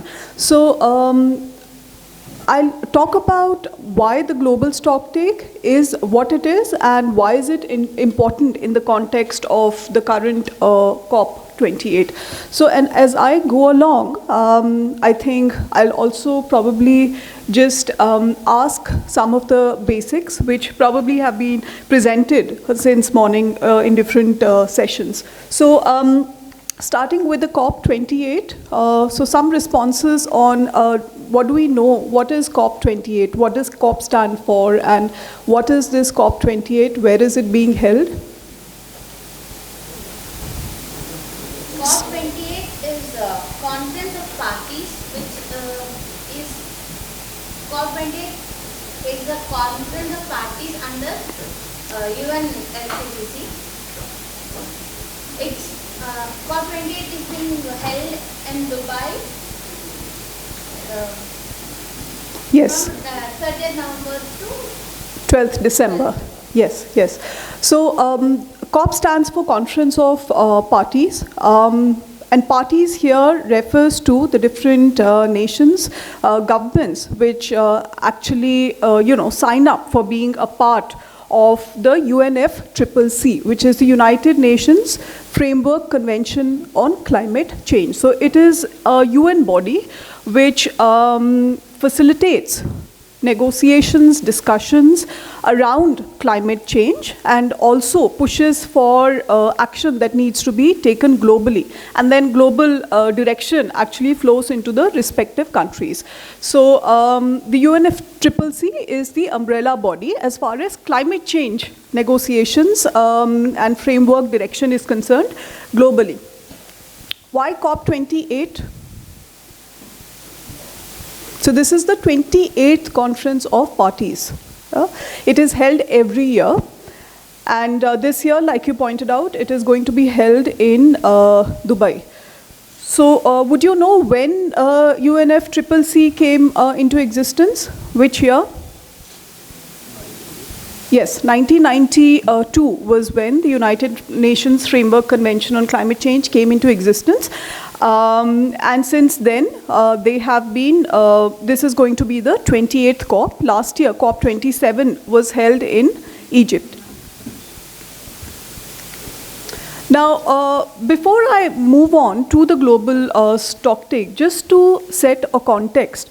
So, of the various conference of parties that have been held on climate change, the two very significant and milestone COPs have been the, one of the initial ones called the Kyoto Protocol, and also remember, the decisions or frameworks that come out of these COPs, they are usually named after the location where that particular COP has been held. So Kyoto Protocol, which means that particular COP was held in Kyoto, which is in Japan.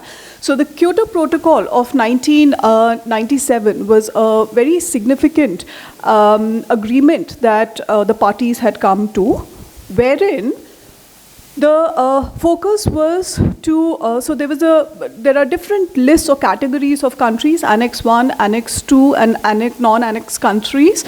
So the responsibility, the key responsibility of reducing emissions was held on the developed nations, which have historically been the biggest contributors to GHG emissions.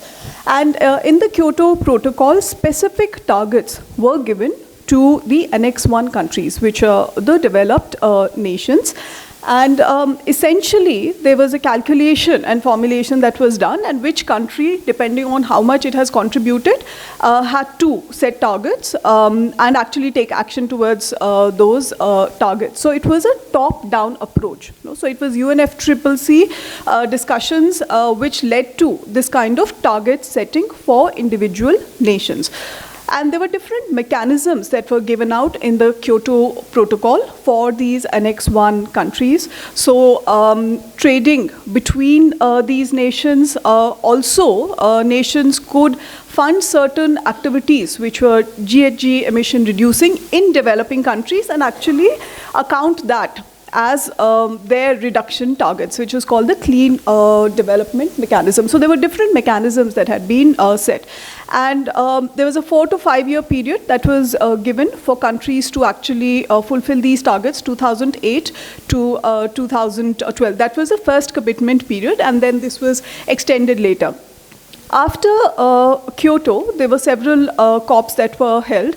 The next most significant COP has been the Paris Agreement, which was held in Paris in the year 2015. It was COP21, I think.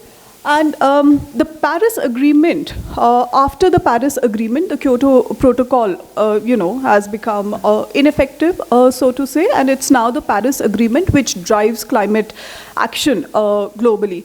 So what the Paris Agreement did, it actually adopted a bottom-up approach, which means that countries were encouraged to come up, devise their own targets based on their capacity and also based on their contribution to emissions so far. So all the parties, and in both Kyoto as well as Paris, the parties, I think there are 190 plus parties to each of these. So these contributions which each country has set out are called the NDCs, that is the nationally determined contribution. So it is a pledge that a country makes, that this is what my contribution would be to reduce global warming. So it's a bottom-up approach. Now, what is the key goal that the Paris Agreement actually set out? Maybe I should ask before I share that. So what is the key goal that everyone is moving towards to address climate change, to reduce climate impacts? It has been shared in the previous presentation, I'm sure in the earlier sessions as well. Reduce the temperature. Yes. So, and by how much? The extent has also been determined. Yes. So essentially, the Paris Agreement, it was agreed upon that towards the end of the century, parties will try and keep global, increase in global average temperature to 2 degrees Celsius.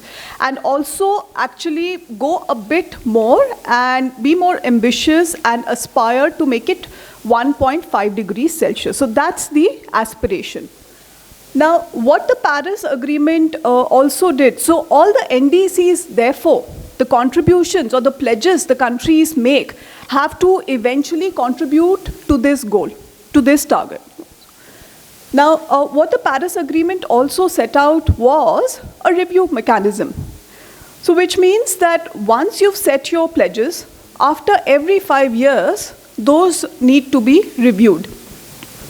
And this review mechanism is what is essentially called the global stock take. So every 5 years, this needs to be done. And the global stock take is not a review of an individual country's pledge, but it's a collective, stock take globally, where we are heading and how we are moving. So, and what it essentially does is to understand where are we as far as the goal is concerned, where should we go, is there any gap, what are the course correction that needs to be done.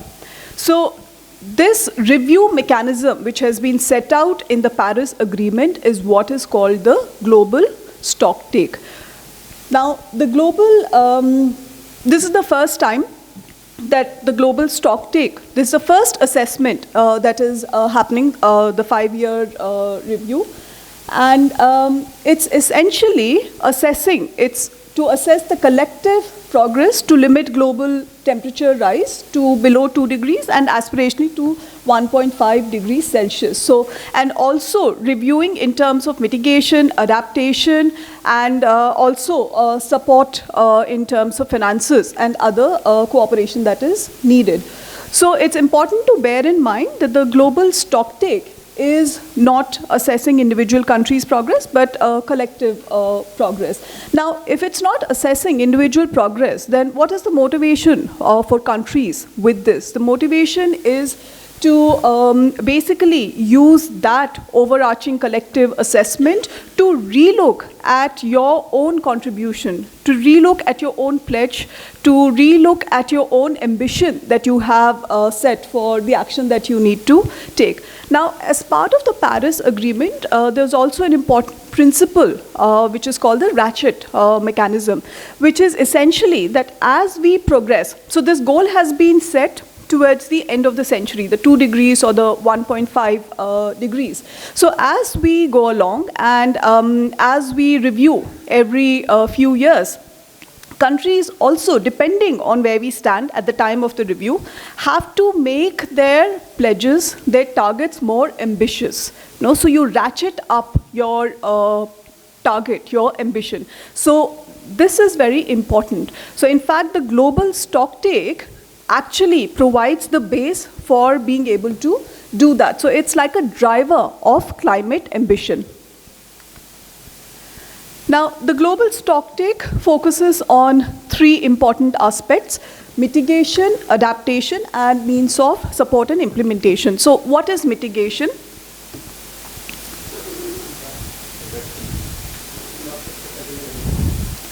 Mitigation. Reduction of using technology or other measures to reduce pollution. Yes. Carbon footprint. Yes. Yeah, so to reduce emission of greenhouse gases. And what do we understand by greenhouse gases? Which are the greenhouse gases? How many greenhouse gases are there? No, not 200. Just a few.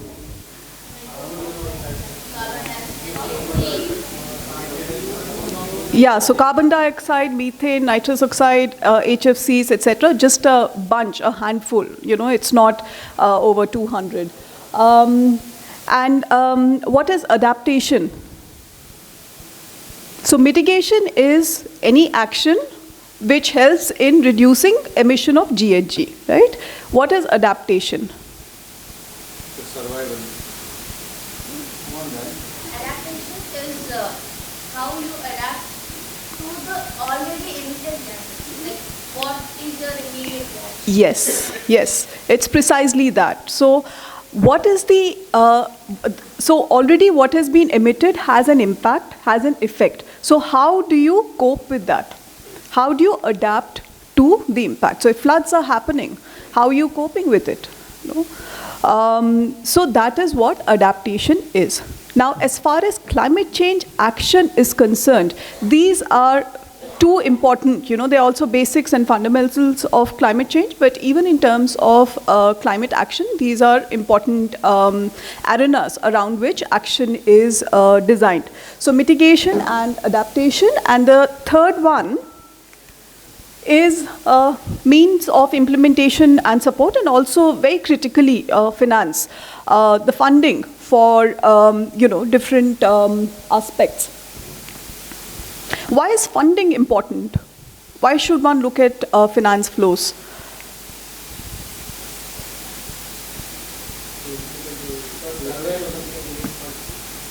Yeah, why do we need funds? That's exactly what I'm asking. In the context of climate change, let us say,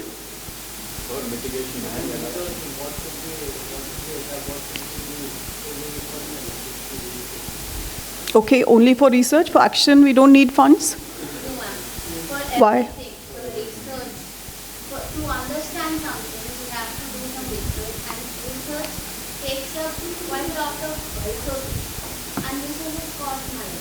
And to even answer also, for example, if we are looking at the renewable energy rate, solar energy is the most renewable and best option, but it also costs us money to build solar panels and put them up. The finance is a matter where renewable energy means cost. Right. Yeah, so everything has a cost. Now, one of the important principles is common but differentiated responsibility.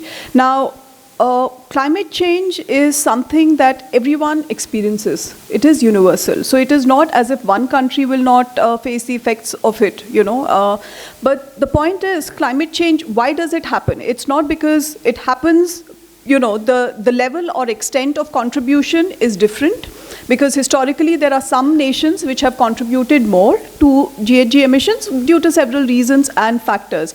But as far as the impacts are concerned, there are some nations which may not have contributed as much to GHG emissions, but they also feel the effects and impacts of climate change, probably much more in the immediate term than those nations which have contributed more. Therefore, this principle of common but differentiated responsibility. So there is a common responsibility that every country has to address this, but it is differentiated depending on your contribution and depending on your capability and capacity.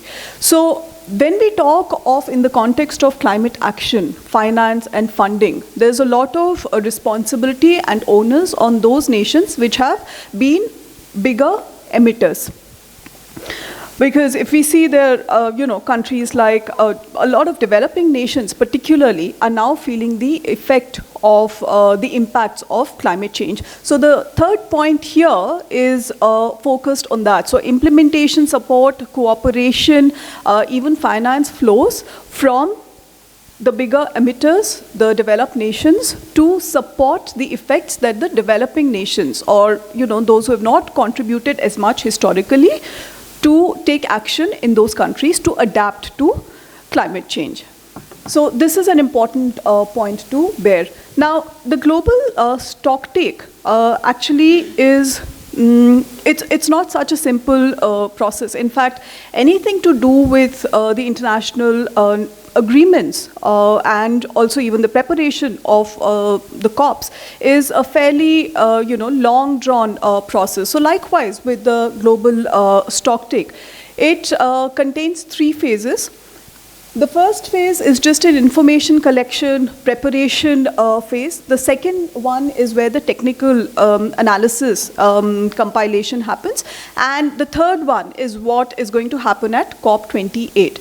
Now, phase 1 and 2 has already happened of the global stocktake. So if you look at the diagram there, so you have the information collection and preparation, then you have, so into this, there are thousands of reports, documents that are actually sent across, that are compiled.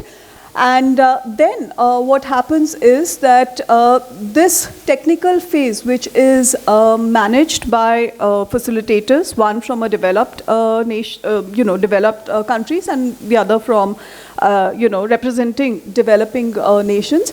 And this kind of technical assessment again takes up, I think it has taken about a year's time, starting in the last year's COP, extending into other climate talks, specifically the Bonn climate talks, which are held in the last one in the summer this year.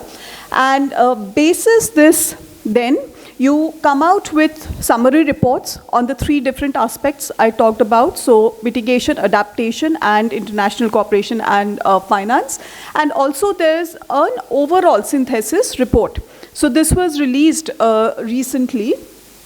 And this is what is going to be now used at the COP28. This will actually now serve the basis for negotiations that are going to happen between the parties. So if you actually want to just understand the time frame, so actually the data collection process happened in 21. And then till spring of this year it was happening. And then you have the technical assessment, which started last year and till a couple of months ago this year. And now it will conclude in the present COP. So, of course, the global stock take is an assessment, but it's not just a mere assessment. It's also what provides a basis so that countries can take critical decisions. And it also kind of helps in understanding what is the way forward, the best way forward. And it also actually importantly points out, in order to understand the way forward, what are the areas for immediate action and where are the places where complete systematic transformations have to be done or where more long-term changes have to be made.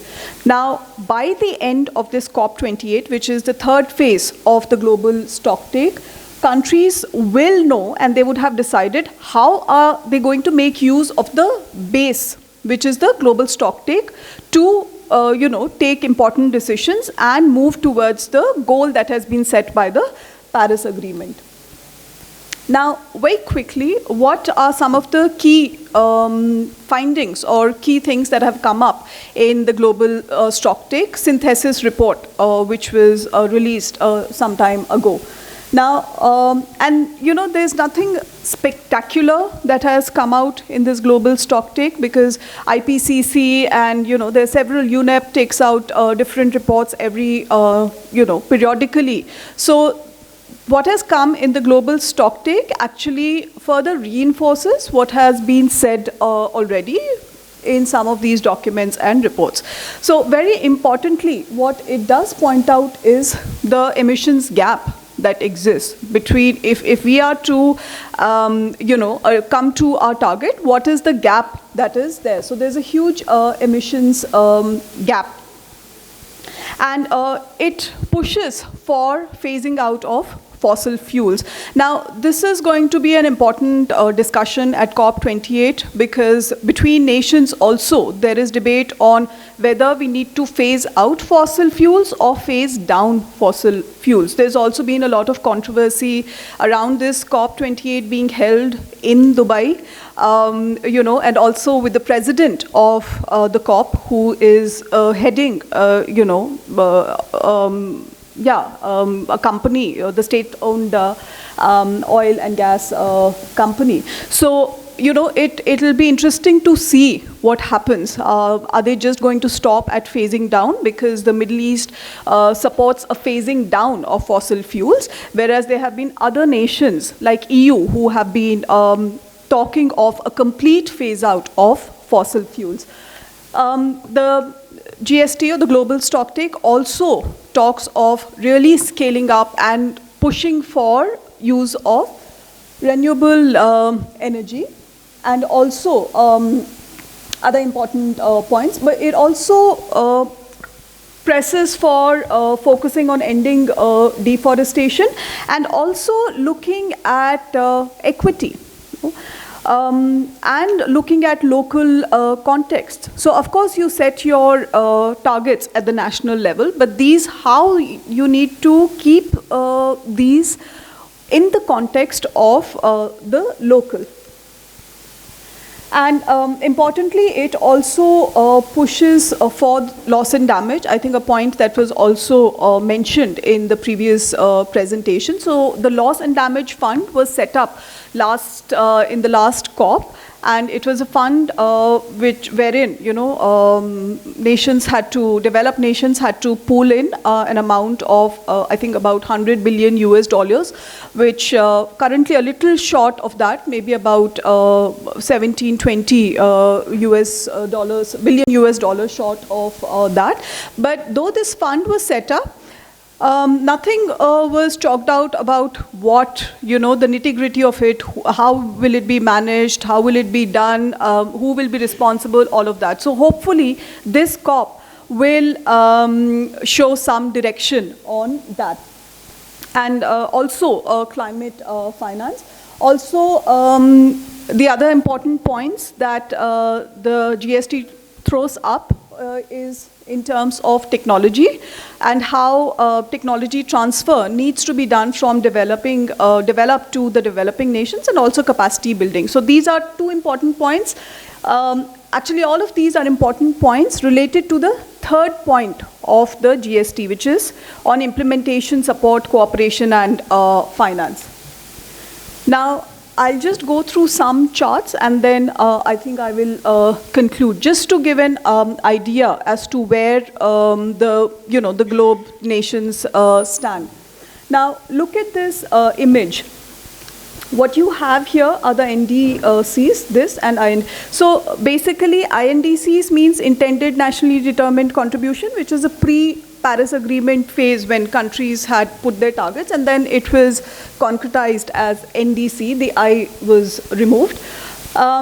So do you know when we say 2 degrees, it has to be limited to 2 degrees or 1.5 degrees, what is the reference? 2 degrees from what?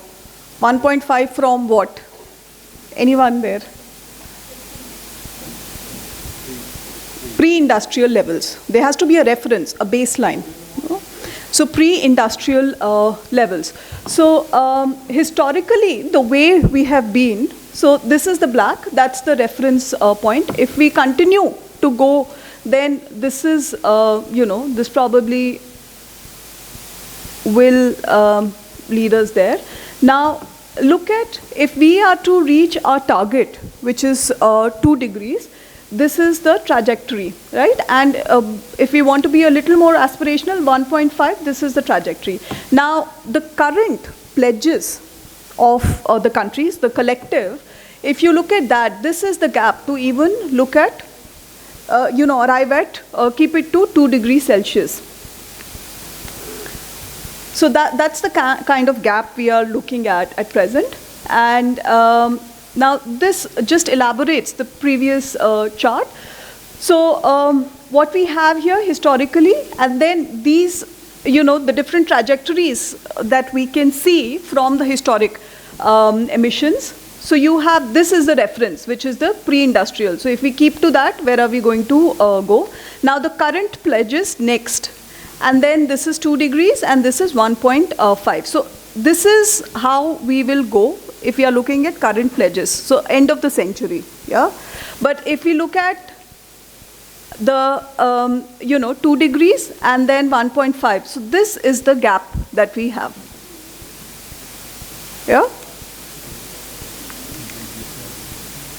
So again, looking at the same in terms of the gap that is there. So remember the first point that I mentioned, that the GST talks of the emissions gap that is there. So this is the current policies and this is the pledges. So with the current policies,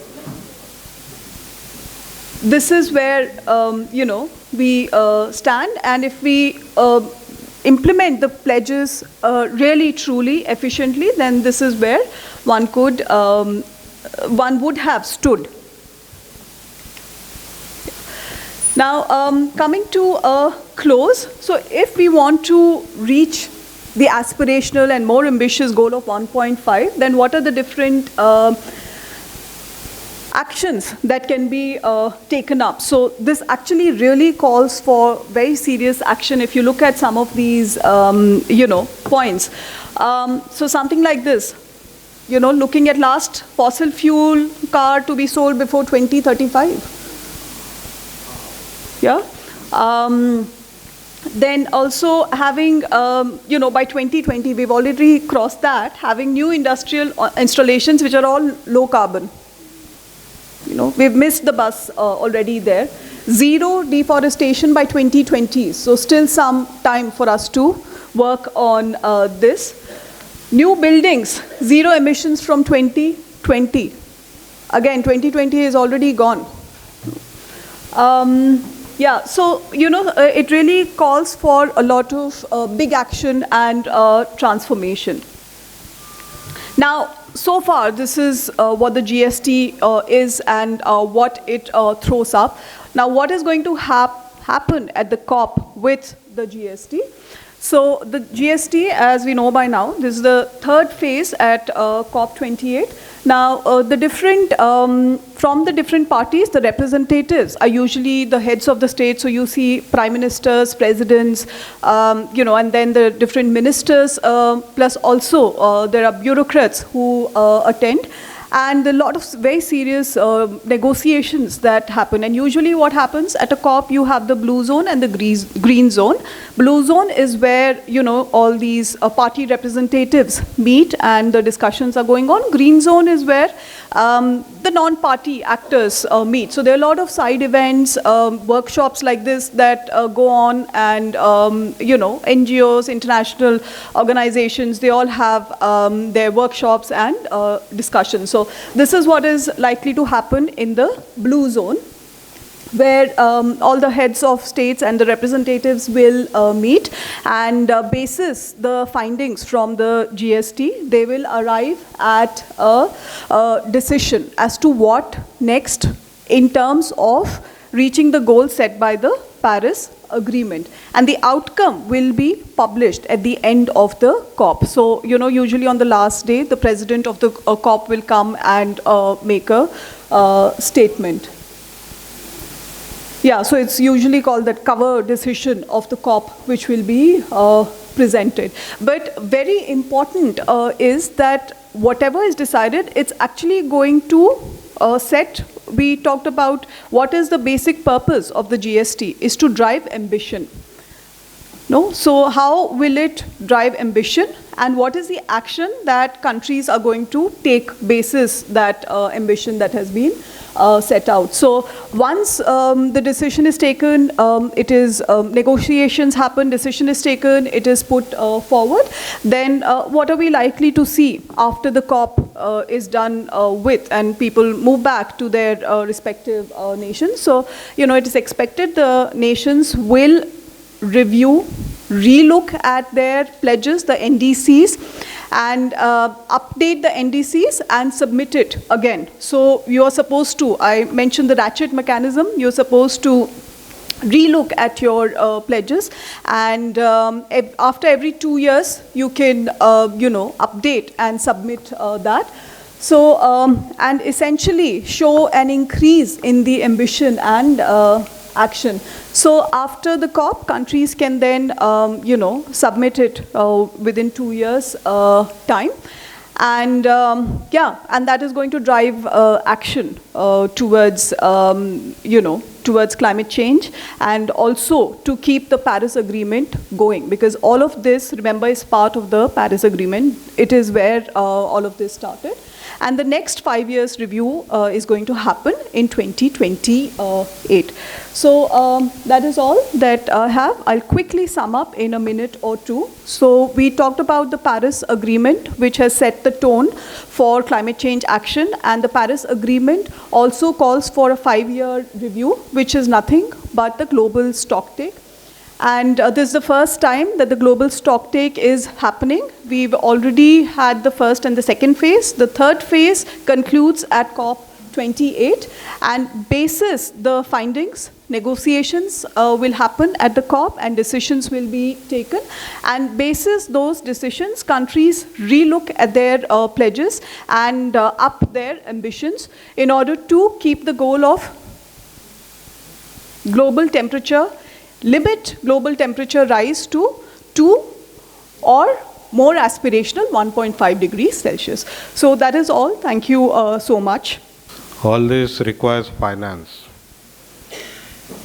And that finance is in serious trouble as well. Because who is going to finance all these activities? So quite initially, there was an agreement that there will be $100 billion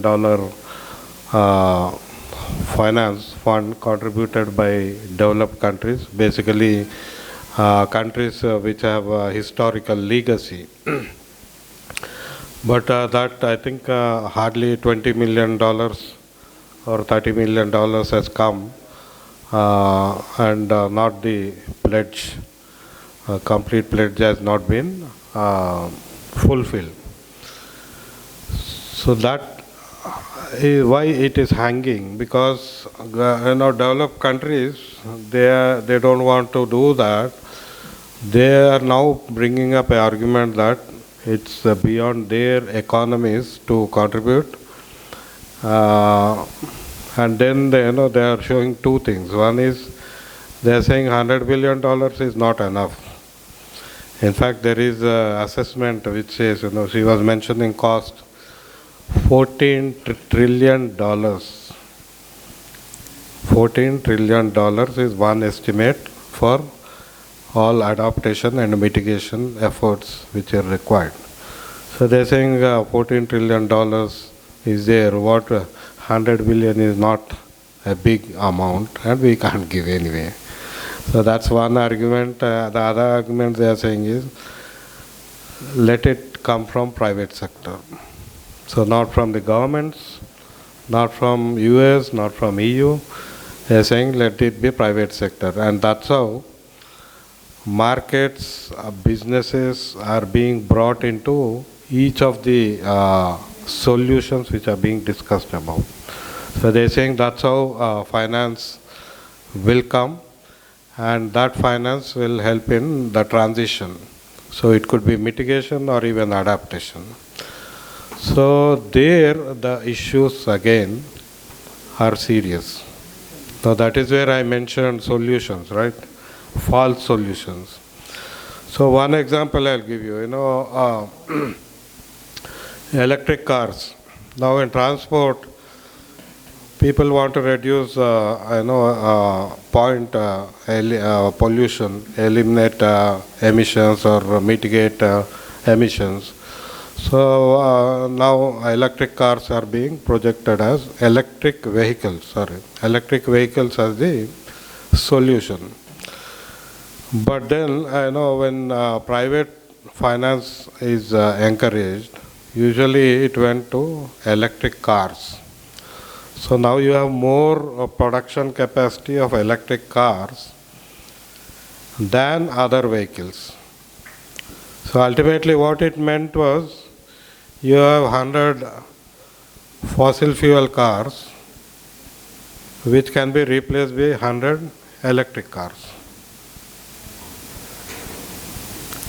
So does it mean it's a just transition? Tell me, is it a justifiable, justiciable transition?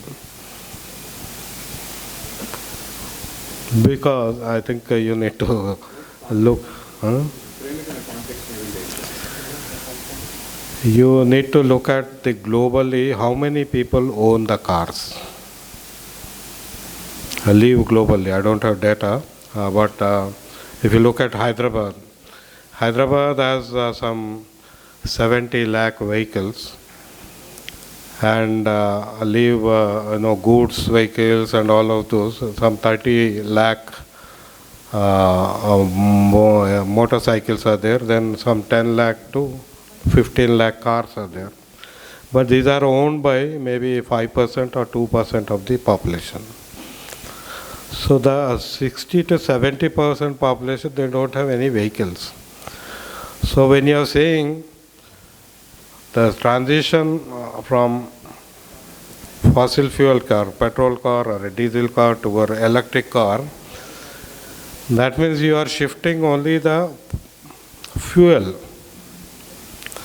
But then the environmental impact of a vehicle, it starts right from its production. So you have material, you have mining, aluminum, steel, then you have plastic. So, and then the roads, professors have mentioned about road construction. You can see all the new roads are full of cars, and they don't allow any other vehicle to move in that. So overall, if you, assess right from the production of a car to usage to once it leaves a junkyard, and then of course tire pollution is again a major impact causing issue. So in that, just one part we are saying, from petrol to electric, we are not mitigating car-based emissions completely. So the solution is very small percent. But that is being pushed as a major change. In fact, in Glasgow, when the Glasgow COP happened, the car, they did not build, there was no building in the Glasgow. They built a type of conference room. And for that air conditioning, they said it is renewable, electricity based. So they had huge electric generators. But then they used a diesel in that. So electricity is there, but electricity is produced through what? So you were mentioning solar. If you produce electricity through solar, then it becomes a solution. If you continue to produce electricity from coal or from diesel, then is it a solution? They say it is efficient. That's a new method, they say. This is an efficient way of using diesel or petrol. But that's how the confusion is. In fact, in UK now electric cars are there going around, and in between they stop because the energy is out. So now electric generator, there are businesses, they are going around with electric generators with diesel, and they will recharge that car, and that car goes back. So this looks, what is it? Foolish? Is it foolishness? Pound foolish. So that when you are talking of private finance, these are the kind of solutions which come up. So in agriculture, agriculture is one of the major contributors of greenhouse gases. Not so much in India, not so much in Africa, but mostly in Western countries because they have industrial agriculture. So there is a recent report which says 47% of emissions is because of diesel used in industrial agriculture. Our farmers, they don't use so much diesel. But then there is a brush painted that all agriculture is also emission. Then they will show you paddy fields, your paddy fields are producing methane.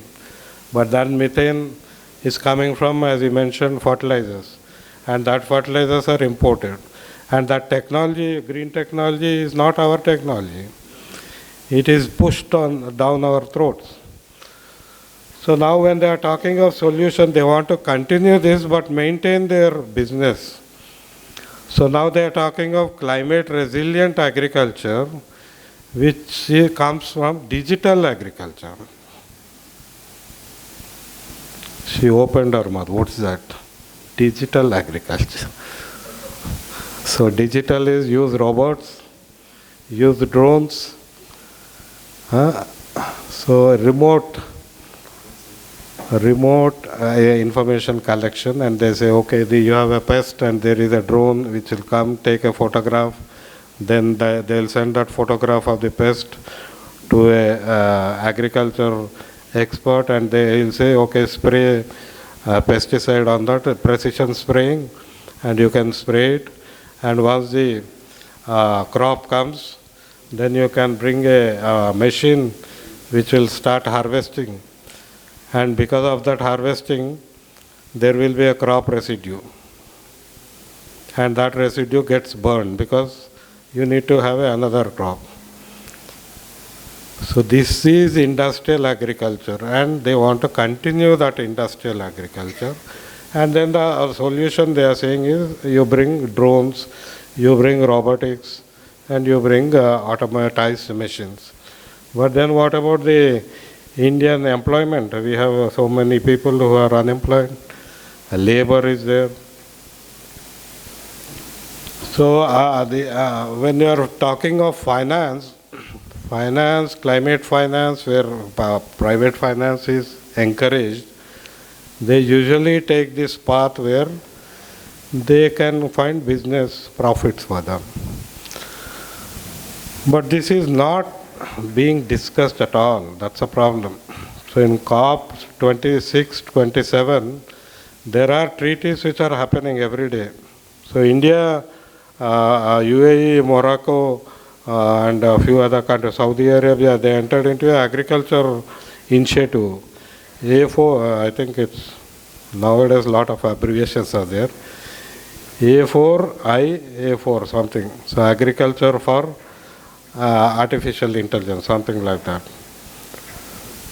So Saudi Arabia, there are 5 countries which entered into agreement, and the project they started in India, and there is a finance for that. And this finance is shown as part of mitigation or adaptation which has come in.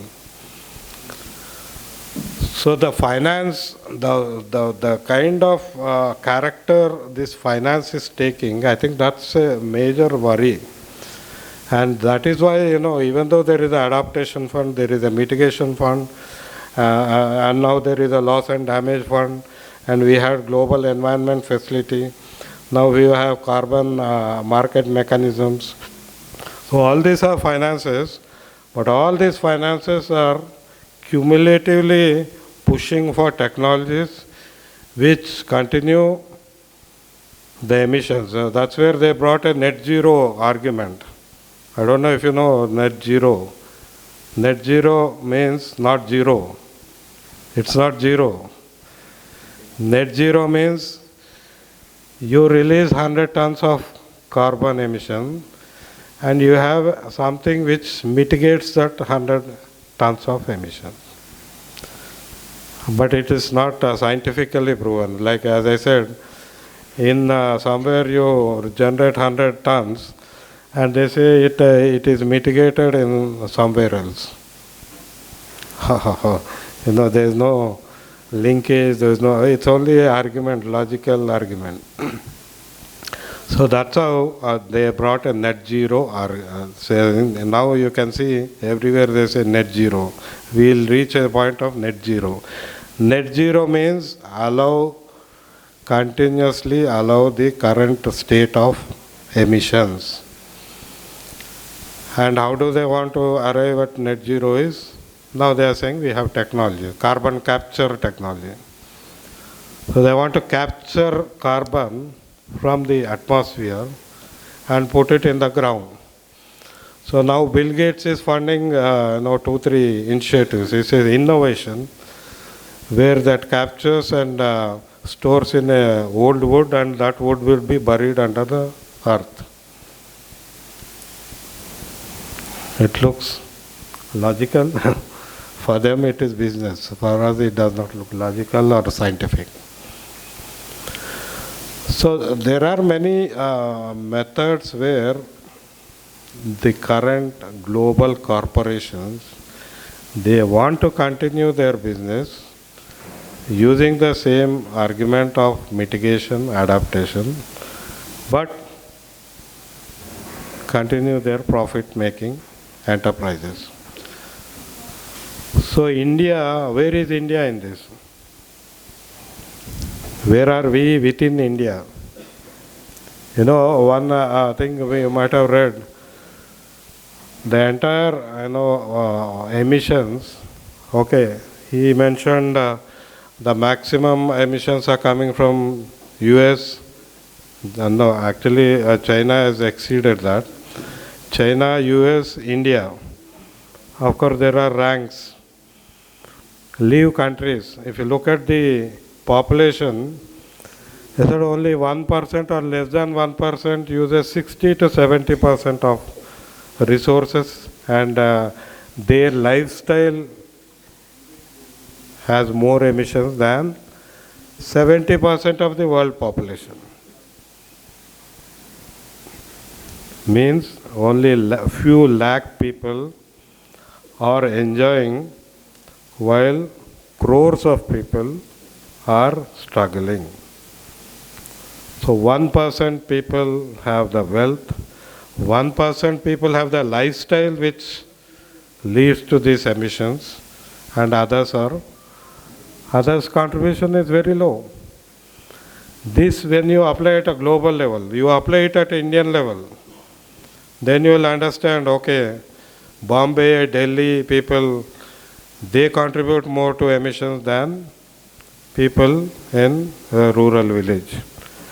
We are all part of that. Even we, In Hyderabad, we will be emitting more because we use more resources. So this disaggregation at the population level is important when you are talking of justice, when you are talking of just transition, and we are talking of participation. So that's why when we are saying solutions, which is very important. All of you need to carefully listen and engage with that. Unless you apply these three principles, justice, participation, and equity. Whoever says this is a solution, you apply these three, then you will understand the logic behind that. So all this takes time to arrive at a consensus and agreement. So that's a reason we want all of you to learn more. Because just by what they make you is guilty. After all, listening all this, I think you should start feeling guilty. Or I don't know if you are feeling guilty or not. Are you feeling guilty? Yes? No? You are confident, but not all. I don't think they applied themselves. I'll tell you, all of us wearing clothes, okay? Do you know our clothes contribute to emissions? So now you start feeling guilty what you are wearing and how much emissions you have contributed.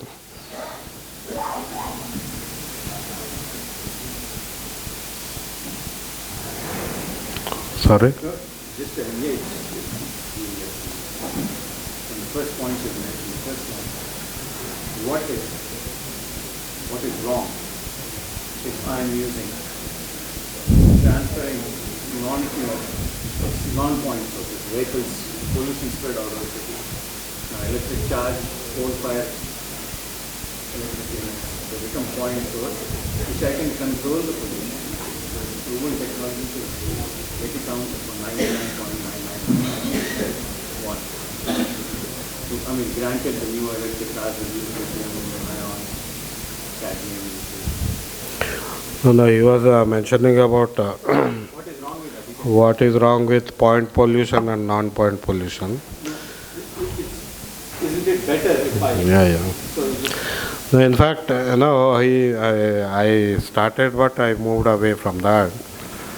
When we are talking of electric vehicles, electricity is produced somewhere, right? So the source could be coal, mostly coal, and it could be petrol or diesel. Now when you are shifting to electricity, whether that electricity produced without emissions or reduced emissions, I think that's a question which is before us. That's also from a disaggregated, you have 100 vehicles, right? 100 vehicles are polluting. Now you have made them electricity, so there is no point pollution here. But the pollution is somewhere.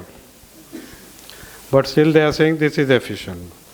So, but my point is, that is there, but even that will increase the emissions and the inequity in that is there. Whatever.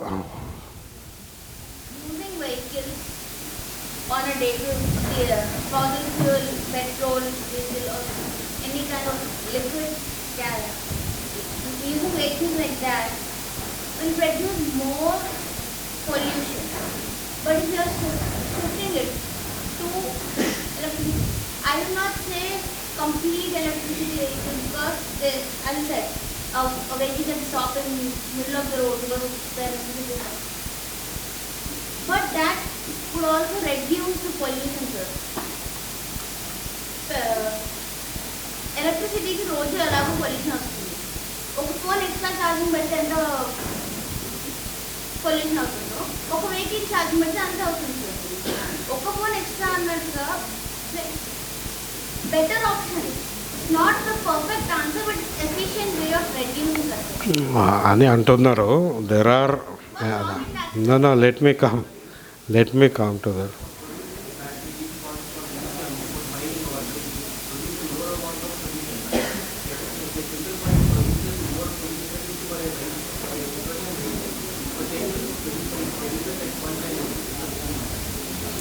So even the batteries, sorry, let me, batteries, battery recycling, batteries are more dangerous. The acid which is used in the battery is also issue. Lithium mining is an issue. All those are there. Apart from that, still what you are saying is, okay, instead of facing a diesel car, I'm facing an electricity car, it reduces. It's accepted at that level. I'm saying at a solution level, that's not a comprehensive solution. So the other solution, there are other methods, like in Hyderabad, we keep saying, instead of electric cars, you bring electric buses. Okay. So that means instead of 50 cars, you have 50 people traveling in an electric bus. So it increased your efficiency. So that's how there are solutions. Even your urban residential layout design, where it encourages pedestrianization, cycling. So we have number of options where public transport can be encouraged. So all these are part of mitigation, but they are not discussed because we are fixated on technology. That's what I am bringing. We say this is the technology and this is the fix. And then we will say, okay, instead of 100, I am doing 70. But you are continuing a system which, he said, ambitious. Today we don't have that cushion. Maybe 30 years back you could have said, okay, electric cars you bring and we have time to reduce other areas. We don't have time now. We need drastic goal. So that means you have to reduce more, faster and as immediate as possible. So we have number of options and all of them are not technology related. For example, in fact, COP has never discussed biodiversity, COP has not discussed plastics, COP has not discussed chemicals. They are not discussing all that, but there is now a plastic treaty coming up. Now in the plastic treaty, everyone felt, production has to be reduced because you are now overwhelmed with plastic pollution. But then there is resistance again from fossil fuel companies. So everywhere you go, this fossil fuel companies have become a major barrier. So that's where, they say phase down fossil fuels. I think that's an ambition. When we are saying 1.2 degrees or 1.5 degrees, you have to phase down fossil fuels. And how do you do that? And what is the impact on economy? Because, it's like whether you are going to stop diesel for a SUV or for a goods transport. It might come to that. So that's where just transition is being discussed about. So my appeal to you is you can keep engaging with this process either through with us or independently on your own groups. There are a number of groups which are working on that. But I will strongly urge you to continue to engage, improve your knowledge and work on actions. Unless we put pressure, governments will not work anywhere, not only in India, in Telangana, all over the world. So these workshops, basic objective is to bring youngsters into this debate, and I hope we could at least reach out to all of you, and I wish all of you to continue to engage with this for your own sake and also for people, our innocent people who are in rural areas who are not even aware of what is happening in their lives. So on their behalf also, you need to engage with this. So I stop here. Thank you.